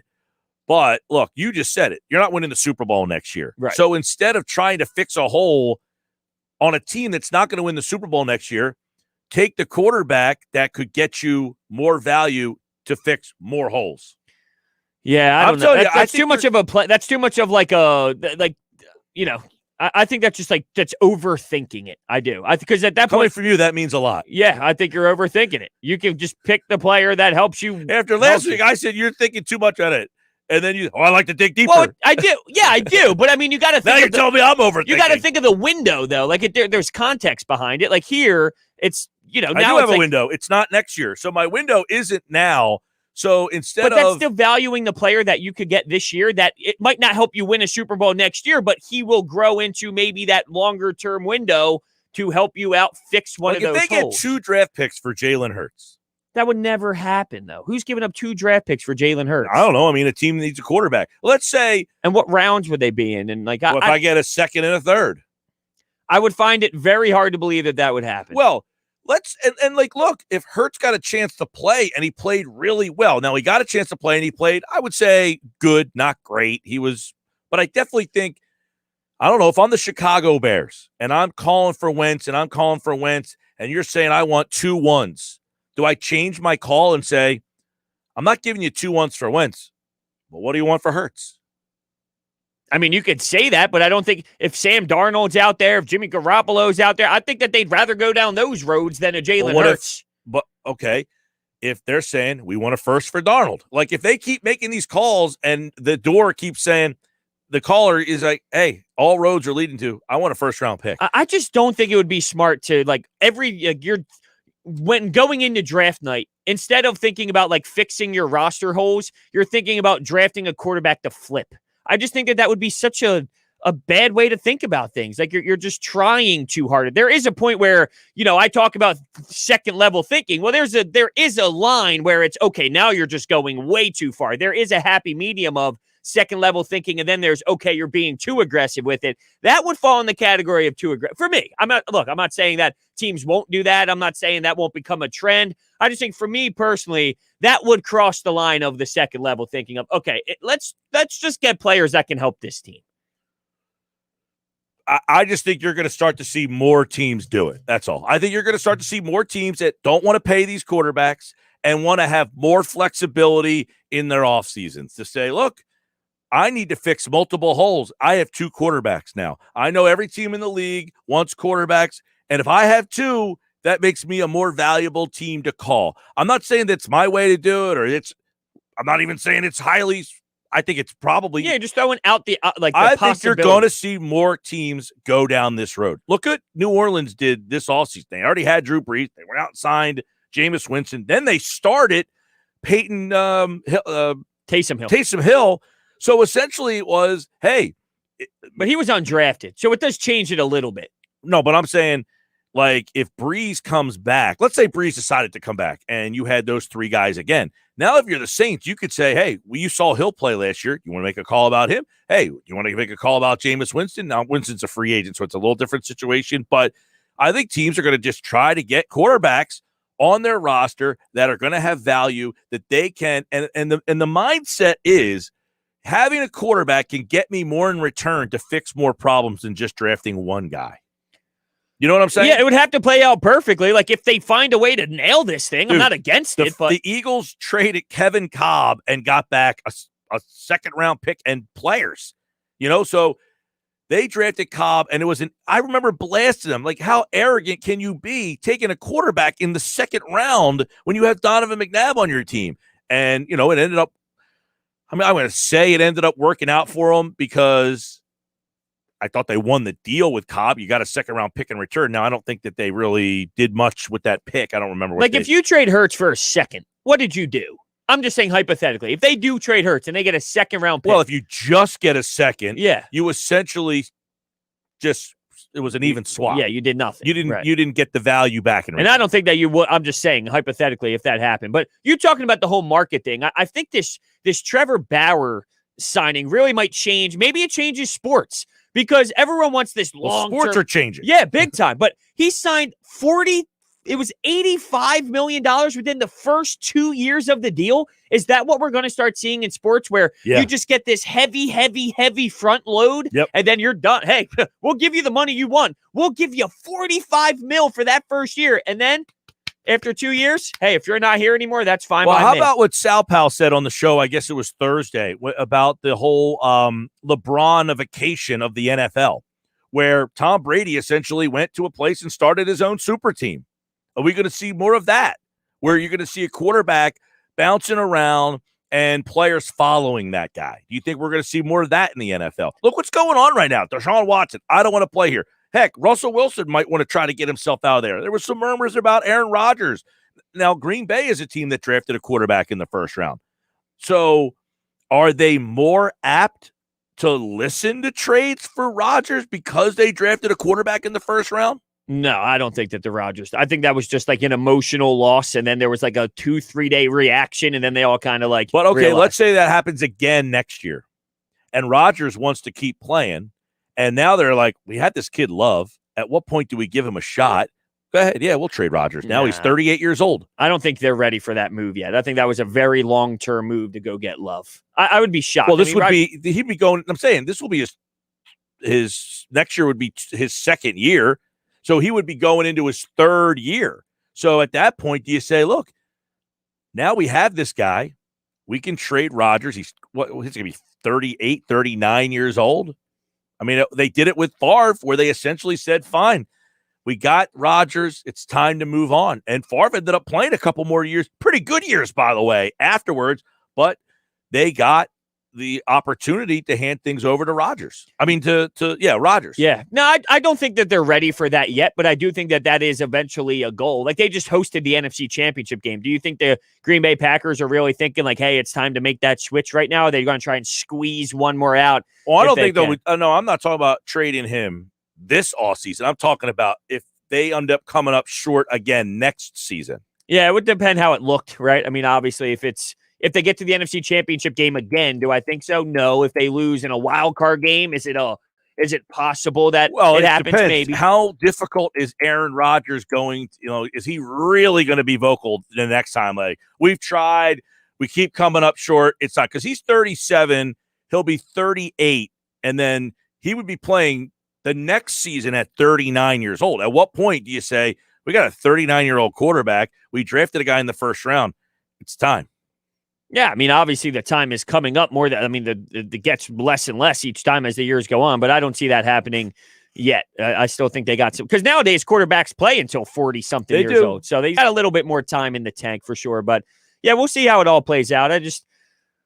I think it would get to like an extreme if all you're thinking about is, but I wouldn't be understanding how everything kind of transpires and everything adapts and everything becomes a new version of itself. I wouldn't be surprised if the NFL was all these GMs just thinking about trade value. I mean, I guess you can kind of tie it to baseball analytics, right? You overthink this and that and doing all this and like, just go play baseball. And I guess that would kind of be this flag. Just go make your pick. But no, they want to try and get all fancy number game. I can get this for that. And it gets analytical throughout trades, if you will. Yeah, I think it's the value of that position and what that position can get you back in return in the end would equal more value than the pick that you make at that spot. So in other words, if I'm in round 2 and there's a quarterback on the board, they are of such high value that even if I don't play him, other teams would have enough intrigue in that guy that it gives me the flexibility in the next offseason to have him as an option. But there might only be,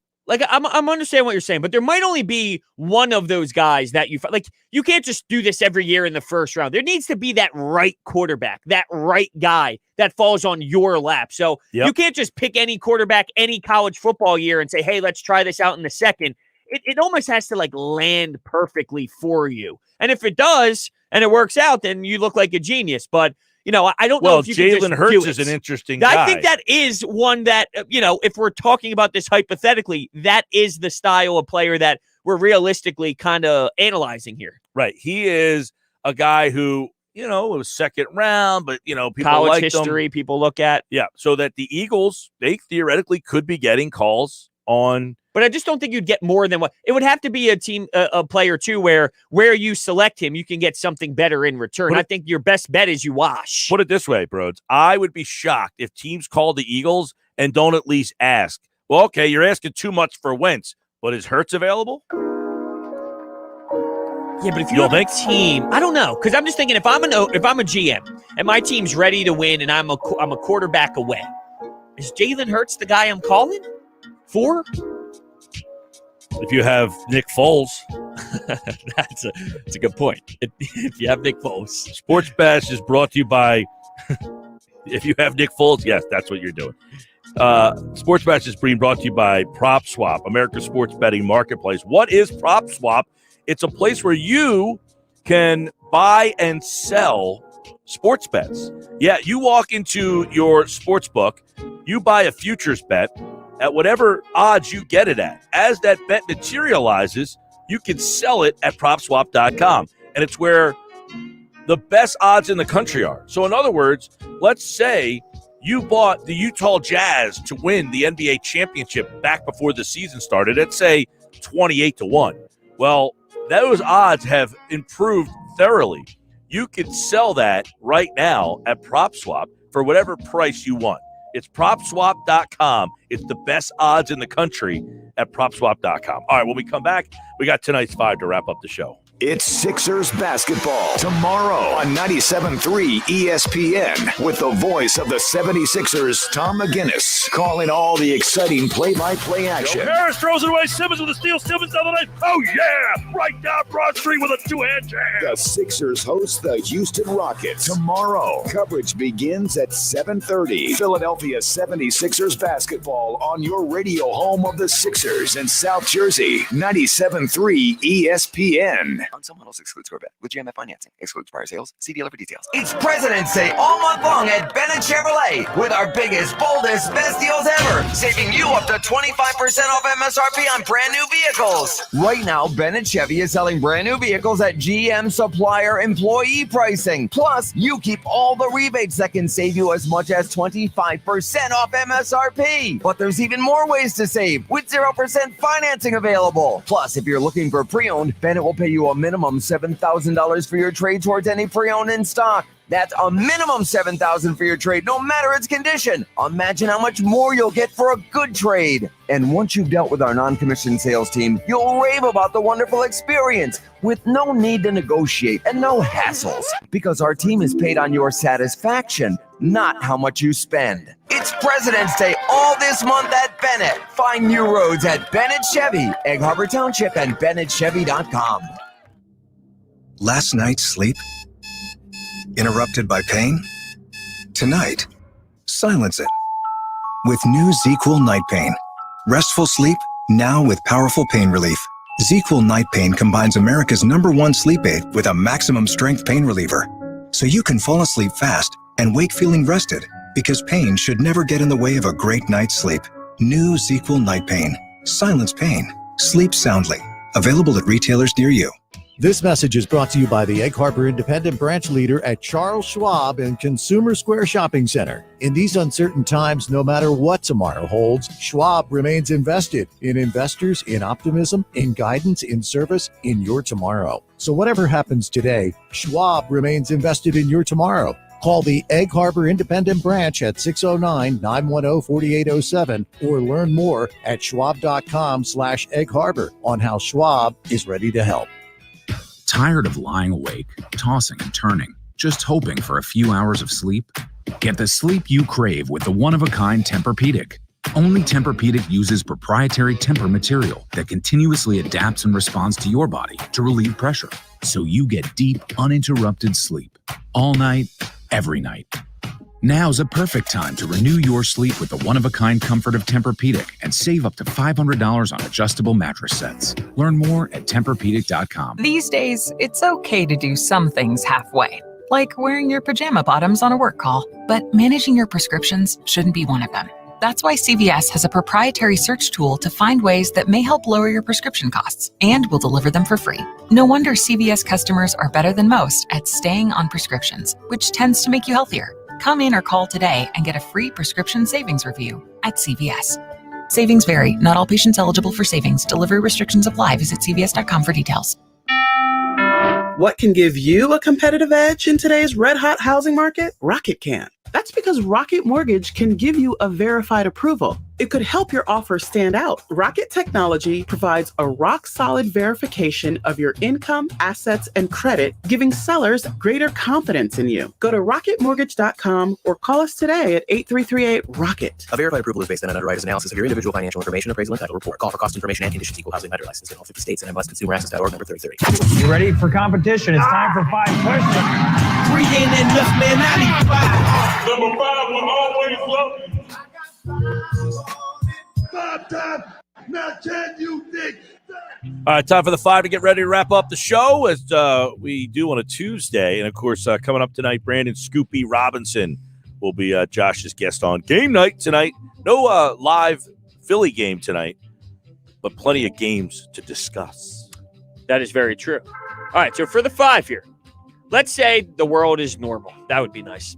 You can go to one arena, stadium, field tomorrow to watch a game. Where would you go? So any sport of the 4, you can go to any game tomorrow. What would that one game be? Where would it be? It's a great question. I've been to Wrigley Field, and I really had a blast there.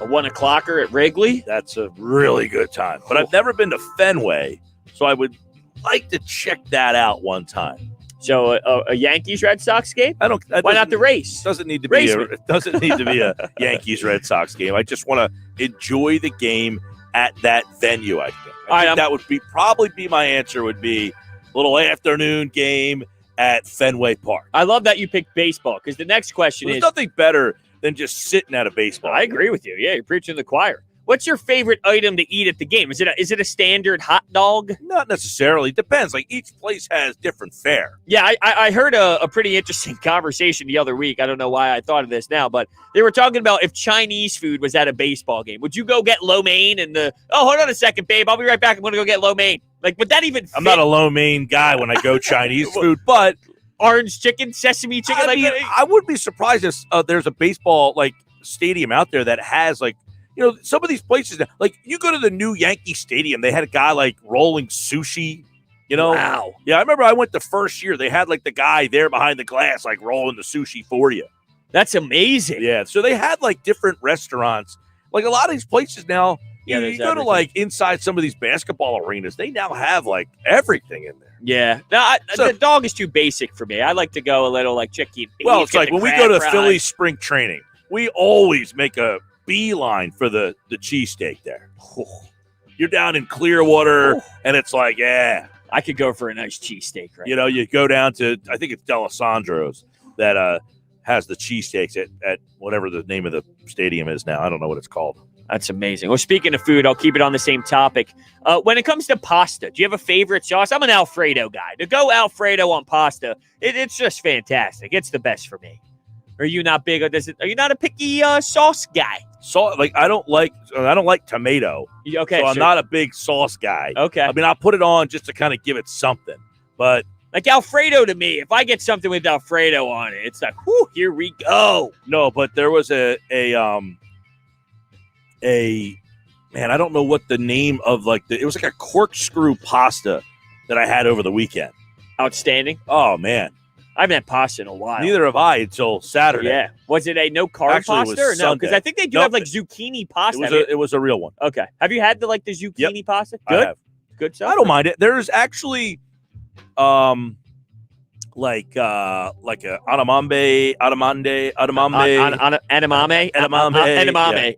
That's what it is. So good. Based pasta. Okay. There's pastas out there that are low carb option. Right. You wouldn't even know. Yeah. They're not as good, but it's hey, I'm eating pasta. Yeah. No, that's fair. That's fair. All right. So let's say hypothetically, you're watching a baseball game in the afternoon on a weekend. Would you rather lay down on the couch or recline or lean back? Because we have a recliner that I'm always pushed back. But the other day, I went to the opposite side of the couch, went no recliner, and just laid down on the couch. I was I think I was missing out on this over here. I kind of like this spot. A good one. Yeah. I don't have a recliner. Okay, so it's been a while since you really I'm a big lay on the front. That's weird. That's a little strange. I watch like this. Yeah, your arms don't fall asleep or anything? They do, and sometimes every once in a while I put my arm down the side. That's a problem. Get it back. That's a problem. All right, my last question here. I went to Target the other day, and I saw someone who worked at Target just fill this big order of online food shopping. I've never hit that point in my life yet. Are you an online food shopper? We've discussed it, talked about it, but I thoroughly enjoy going to the grocery store. I don't mind. My girlfriend hates it when I go up and down every aisle. You ever see me at the grocery store? I'll go up and down every aisle because I'm looking for new choices. That's part of this keto thing is I'm constantly looking for something new to incorporate. That's true because it gets very stale. Yes. You can only eat cheese crisps. I have those, the Parmesan ones. I have, yeah, and the cheddar. Those Parmesan cheddars so many times. And all right, Josh is up next. It's Philadelphia Flyers hockey.